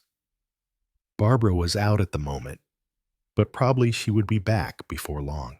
Mr. Ray must stay and have some tea. Mr. Ray was quite willing, it seemed. So Joan rang the bell for tea and inquired after Mr. Ray's aunt. Lady Harriet's health occupied about 5 minutes, and then conversation began to halt a little. Mr. Ray was not very helpful. He remained very pink in the face and sat very bolt upright and had a vague look of suffering some internal agony. Luckily, tea came and made a diversion. Joan was still prattling kindly, but with a slight sense of effort, when Rodney, much to her relief, returned a little earlier than usual from the office. Rodney was very helpful. He talked of Iraq, drew the boy out with some simple questions, and presently some of Bill Ray's agonized stiffness began to relax. Soon, he was talking almost easily. Presently, Rodney took him off to his study. It was nearly 7 o'clock when Bill, still, it seemed reluctantly, took his departure. "Nice lad," said Rodney. "Yes, quite, rather shy." "Decidedly." Rodney seemed amused, "but I don't think he's usually quite so diffident. What a frightfully long time he stayed. Over 2 hours. You must be terribly tired." "Rodney." "Oh no, I enjoyed it. He's got a very good headpiece, that boy, and rather an unusual outlook on things. The philosophic bent of mind. He's got character as well as brains. Yes, I liked him." "He must have liked you, to stay talking as long as he did." Rodney's look of amusement returned. "Oh, he wasn't staying to talk to me. He was hoping for Barbara's return. Come, Joan. Don't you know love when you see it?" The poor fellow was stiff with embarrassment. That's why he was as red as a beetroot. It must have taken a great effort for him to nerve himself to come here. And when he did, no glimpse of his lady. Yeah, one of those cases of love at first sight. Presently, when Barbara came hurrying into the house, just in time for dinner, Joan said, "One of your young men has been here. Barbara, Lady Harriet's nephew. He brought back your racket." "Oh, Bill Ray. So he did find it. It seemed to have disappeared completely the other evening." "He was here sometime," said Joan. "Pity I missed him. I went to the pictures with the crabs. A frightfully stupid film. Did you get awfully bored with Bill?" "No," said Rodney. "I liked him. We talked Near Eastern politics. You'd have been bored, I expect. I like to hear about queer parts of the world. I'd love to travel. I get so fed up always staying in Crayminster. At any rate, Bill is different. You can always train for a job, suggested Rodney. Oh, a job. Barbara wrinkled up her nose. You know, dads. I'm an idle devil. I don't like work. No more do most people. I suspect, said Rodney. Barbara rushed at him and hugged him. You work much too hard. I've always thought so. It's a shame. Then, releasing her hold, she said, I'll give Bill a ring. He said something about going to point over at Marsden. Rodney stood looking after her as she walked away towards the telephone at the back of the hall. It was an odd look, questioning, uncertain. He had liked Bill Ray. Yes, undoubtedly, he had liked Bill from the first. Why, then, had he looked so worried, so harassed? When Barbara had burst in and announced that she and Bill were engaged and they meant to be married at once so that she could go back to Baghdad with him, Bill was young, well-connected, with money of his own, and good prospects. Why, then, did Rodney demur and suggest a longer engagement? Why did he go about frowning, looking uncertain and perplexed? And then, just before the marriage, that sudden outburst, that insistence that Barbara was too young. Oh well. Barbara had soon settled that objection, and 6 months after she had married her Bill and departed for Baghdad, Averill, in her turn, had announced her engagement to a stockbroker, a man called Edward Harrison Wilmot. He was a quiet, pleasant man of about 34 and extremely well off. So really, Joan thought, everything seemed to be turning out splendidly. Rodney was rather quiet about Averill's engagement, but when she pressed him, he said, Yes, it's the best thing. He's a nice fellow. After Averill's marriage, Joan and Rodney were alone in the house. Tony, after training at an agricultural college and then failing to pass his exams, and altogether causing them a good deal of anxiety, had finally gone out to South Africa, where a client of Rodney's had a big orange farm in Rhodesia. Tony wrote them enthusiastic letters, though not very lengthy ones. Then he had written and announced his engagement to a girl from Durban.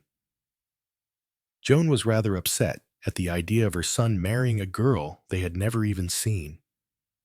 She had no money, either, and really, as she said to Rodney, what did they know about her? Nothing at all. Rodney said that it was Tony's funeral, and that they must hope for the best. She looked a nice girl, he thought, from the photographs Tony had sent, and she seemed willing to begin with Tony in a small way up in Rhodesia. And I suppose they'll spend their entire lives out there and hardly ever come home. Tony ought to have been forced to go into the firm. I said so at the time. Rodney had smiled and said that he wasn't very good at forcing people to do things. No, but really, Rodney, you ought to have insisted. He would soon have settled down. People do. Yes, Rodney said. That was true. But it was, he thought, too great a risk. Risk. Joan said she didn't understand. What did he mean by risk? Rodney said he meant the risk that the boy mightn't be happy. Joan said she sometimes lost patience with all this talk of happiness. Nobody seemed to think of anything else. Happiness wasn't the only thing in life. There were other things much more important, such as, Rodney had asked. Well, Joan said, after a moment's hesitation, duty, for instance. Rodney said that surely it could never be a duty to become a solicitor. Slightly annoyed, Joan replied that he knew perfectly what she meant. It was Tony's duty to please his father and not disappoint him. Tony hasn't disappointed me somewhat. But surely, Joan exclaimed, Rodney didn't like his only son being far away half across the world, living where they could never see the boy. No, said Rodney with a sigh. I must admit that I miss Tony very much. He was such a sunny, cheerful creature to have about the house. Yes, I miss him. That's what I say. You should have been firm. After all, Joan, it's Tony's life, not ours. Ours is over and done with. For better or worse. The active part of it. I mean, yes, well, I suppose that's so in a way. She thought a minute, and then she said, Well, it's been a very nice life. And still is, of course. I'm glad of that. He was smiling at her. Rodney had a nice smile, a teasing smile. Sometimes he looked as though he was smiling at something that you yourself didn't see. The truth is, said Joan, that you and I are really very well suited to each other. Yes, we haven't had many quarrels. And then we've been lucky with our children. It would have been terrible if they'd turned out badly, or been unhappy, or something like that. Funny, Joan, Rodney had said. Well, but, Rodney, it really would have been very upsetting. I don't think anything would upset you for long. Joan, well. She considered the point. Of course, I have got a very equable temperament. I think it's one's duty, you know, not to give way to things. An admirable and convenient sentiment. It's nice, isn't it? Said Joan, smiling, to feel one's made a success of things. Yes. Rodney had sighed. Yes.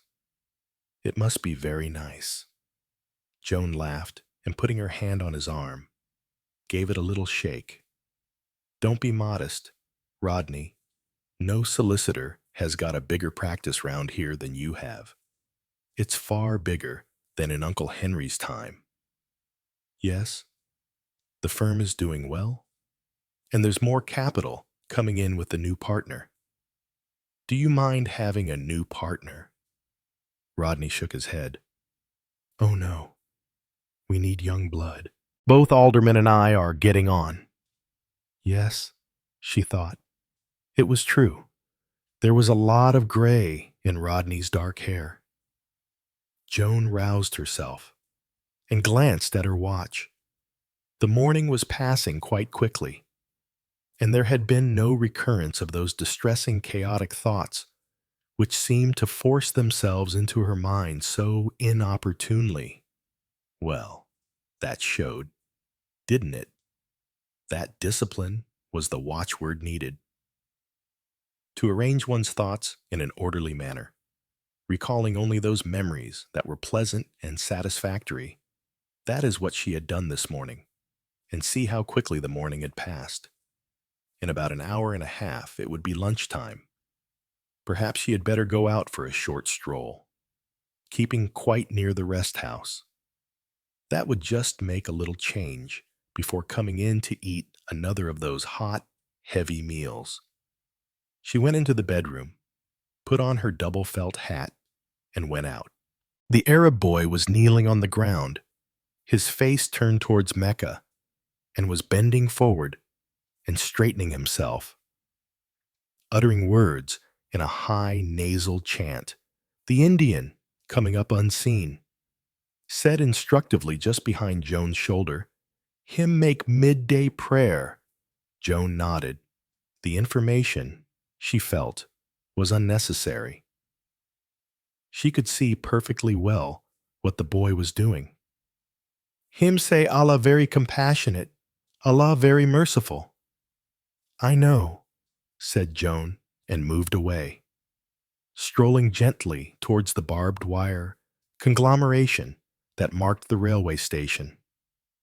She remembered having seen 6 or 7 Arabs trying to move a dilapidated Ford that had stuck in the sand, all pulling and tugging in opposite directions, and how her son-in-law, William, had explained to her that in addition to these well-meant but abortive efforts, they were saying hopefully, Allah is very merciful. Allah, she thought, had need to be, since it was certain that nothing but a miracle would extract the car if they all continued to tug in opposite directions. The curious thing was that they all seemed quite happy about it and enjoying themselves. Inshallah, they would say, if God wills, and would thereupon bend no intelligent endeavor on the satisfaction of their desires. It was not a way of living that commended itself to Joan. One should take thought and make plans for the morrow. Though perhaps if one lived in the middle of nowhere, like Tel Abu Hamid, it might not be so necessary. If one were here for long, reflected Joan, one would forget even what day of the week it was. And she thought, let me see, today is Thursday. Yes, Thursday. I got here on Monday night. She had arrived now at the tangle of barbed wire, and she saw, a little way beyond it, a man in some kind of uniform with a rifle. He was leaning up against a large case, and she supposed he was guarding the station or the frontier. He seemed to be asleep, and Joan thought she had better not go any farther in case he might wake up and shoot her. It was the sort of thing, she felt, that would not be at all impossible at Tel Abu Hamid. She retraced her steps, making a slight detour so as to encircle the rest house. In that way, she would eke out the time and run no risk of that strange feeling of agoraphobia, if it had been agoraphobia. Certainly, she thought with approval.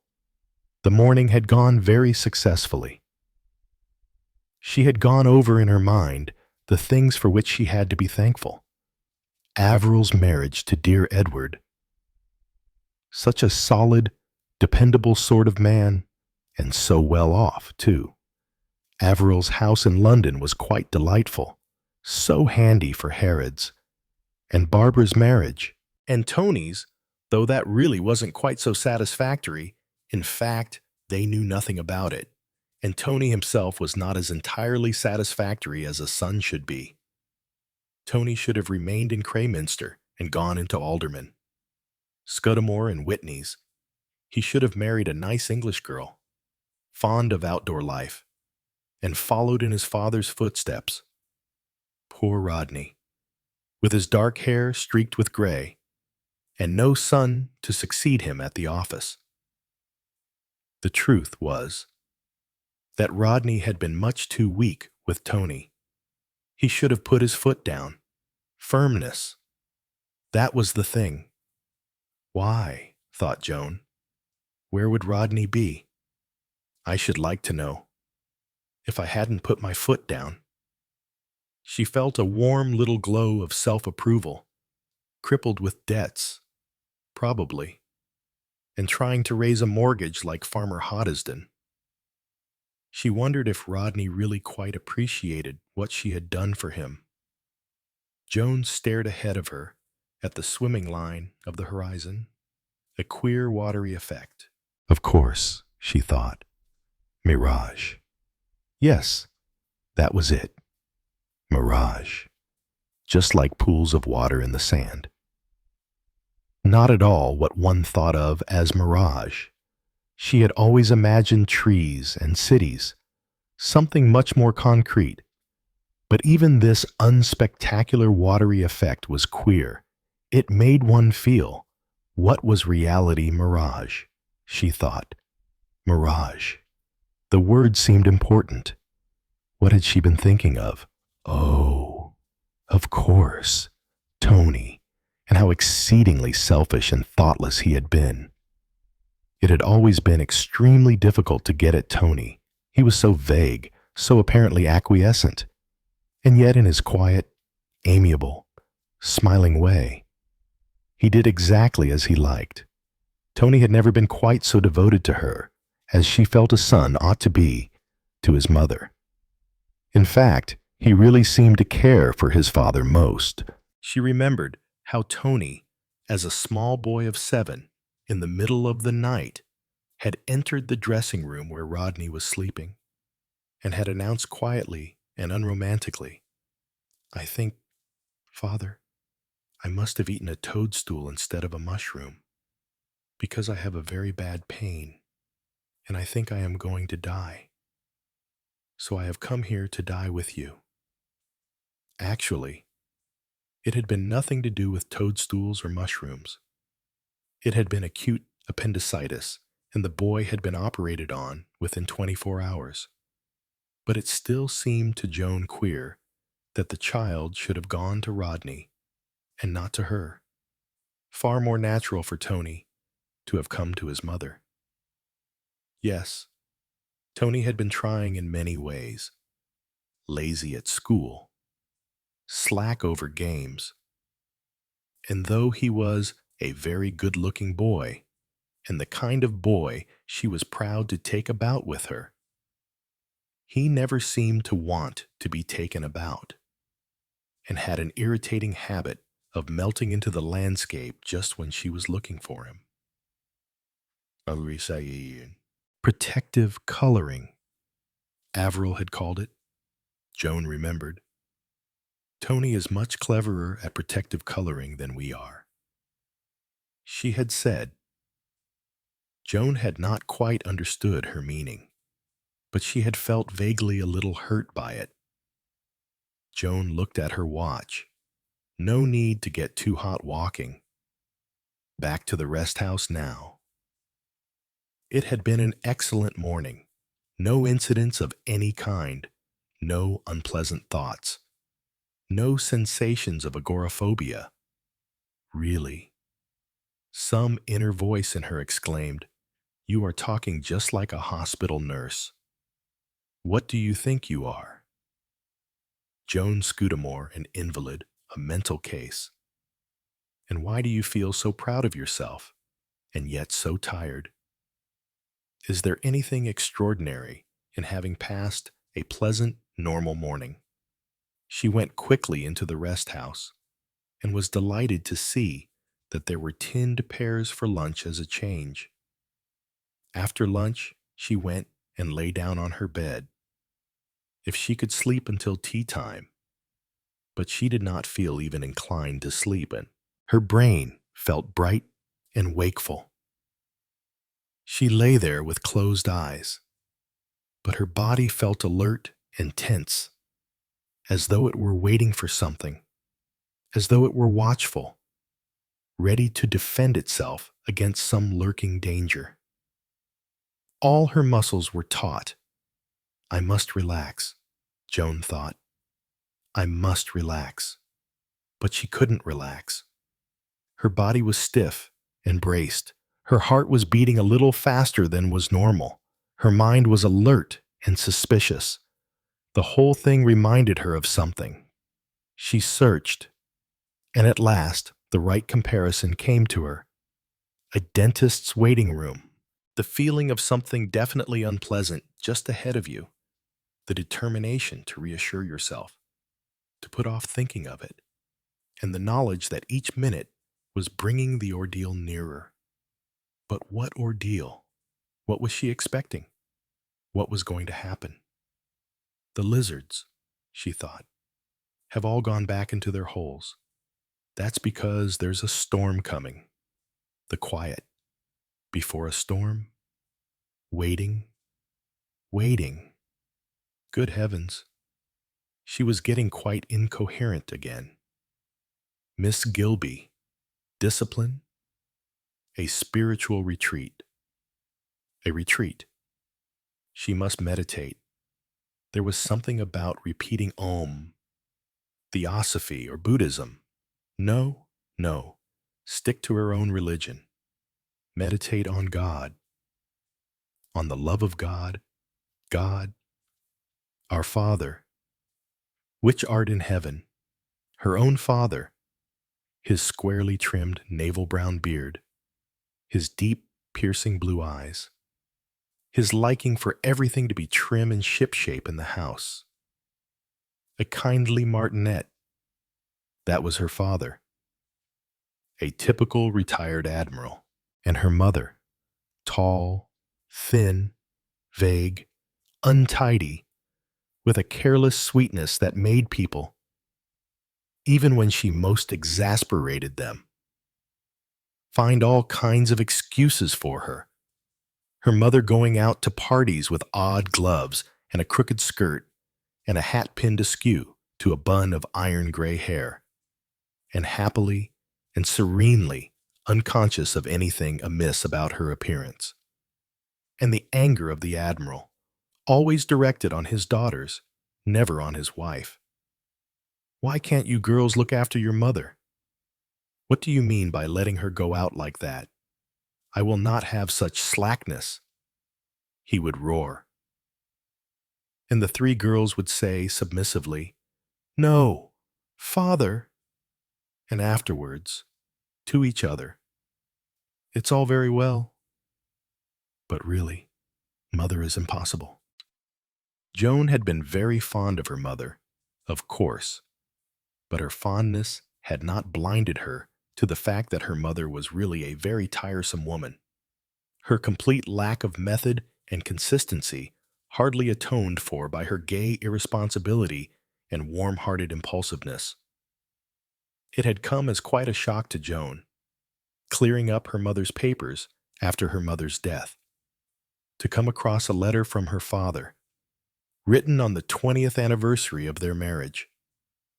I grieve deeply that I cannot be with you today. Dear heart, I would like to tell you in this letter all that your love has meant to me all these years, and how you are more dear to me today than you have ever been before. Your love has been the crowning blessing of my life, and I thank God for it and for you. Somehow, she had never realized that her father felt quite like that about her mother. Joan thought, Rodney and I will have been married 25 years this December, our silver wedding. How nice, she thought. If he were to write such a letter to me. She concocted a letter in her mind. Dearest Joan, I feel I must write down all I owe to you, and what you have meant to me. You have no idea, I am sure, how your love has been the crowning blessing. Somehow, Joan thought, breaking off this imaginative exercise, it didn't seem very real. Impossible to imagine Rodney writing such a letter, much as he loved her. Much as he loved her. Why repeat that so defiantly? Why feel such a queer, cold little shiver? What had she been thinking about before that? Of course, Joan came to herself with a shock. She was supposed to be engaged in spiritual meditation. Instead of that, she had been thinking of mundane matters, of her father and mother, dead these many years, dead, leaving her alone. Alone in the desert. Alone in this very unpleasant prison-like room, with nothing to think about but herself. She sprang up. No use lying here when one couldn't go to sleep. She hated these high rooms with their small gauze-covered windows. They hemmed you in. They made you feel small, insect-like. She wanted a big, airy drawing room, with nice cheerful cretonnes and a crackling fire in the grate, and people, lots of people. People you could go and see, and people who would come and see you. Oh, the train must come soon. It had got to come soon. Or a car, or something. I can't stay here. said Joan aloud. I can't stay here talking to yourself. She thought, that's a very bad sign. She had some tea and then she went out. She didn't feel she could sit still and think. She would go out and walk. And she wouldn't think. Thinking, that was what upset you. Look at these people who lived in this place. The Indian, the Arab boy, the cook. She felt quite sure they never thought. Sometimes I sits and thinks, and sometimes I just sits. Who had said that? What an admirable way of life. She wouldn't think. She would just walk, not too far away from the rest house just in case. Well, just in case. Describe a large circle, round and round, like an animal. Humiliating. Yes, humiliating. But there it was. She had got to be very, very careful of herself. Otherwise what? She didn't know. She hadn't any idea. She mustn't think of Rodney. She mustn't think of Avril. She mustn't think of Tony. She mustn't think of Barbara. She mustn't think of Blanche Haggard. She mustn't think of scarlet rhododendron buds. Particularly, she mustn't think of scarlet rhododendron buds. She mustn't think of poetry. She mustn't think of Joan Scudamore. But that's myself. No, it isn't. Yes, it is. If you had nothing but yourself to think about, what would you find out about yourself? I don't want to know, said Joan aloud. The sound of her voice astonished her. What was it that she didn't want to know? A battle. She thought, I'm fighting a losing battle. But against whom? Against what? Never mind, she thought. I don't want to know. Hang on to that. It was a good phrase. Odd the feeling that there was someone walking with her, someone she knew quite well. If she turned her head, well, she had turned her head, but there was no one at all. Yet the feeling that there was someone persisted. It frightened her. Rodney, Avril, Tony, Barbara. None of them would help her. None of them could help her. None of them wanted to help her. None of them cared. She would go back to the rest house and get away from whoever it was who was spying on her. The Indian was standing outside the wire door. Joan was swaying a little as she walked. The way he stared annoyed her. What is it? She said. What's the matter? Mem Sahib not look well. Perhaps Mem Sahib have fever. That was it. Of course. That was it. She had fever. How stupid not to have thought of that before. She hurried in. She must take her temperature. Look for her quinine. She had got some quinine with her somewhere. She got out her thermometer and put it under her tongue. Fever. Of course it was fever. The incoherence, the nameless dreads, the apprehension, the fast beating of her heart. Purely physical, the whole thing.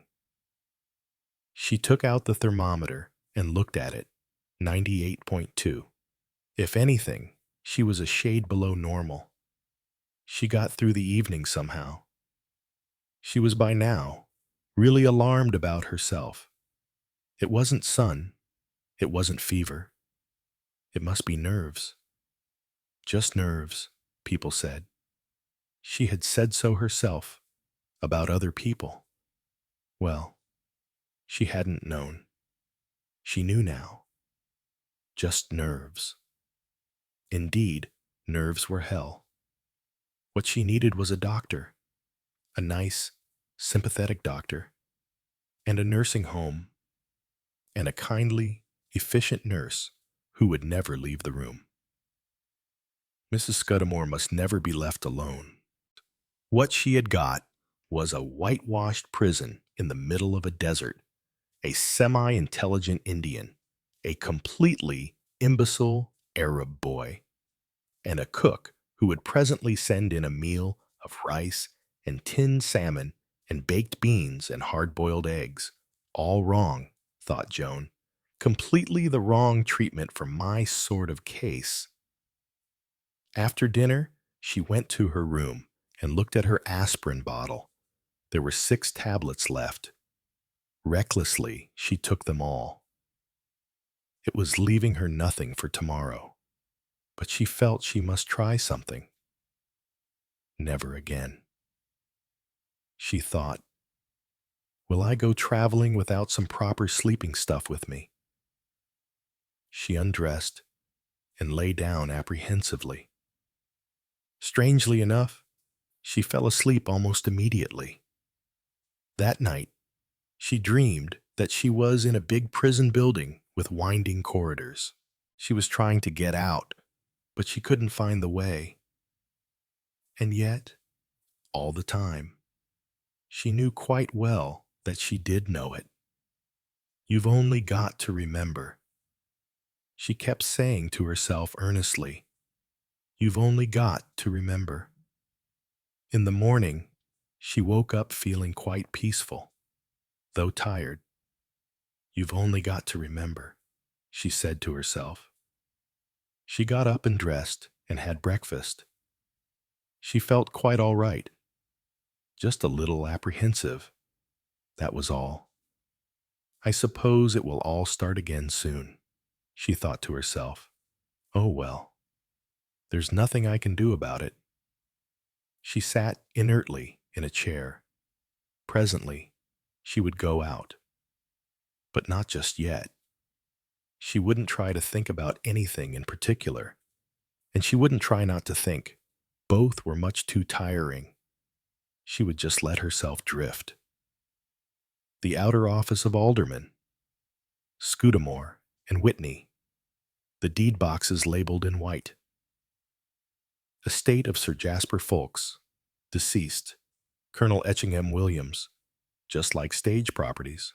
Peter Shurston's face, looking up bright and eager from his desk. How very like his mother he was. No, not quite. He had Charles Shurston's eyes, that quick, shifty, sideways look. I wouldn't trust him too far if I were Rodney. She had thought.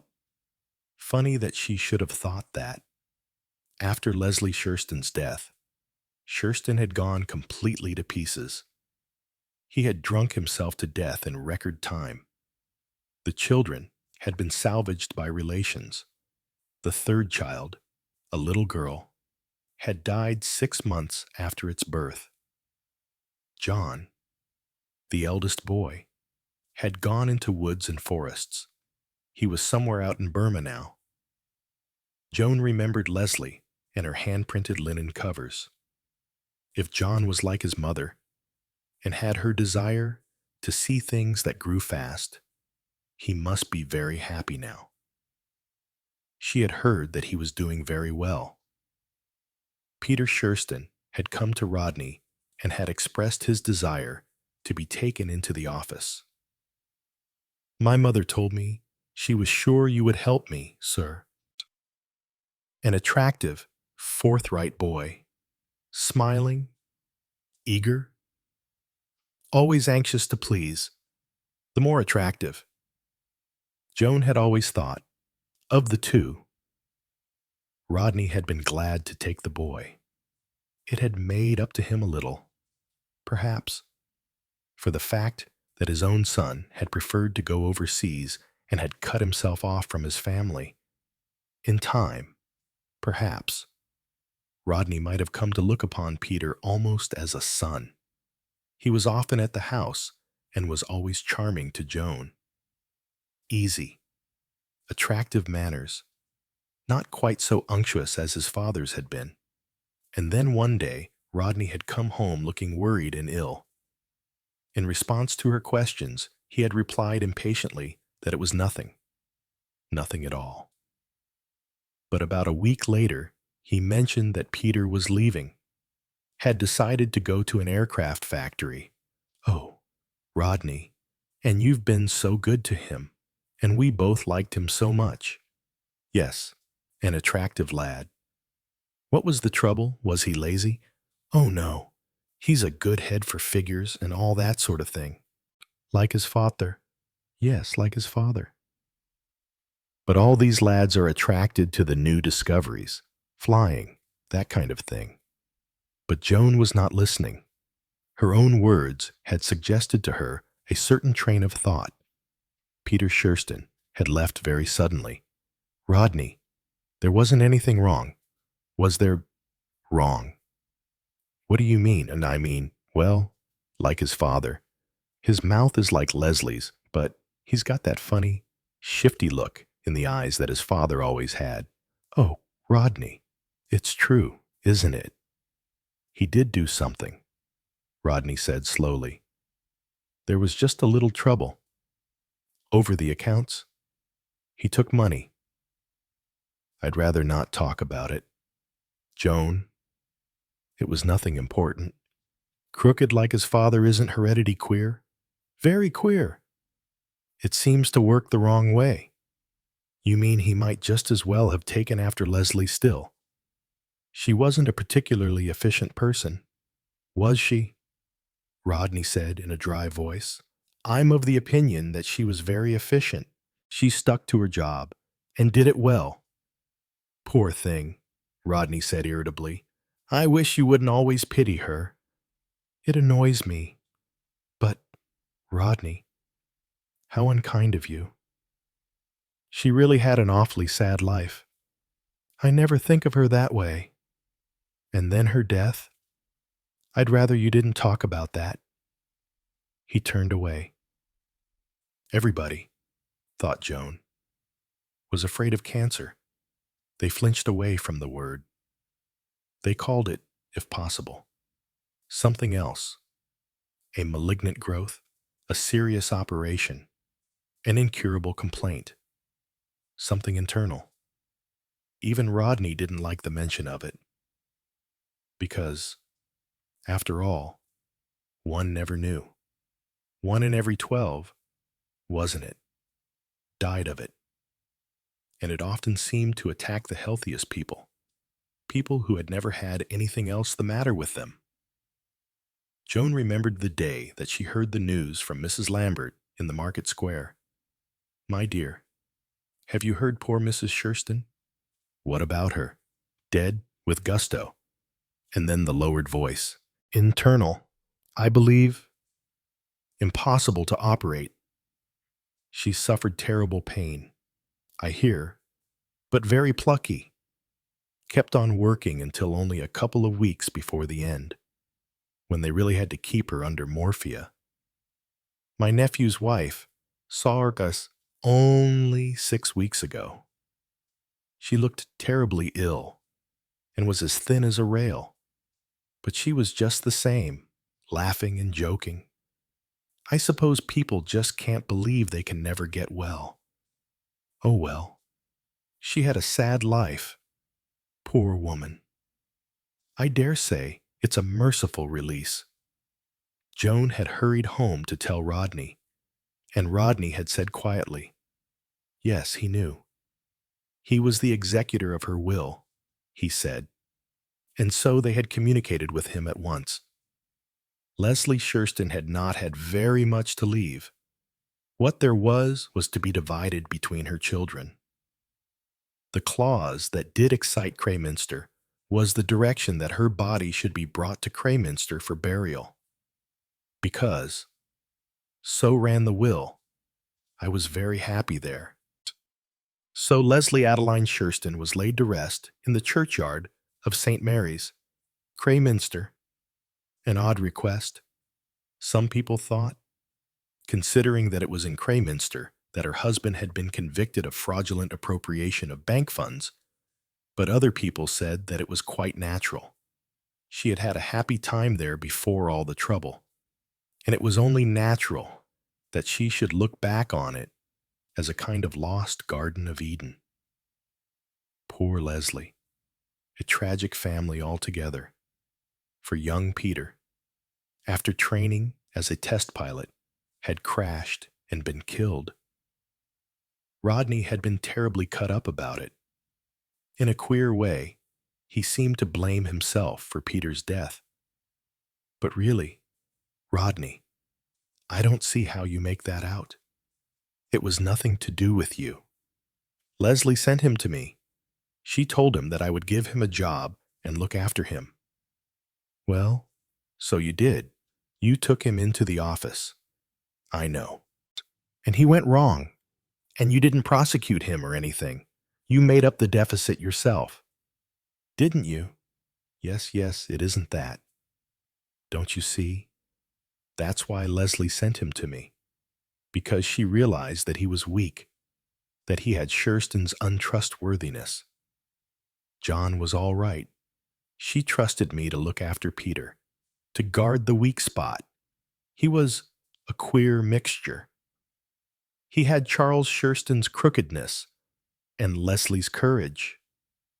Armadale's wrote me that he was the best pilot they'd had, absolutely fearless and a wizard. That's how they phrased it, with planes. The boy volunteered, to try out a new secret device on a plane. It was known to be dangerous. That's how he was killed.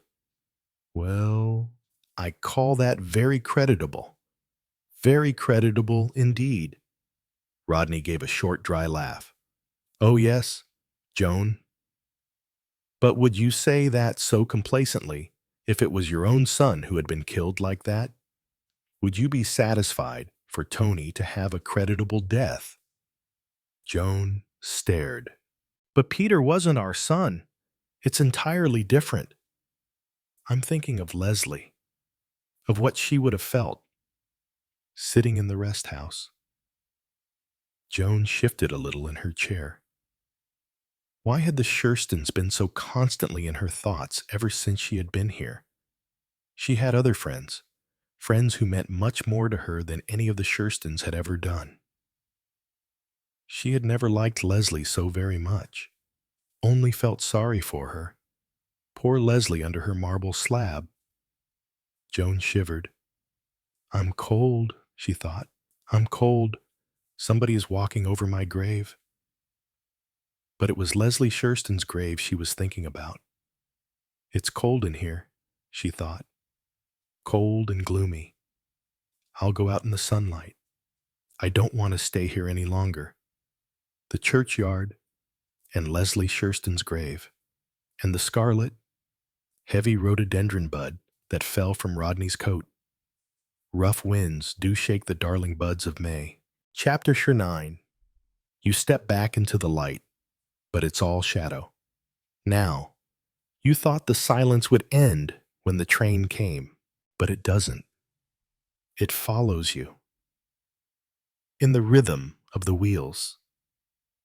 In the glances from strangers. In the cup of tea you can't taste. You told yourself that what happened out there in the desert, those thoughts, that spiraling unwrapping of the tidy little bundle called you, was just fever and sun and boredom. You lied.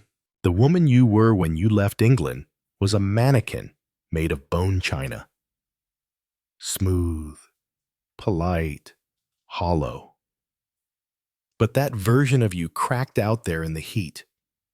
And now, with every mile that draws you closer to your family, to the home you built like a fortress of reason and reputation, you feel a different version of yourself tightening inside your chest. Not reborn, remade. The welcome is warm. Gerard smiles. The house smells like polish and roses. The maid curtsies too deeply. You play your part. You look tired. Joan, Gerard says, you smile the kind of smile you practiced in mirrors as a girl. It was rather a long journey. You don't tell him about the visions, about your conversations with dead years and imagined futures, about how you heard your daughter's voice long before she wrote, how every memory turned into a lie. You don't tell him you saw the truth, because that you're saving that, folding it carefully. A sharp little letter you'll open when you're ready. Dinner is lamb. Gerard still chews with small, efficient movements. He talks about the garden, about your son, about Mildred, and that boy she's seeing rather below her, don't you think? You sip your wine. Red, thick, quiet as blood. Yes, you say, he'll have to go. He pauses. Pardon. You meet his eyes. You never used to. He won't do. For her, I'll speak to her. He gives you a careful look. Not anger, not confusion. Something like wariness, as if he's sensing the shift. As if the Joan he knew is still unpacking her suitcase and bringing home something sharp. You start small. A word in Mildred's ear. A tone when you say the boy's name. A look of silent disapproval. Sharp as frost. You were always good at shaping people. You just never admitted it to yourself. Now, you do. But this time, you're not shaping for safety or tradition. You're shaping for truth, or at least the version you unearthed in the sand. The truth that everyone lied.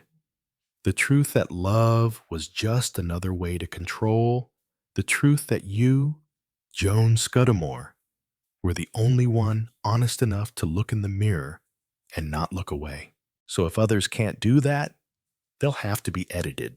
You lie awake at night and hear Gerard breathing. It used to soothe you. Now, it sounds like a machine. One you want to dismantle. You remember his letters. Cold, efficient. It's for your own good. Joan. You remember the way he looked at Barbara with worry when she stammered. You remember the look Mildred gave you once, just once, that said she knew you weren't soft, weren't safe, weren't the mother everyone else saw. You remember, and remembering is a weapon. In the morning, you visit Barbara. She flinches when she sees you. You hug her anyway, too long, too tightly. You ask about her work, her fiancé, her migraines. You nod, you reassure, and you plant the seed. He doesn't seem right for you. Dear, you're clever. You deserve someone who listens. Barbara doesn't argue. She never does. You think about her crying as a child and how you told her. That's enough. Control yourself. You thought it was for her sake. Now you wonder if it was for yours. You don't apologize. You reframe. Because guilt is messy, but clarity is clean. Days pass, then weeks.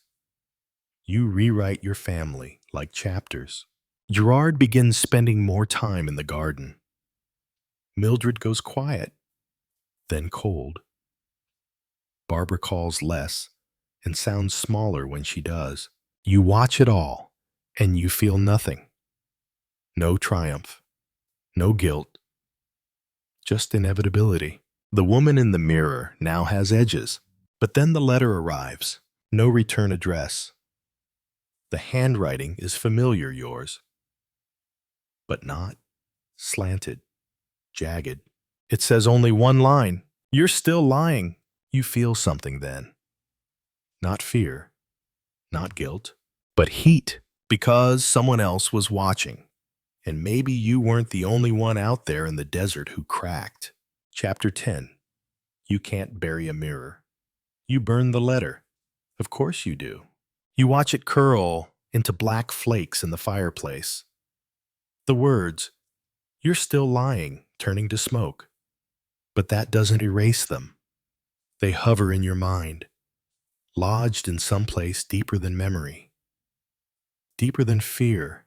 The handwriting, it was unmistakably yours, but off, like a reflection in shattered glass. You know what that means. You spent days alone out there. Didn't you? Talking to yourself, listening to things that weren't real. But what if it was real?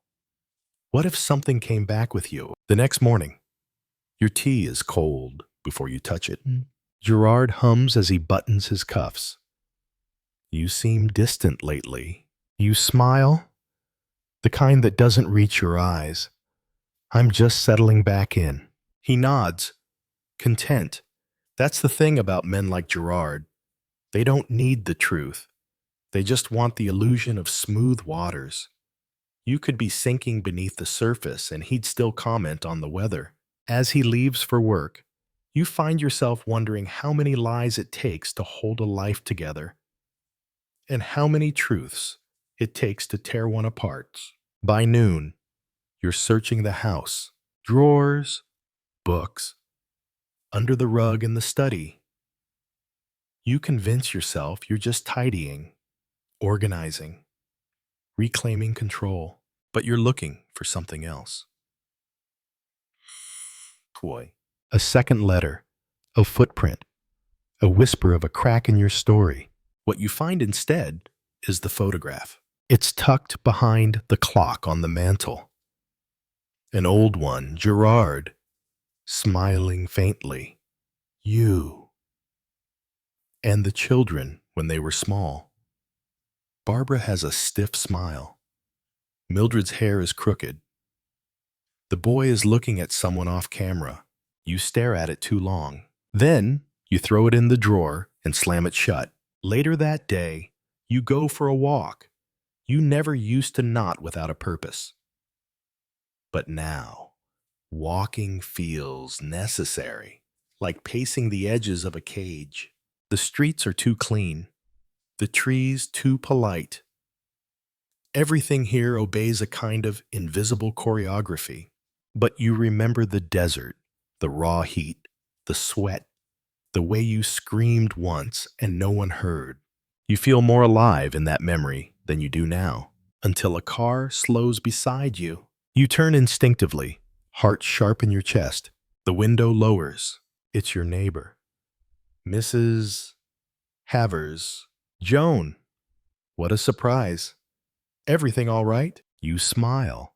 The one you always give her, of course. Just enjoying the air. She nods, offers some meaningless gossip, then drives off. But now, you're wondering, did she know? Did she send the letter? Or worse, did you? You start watching the mailbox. Each day, a ritual. Open the flap. Look for your own handwriting. Smell for the scent of something scorched or strange. Nothing comes, and yet you feel watched. Barbara's voice on the phone is tighter, more cautious. Mom, are you feeling all right? You tell her you're fine. You tell her you've never been clearer. And in a way, that's true. Clarity doesn't come in daylight anymore. It comes in the way shadows stretch when you're alone. In the pause between your heartbeat and your thoughts. That night, you hear it. A knock, sharp, single, deliberate. You open the front door to find no one, but something sits on the doorstep. A mirror, small, cracked down the middle, taped to the back, one line. Look again. Your fingers tremble, not with fear, with recognition. This is the kind of thing you would do. This is the kind of message you would send, because you always knew how to get inside someone's head, even your own. You don't sleep. Instead, you sit in your study with the mirror, staring. The crack splits your face in two, a fault line down your nose. Two versions of you, mirrored on either side. One composed, one unraveling. You remember what you said to yourself in the desert? If I don't come back from this trip changed, then I never left at all. That you did come back, but maybe you didn't. Morning arrives like an accusation. You make breakfast you don't eat. You dress in clothes that feel like costumes. And then you call Mildred. Your voice is calm. You tell her to come home. There's something I need to explain. She hesitates, then agrees. You hang up. You stare at the phone. You're going to confess something. You just don't know what yet. But you have the feeling that the next truth you speak might split more than a mirror. Chapter 11. The girls arrive with shadows in their eyes. You hear the knock before you see the car. Mildred always knocks too quietly, apologetically, as though still unsure of her right to exist in the house she was born in. You open the door and see her standing there, a cardigan wrapped too tightly. That same expression, half concern, half defense. She smiles. You sounded strange on the phone. You move aside. Come in. She steps into the foyer and looks around like it might have changed in the last 20 years. Like the walls might have something to say now. You both know they do. Barbara arrives an hour later. No knock. Just the click of her key in the lock. She breezes in like she owns the air. Hello, Mother, Mildred. Her voice is smooth, practiced. She eyes you the way she used to calculating, taking inventory. You remember when she was a child and used to line up her dolls by height? You weren't raising daughters. You were raising rivals. Still are. You lead them into the sitting room. The tea is already poured. You sit. Fold your hands. Your smile is as brittle as the china. I wanted to talk. You say. They wait. Mildred with quiet worry. Barbara with a flicker of amusement. I've been thinking. You go on. About the past. About the kind of mother I was. Barbara raises an eyebrow. Is this some kind of confession? You tilt your head. What if it was? Mildred glances at her sister, unsure of the rules of this game. You lean forward. If I told you I lied to myself about who I was, about what I wanted, would that surprise you? Barbara crosses her legs. You always got what you wanted. No, you say quietly. I just made sure no one else did. The silence tastes like metal. Then Barbara laughs, dry and sharp. You always had a flair for the dramatic. Mother, what is this, a reckoning? You smile, but your eyes are hard. Maybe. Mildred's voice trembles. Are you ill? You shake your head. No, I'm finally awake. After the girls go to bed, you sit in the study. The cracked mirror is still there. You've taken to talking to it at night. A confession booth with no priest. You whisper things you'd never say aloud. I envied her, you know. Who, you ask yourself? All of them. The ones who didn't care, the ones who screamed. You pause. Then, the ones who left, The next morning, you wake to find a note slipped under your door. Your name. No signature. You unfold it. One line, ask Barbara about the bracelet. Your heart stutters because there was a bracelet. A gold one with an engraving inside Gerard's gift to you on your 10th anniversary. You hadn't seen it in years. And they said, you thought you'd lost it. At breakfast, you watch Barbara closely. She's eating toast with too much precision. You sip your tea. Barbara, do you remember my old bracelet? The gold one? She doesn't look up. No, that's strange. You say, pause, because I think I saw it in your drawer when you were 16. Now she looks up. And there it is, that flicker of recognition before the denial. You have her, but you don't push.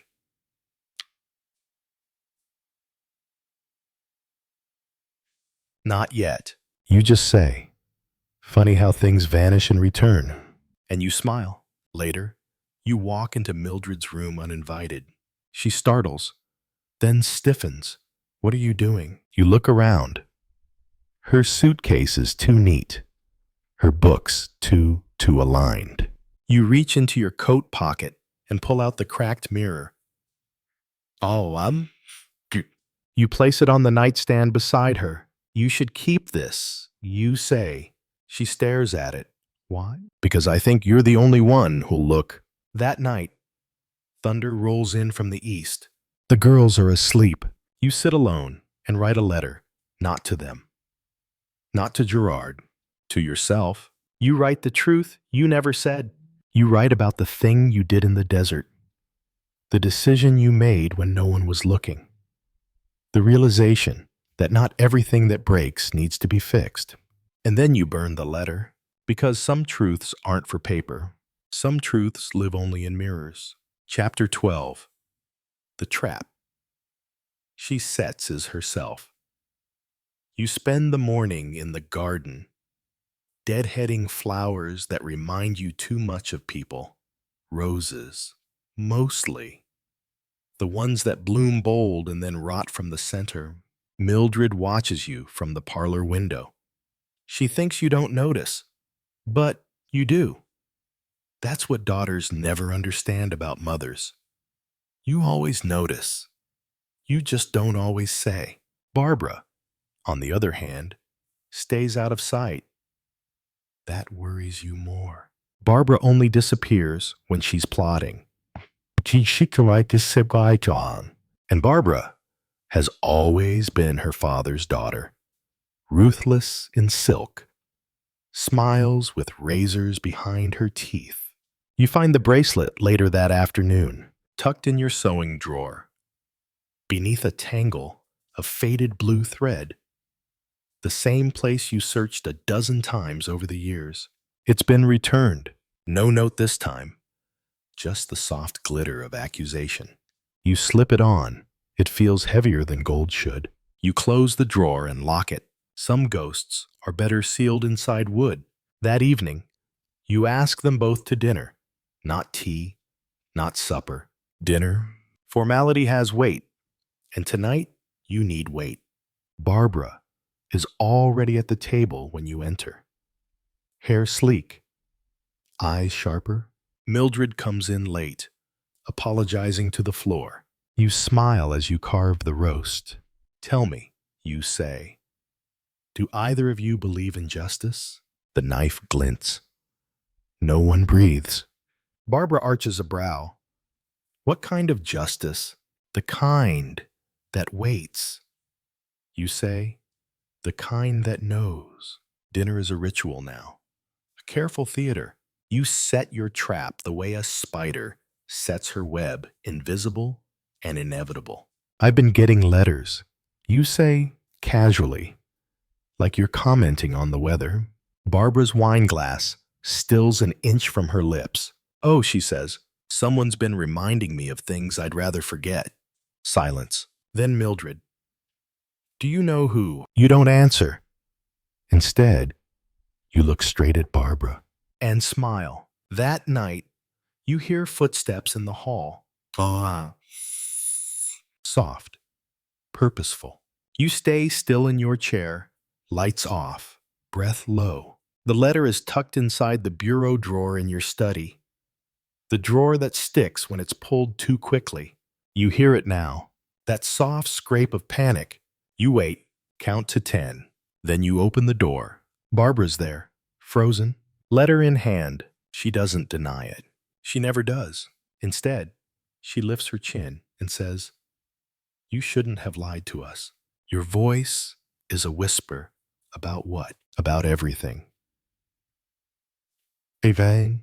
The hallway swallows the silence between you. She holds out the note like it's a weapon. I wrote them.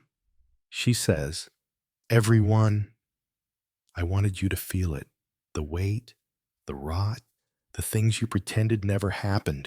You take the paper, fold it in half, and now what? Barbara breathes hard.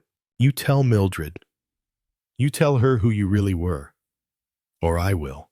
You don't sleep that night.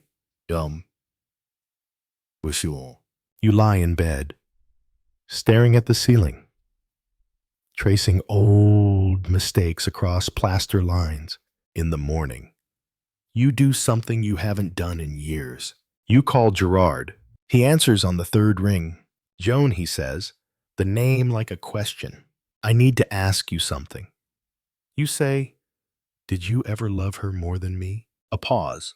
Who? You don't answer. You don't need to. He already knows. Later, you find Mildred in the garden. She's pulling weeds, always cleaning what doesn't belong. You kneel beside her. There's something I need to tell you. You say. She looks up, dirt on her cheek, and you begin, not with lies, not with self-pity, but with the truth, the real truth, the kind that stains. Chapter 13. The truth you offer comes back bleeding. You tell Mildred everything, not all at once. Truth like this can't be served raw. You give it in pieces, slices of memory laid bare in the open air until they stink of old guilt. She listens, or at least she pretends to. You can never tell with Mildred. She wears silence like armor. You mention Barbara, Gerard, the affair, the night you saw her on the stairs, the way she clutched that envelope like it was a grenade, and she had seconds to choose which room to detonate. Mildred's hands tremble in the dirt. She doesn't cry. You respect that. Later, you write another letter, this time not to the past, but to the future, to yourself. You don't address it. Just fold it and slide it into the same drawer where the bracelet once disappeared. A trade. Secrets for silence. You don't sleep again, not because you're restless, but because the house is too quiet. Even ghosts need footsteps to follow. The next morning, Gerard arrives. You didn't invite him, but he comes anyway. That's the thing with men like him. They always assume they're still welcome. You meet him at the door. He's older, of course. The hair grayer, the coat less crisp. But his eyes, still that same cruel blue, like winter pretending to be spring. Joan, he says, it isn't a greeting. It's an attempt at absolution. You nod, step aside. Don't think I called you here for forgiveness. You say, I never did.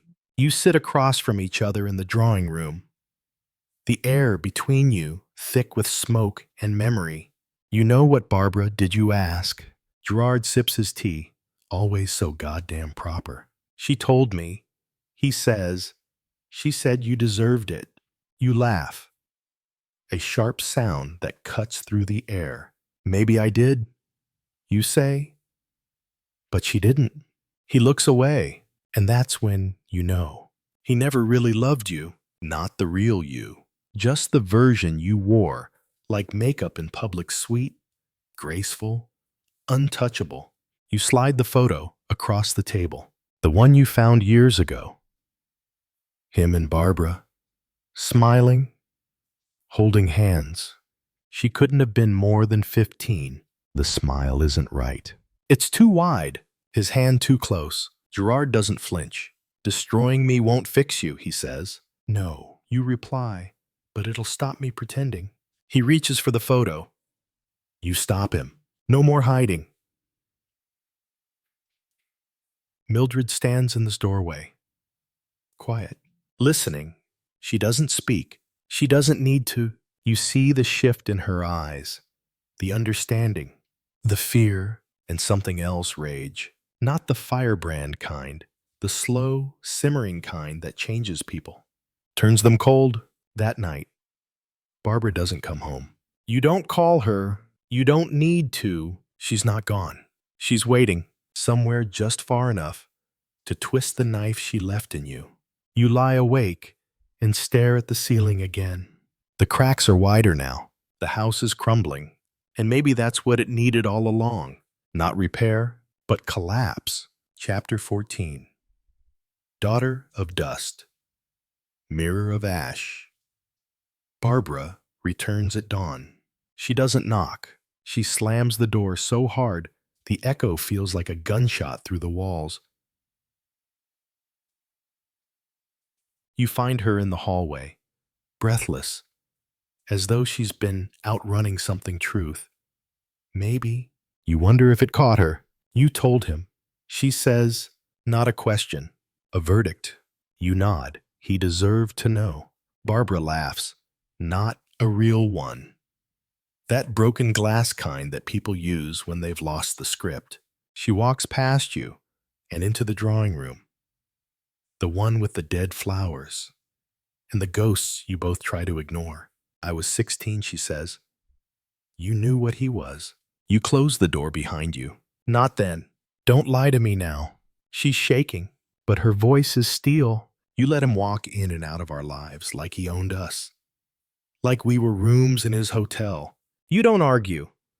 You sit across from her because sometimes the only defense is to stay still and let the blood drip where it must. I didn't know what to do. You finally say. Barbara leans back. Her eyes are hollow, but her mouth is sharp. No. You knew. You just didn't want to lose what you had. You open your mouth, but there's nothing to say. She throws a folder onto the table. Photos, letters, receipts, names you tried to forget. You think I just burned the past, she says. I've been keeping it, feeding it. One photo stops your breath. It's of you, and a man who isn't Gerard, a mistake you thought was buried. Barbara smiles. Not kindly. You weren't the only one pretending. You're trying to hurt me. You say. Barbara shakes her head. No, Mother, I'm trying to make you see. She gets up, walks to the window. The dawn is burning pink now. Soft, cruel light. I used to think we were victims. She says, you and me. Then she turns back to you. But we were architects, builders of a house made of lies. She leaves the room. You hear the front door open, then close. You don't follow, because this is where the cycle ends. You pick up the photo again, then the folder. You walk into the kitchen. Light a match. Watch as paper curls and blackens. You burn it all. Because survival isn't about carrying the weight. It's about deciding when to let it go. You go to your room. Sit at the vanity. Look at your face. Not the one others see, but the one beneath it. The one who let love become silence, and silence become damage. And now, just maybe, that face is learning how to live. Chapter 15, when the priest stopped praying, you hadn't expected him. Not here, not now. But there he is, Gerald, in the kitchen.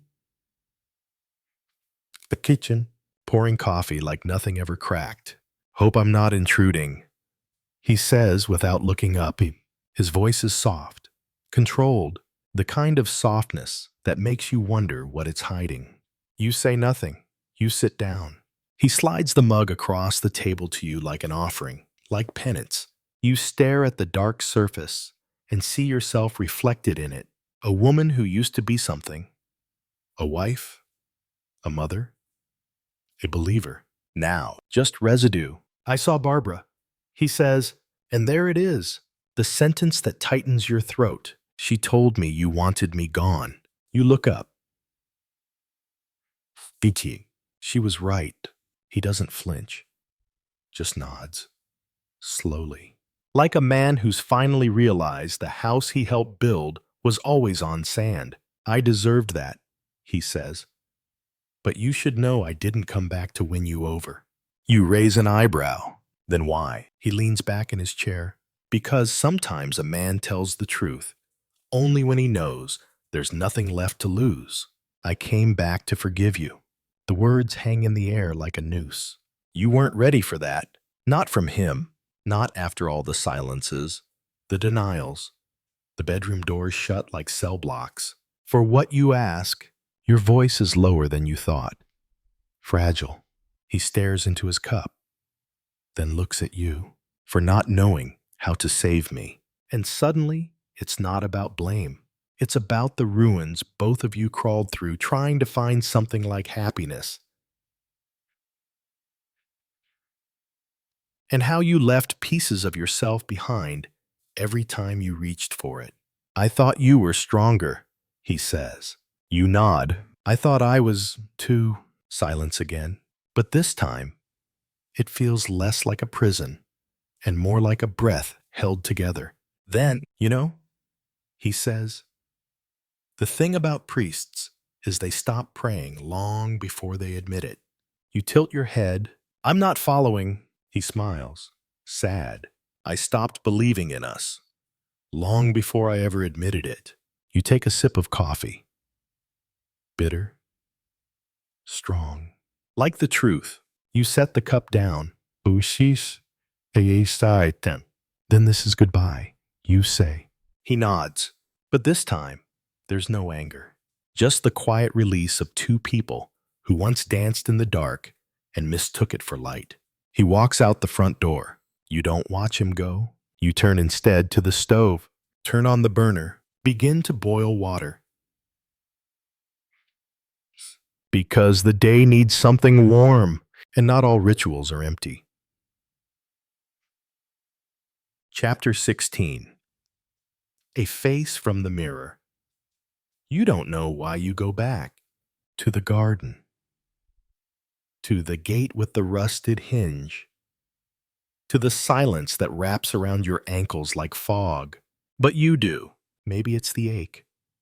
Maybe it's the echo. Maybe it's because somewhere in the shadows, you expect to find the girl you used to be. Instead, you find her, Joan. The voice is smoke and gravel. You turn, and there she is, Elsa, older now, but not softened. Lines on her face carved like confessionals. You hadn't seen her in, 15 years? She hadn't been invited to the funeral. She hadn't been invited to anything since she borrowed money and disappeared like dusk. I heard about Gerald. She says, her eyes scan you the way only someone who once shared your secrets can. I didn't come to console you. I came because I need something. You laugh. Of course she does. People like Elsa don't knock on doors. They pry them open with need.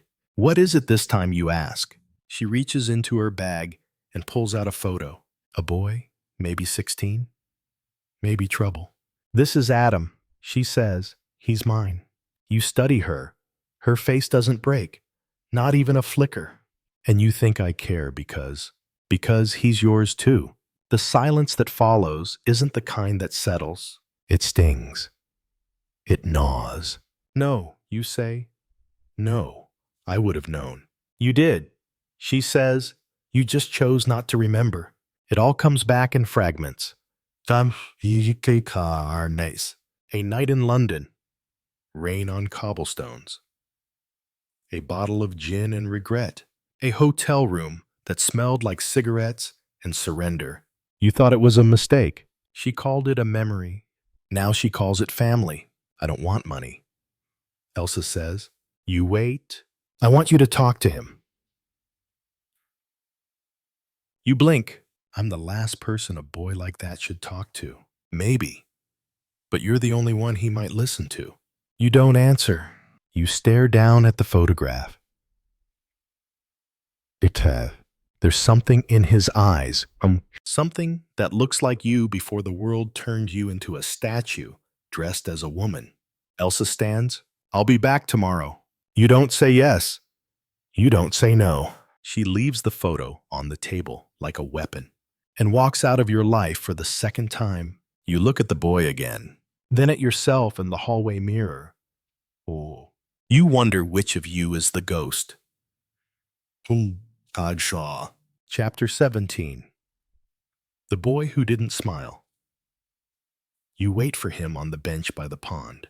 The same bench where you once sat and tried to decide whether to stay in a marriage or throw yourself into the next train out of town. Back then, you chose safety. Today, you're not so sure what you're choosing.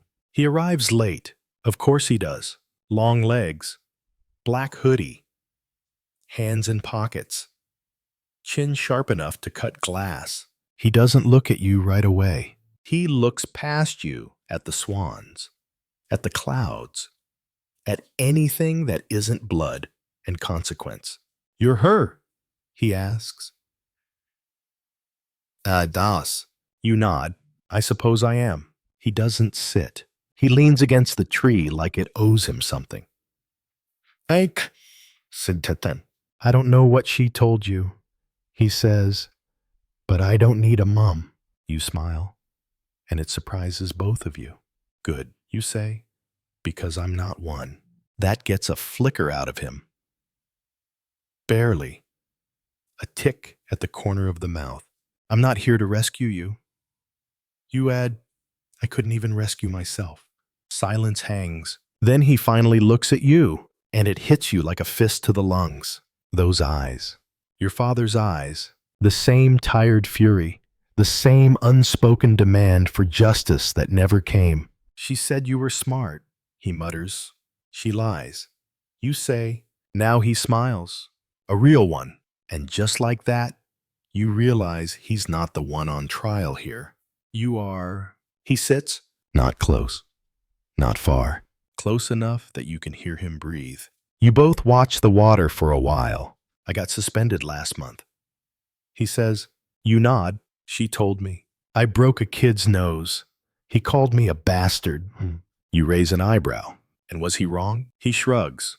No. But he said it like he liked saying it. You want to tell him about being 16. How shame changes shape, depending on who's looking at you. You want to tell him about how rage can be passed down like China or addiction. But you don't. He wouldn't believe you yet. Maybe he never will. Instead, you say, you're angry. He doesn't deny it. You nod again. Stay angry. But do something with it. He stands.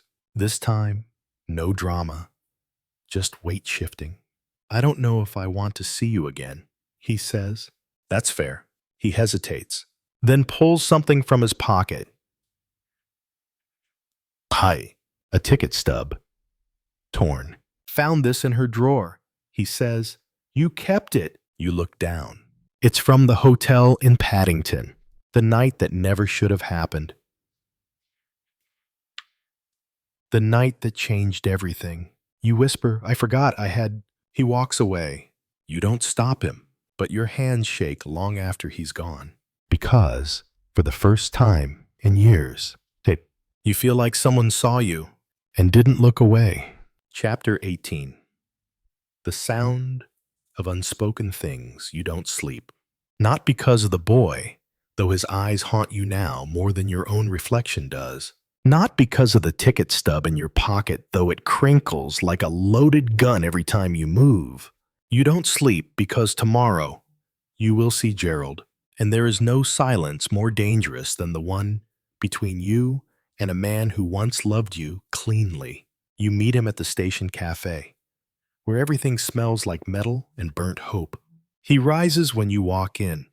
Ever the gentleman, still taller than you remembered, still wearing that watch you gave him when he turned 40, and you thought you were happy. Joan, he says, like he's been saying it every morning since you left. You sit. You don't take off your gloves. He notices. He always noticed. There's no small talk, just tea between you. And the ache of years that didn't get healed just shelved. I read your letters. He says, you flinch. You wrote them like confessions. Sent none. How did you... Your sister. He interrupts. She thought I should know how close you came. You breathe, deep, slow, the way people do. Before walking into a fire, I didn't do it. You say, not because I didn't want to, but because I couldn't decide whether I deserved to disappear. Gerald doesn't look shocked. He looks sad. You never did, he says, then pauses. I never knew how lonely you were. You nod. Neither did you. There's a moment, one of those moments, that could fracture the rest of your life or seal it. I tried to be enough. He says. You meet his eyes now, and it's like looking at an old photograph of yourself faded joy. framed by something almost beautiful. You say, but I wasn't ready to believe it. The truth lands hard, clean. You don't cry, neither does he. You just sit there, hands close, but not touching, with everything finally said that never was. When you rise to leave, he stands too. Like before, like always, and you whisper, I'm sorry for the way I vanished. He nods once. Then, I'm glad you came back, even if it's not to stay. You walk away. This time, you don't look back. And for the first time in years, you don't feel like a ghost. You feel like someone who made it out of the fire. Burnt, but breathing. Chapter 19. A house that remembers. The key is still under the third stone in the garden. You kneel like you always did when the roses needed tending and lift it with the same reverence people usually reserve for headstones. Because this house, it buried parts of you, but it also kept the map. I suppose. The lock clicks. The door groans. The air inside smells like something paused. Dust, lavender, and resignation. Your footsteps sound louder than you expect. It's not a grand home, but every wall here holds whispers you used to ignore. Now they talk freely. The hallway is lined with family pictures. You stare at them the way survivors stare at wreckage. You, Gerald, Barbara, 10 years old in the picture. Chin tilted, like she's always dared the world to disappoint her first. You never told her how much you admired that, only that she shouldn't be so rude. You find her in the sitting room. She's curled up on the sofa with a book. And for a second, you want to believe she's still 12. Then she looks up. And she's not, Mum, just that, a neutral word.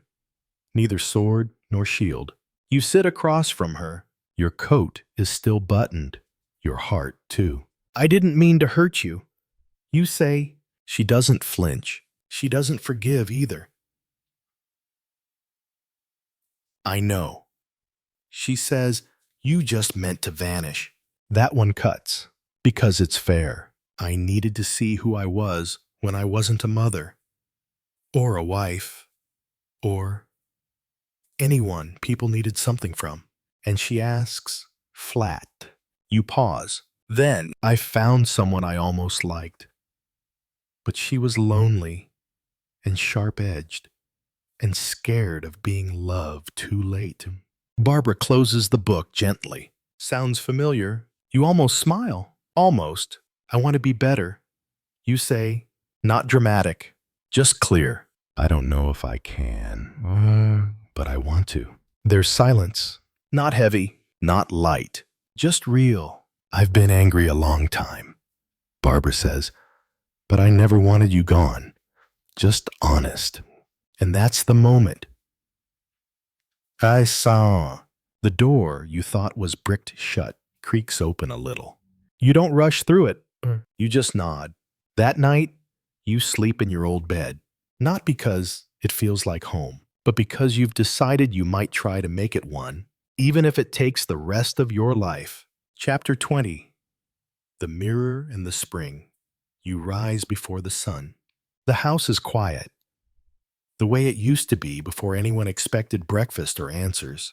There's a mirror in the hallway. You used to rush past it, afraid of what it might show. But now, you stop, and you look. The woman staring back at you is not Joan Scudamore.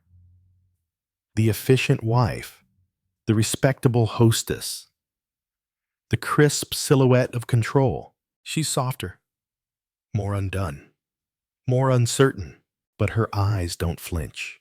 In the garden, the air still carries the scent of dew and something old. You kneel, not because something's fallen, but because something's grown. It's the first time you've noticed the crocuses blooming where your roses used to be. Barbara must have planted them. You think of her, sleeping upstairs, and for once, you don't feel like a visitor in her life. Later, you sit with a cup of tea. You don't plan the day. You don't make lists. You don't reach for your handbag. You just sit because peace doesn't announce itself. It settles quiet and earned. You hear footsteps. I push Scots. Gerald. His voice is unsure in the hallway. Joan. You meet him halfway. No script. No performance. Just presence. I wasn't sure. He says. You nod. Neither was I. He studies you. You look different. I am. There's no pride in it. No shame either. Just fact. I've been thinking. You say, maybe it's not too late. For what? For anything that still matters. He doesn't answer right away, but he doesn't walk away either. In the distance, a bird sings. Spring hasn't fully arrived, but it's no longer absent, and neither are you. Epilogue. Rodney Scudamore sat in the small, low-backed chair while his wife poured out tea and clanked the teaspoons and chattered brightly about how nice it was to be home again and how delightful it was to find everything exactly the same, and that Rodney wouldn't believe how wonderful it was to be back in England again, and back in Crayminster, and back in her own home.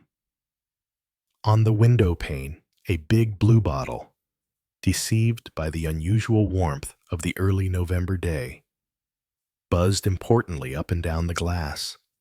Buzz, buzz, buzz went the blue bottle. Tinkle, tinkle. Tinkle went Joan Scudamore's voice. Rodney sat smiling and nodding his head. Noises, he thought. Noises, meaning everything to some people, and nothing at all to others. He had been mistaken. He decided. In thinking that there was something wrong with Joan when she first arrived. There was nothing wrong with Joan. She was just the same as usual. Everything was just the same as usual. Presently, Joan went upstairs to see to her unpacking, and Rodney went across the hall to his study where he had brought some work home from the office. But first, he unlocked the small top right-hand drawer of his desk and took out Barbara's letter. It had come by airmail and had been sent off a few days before Joan's departure from Baghdad. It was a long, closely written letter, and he knew it now almost by heart. Nevertheless, he read it through again, dwelling a little on the last page. So now I have told you, Horace, told you everything. Darling dads, I dare say you guessed most of it already. You needn't worry about me. I do realize just what a criminal, wicked little fool I have been, remember.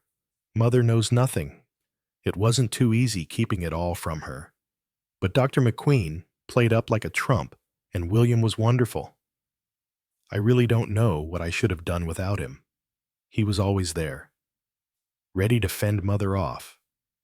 If things got difficult, I felt pretty desperate when she wired she was coming out. I know you must have tried to stop her, darling, and that she just wouldn't be stopped. And I suppose it was really rather sweet of her in a way.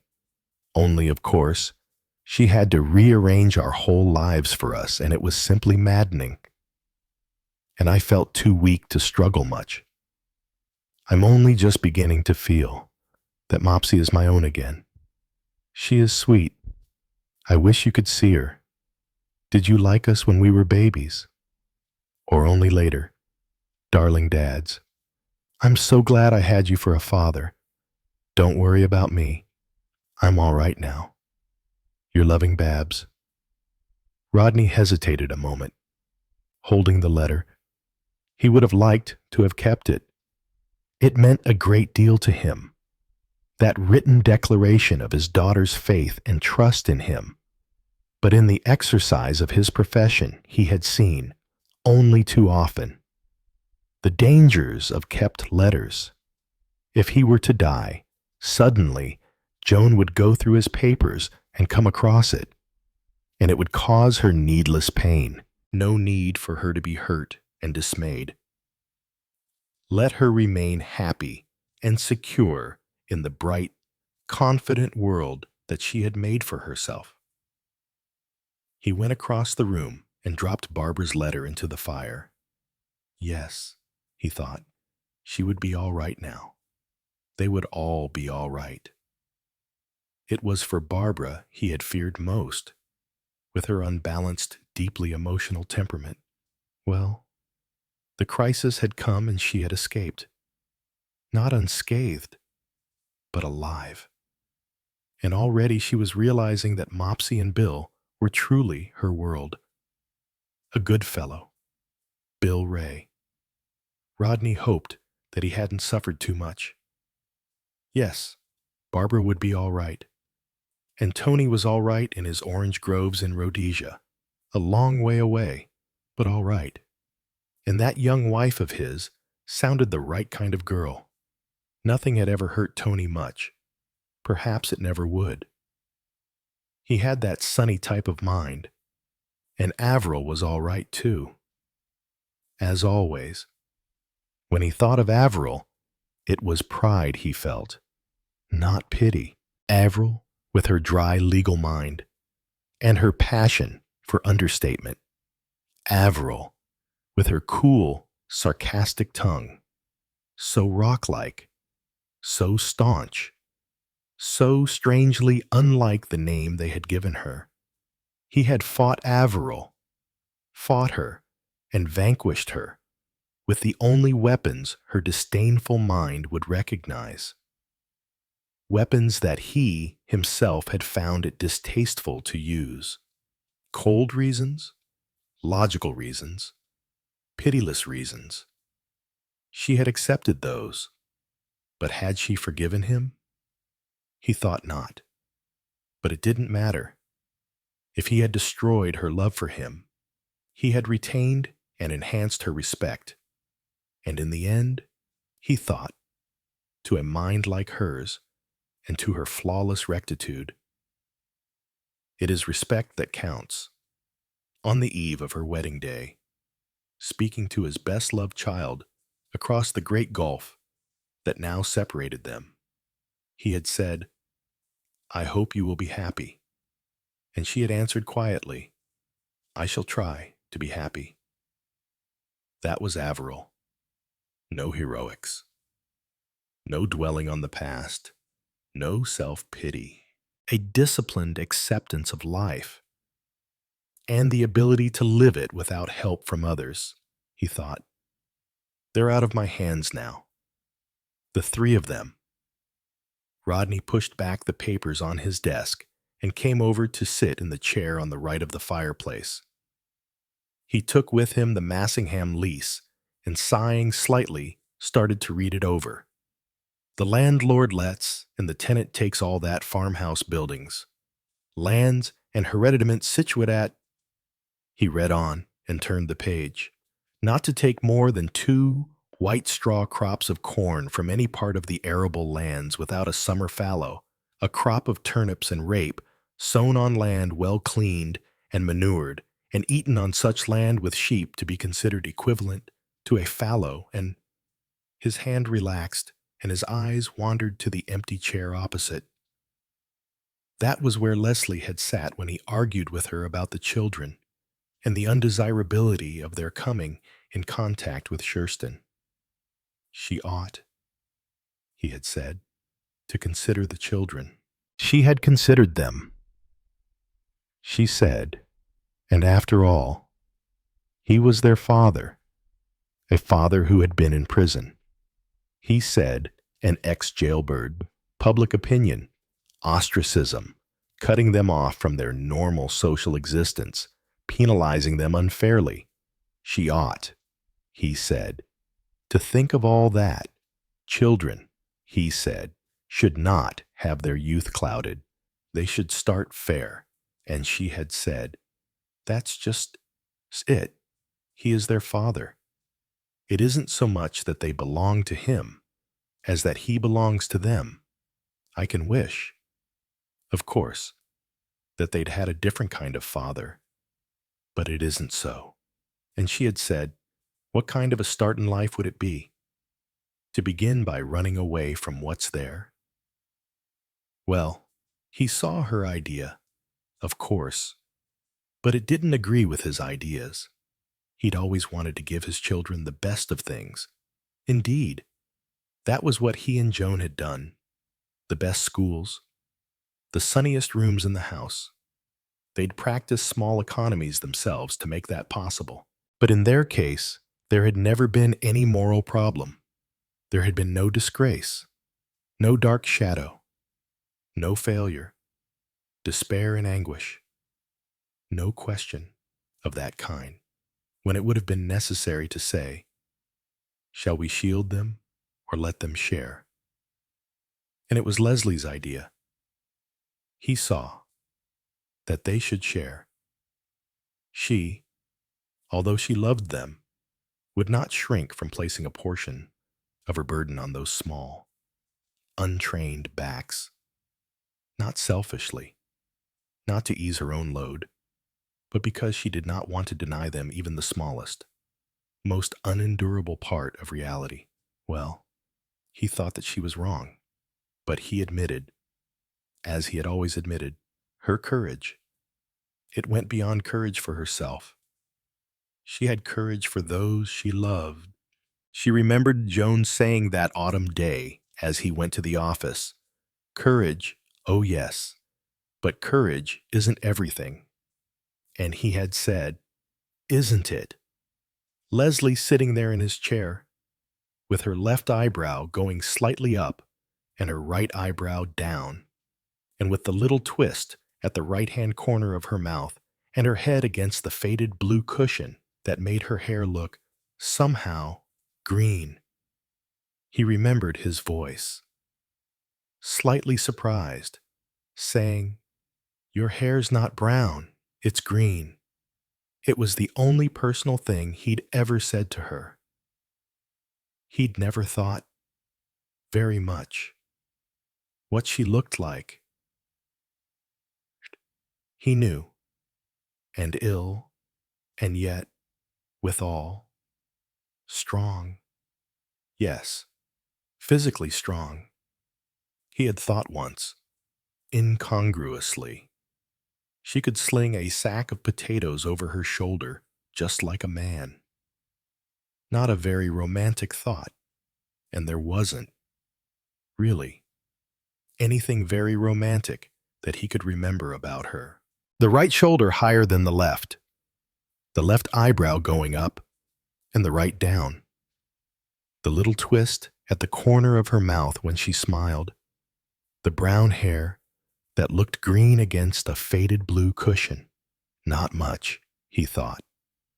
For love to feed on. And what was love in heaven's name? What was love? The peace and content that he'd felt to see her sitting there, in his chair, her head green against the blue cushion. The way she had said suddenly, you know, I've been thinking about Copernicus. Copernicus. Why in heaven's name? Copernicus, a monk with an idea, with a vision of a differently shaped world, and who was cunning and adroit enough to compromise with the powers of the world and to write his faith in such a form as would pass muster. Why should Leslie, with her husband in prison, and her living to earn, and her children to worry about, sit there running a hand through her hair and say, I've been thinking about Copernicus. Yet because of that, for always, at the mention of Copernicus, his own heart would miss a beat, and up there, on the wall, he had hung an old engraving of the monk, to say to him, Leslie. He thought, I should at least have told her that I loved her. I might have said so, once. But had there been any need that day on Ashledown, sitting there in the October sunlight, He and she together, together and apart. The agony and the desperate longing. 4 feet of space between them. 4 feet because there couldn't safely be less. She had understood that. She must have understood that, he thought confusedly. That space between us, like an electric field, charged with longing. They had not looked at each other. He had looked down over the plowland and the farm, with the distant faint sound of the tractor and the pale purple of the upturned earth, and Leslie had looked beyond the farmland to the woods, like two people gazing at a promised land to which they could not enter in. He thought, I should have told her that I loved her then. But neither of them had said anything, except just that once, when Leslie had murmured, "And thy eternal summer shall not fade." Just that, one hackneyed line of quotation. And he didn't even know what she had meant by it. Or perhaps he did. Yes, perhaps he did. The chair cushion had faded, and Leslie's face. He couldn't remember her face clearly, only that queer twist of the mouth. And yet for the last 6 weeks, she had sat there every day and talked to him. Just fantasy, of course. He had invented a pseudo-Leslie and put her there in the chair and put words into her mouth. He had made her say what he wanted her to say, and she had been obedient. But her mouth had curved upwards at the side as though she had laughed at what he was doing to her. It had been, he thought, a very happy 6 weeks. He'd been able to see Watkins and Mills, and there had been that jolly evening with Hargrave Taylor, just a few friends and not too many of them. That pleasant tramp across the hills on Sunday. The servants had given him very good meals, and he'd eaten them as slowly as he liked, with a book propped up against the soda water siphon. Some work to finish sometimes after dinner, and then a pipe, and finally, just in case he might feel lonely. False Leslie arranged in her chair to keep him company. False Leslie. Yes, but hadn't there been, somewhere, not very far away, real Leslie, and thy eternal summer shall not fade? He looked down again at the lease. And shall in all respects cultivate the said farm in due and regular course of good husbandry. He thought wonderingly, I'm really quite a good lawyer. And then, without wonder and without much interest, I'm successful. Farming, he thought, was a difficult, heartbreaking business. My God, though, he thought, I'm tired. He hadn't felt so tired for a long time. The door opened and Joan came in. Oh, Rodney, you can't read that without the light on. She rustled across behind him and turned the light on. He smiled and thanked her. You're so stupid, darling, to sit here ruining your eyes when all you've got to do is just to turn a switch. She added affectionately as she sat down. I don't know what you'd do without me. Get into all sort of bad habits. His smile was teasing, kindly. Do you remember, Joan went on, when you suddenly got an idea you wanted to turn down Uncle Henry's offer and take up farming instead?